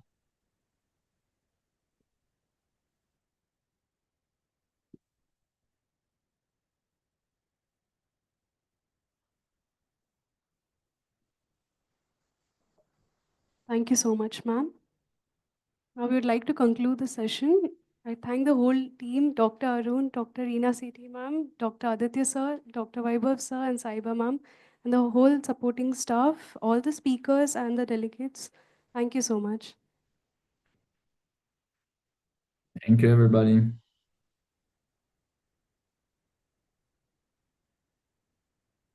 And I hope to see you guys soon again. Bye-bye. What's the time at your end, Georgie? Now it's 12:30. Night. No. At midday. Oh, midday. So not We all started that. early in the morning at 4 o'clock in the morning. Okay. Oh, no wonder. So you really had a Yeah, I long. had to wake up Thank you early. so much, Georgie, for all your Thank you. help Thank you guys for and having me. support. Thank you. Thank you, and I hope to see you soon again. Yes. Bye-bye. Bye. Bye. We'll just end the session here.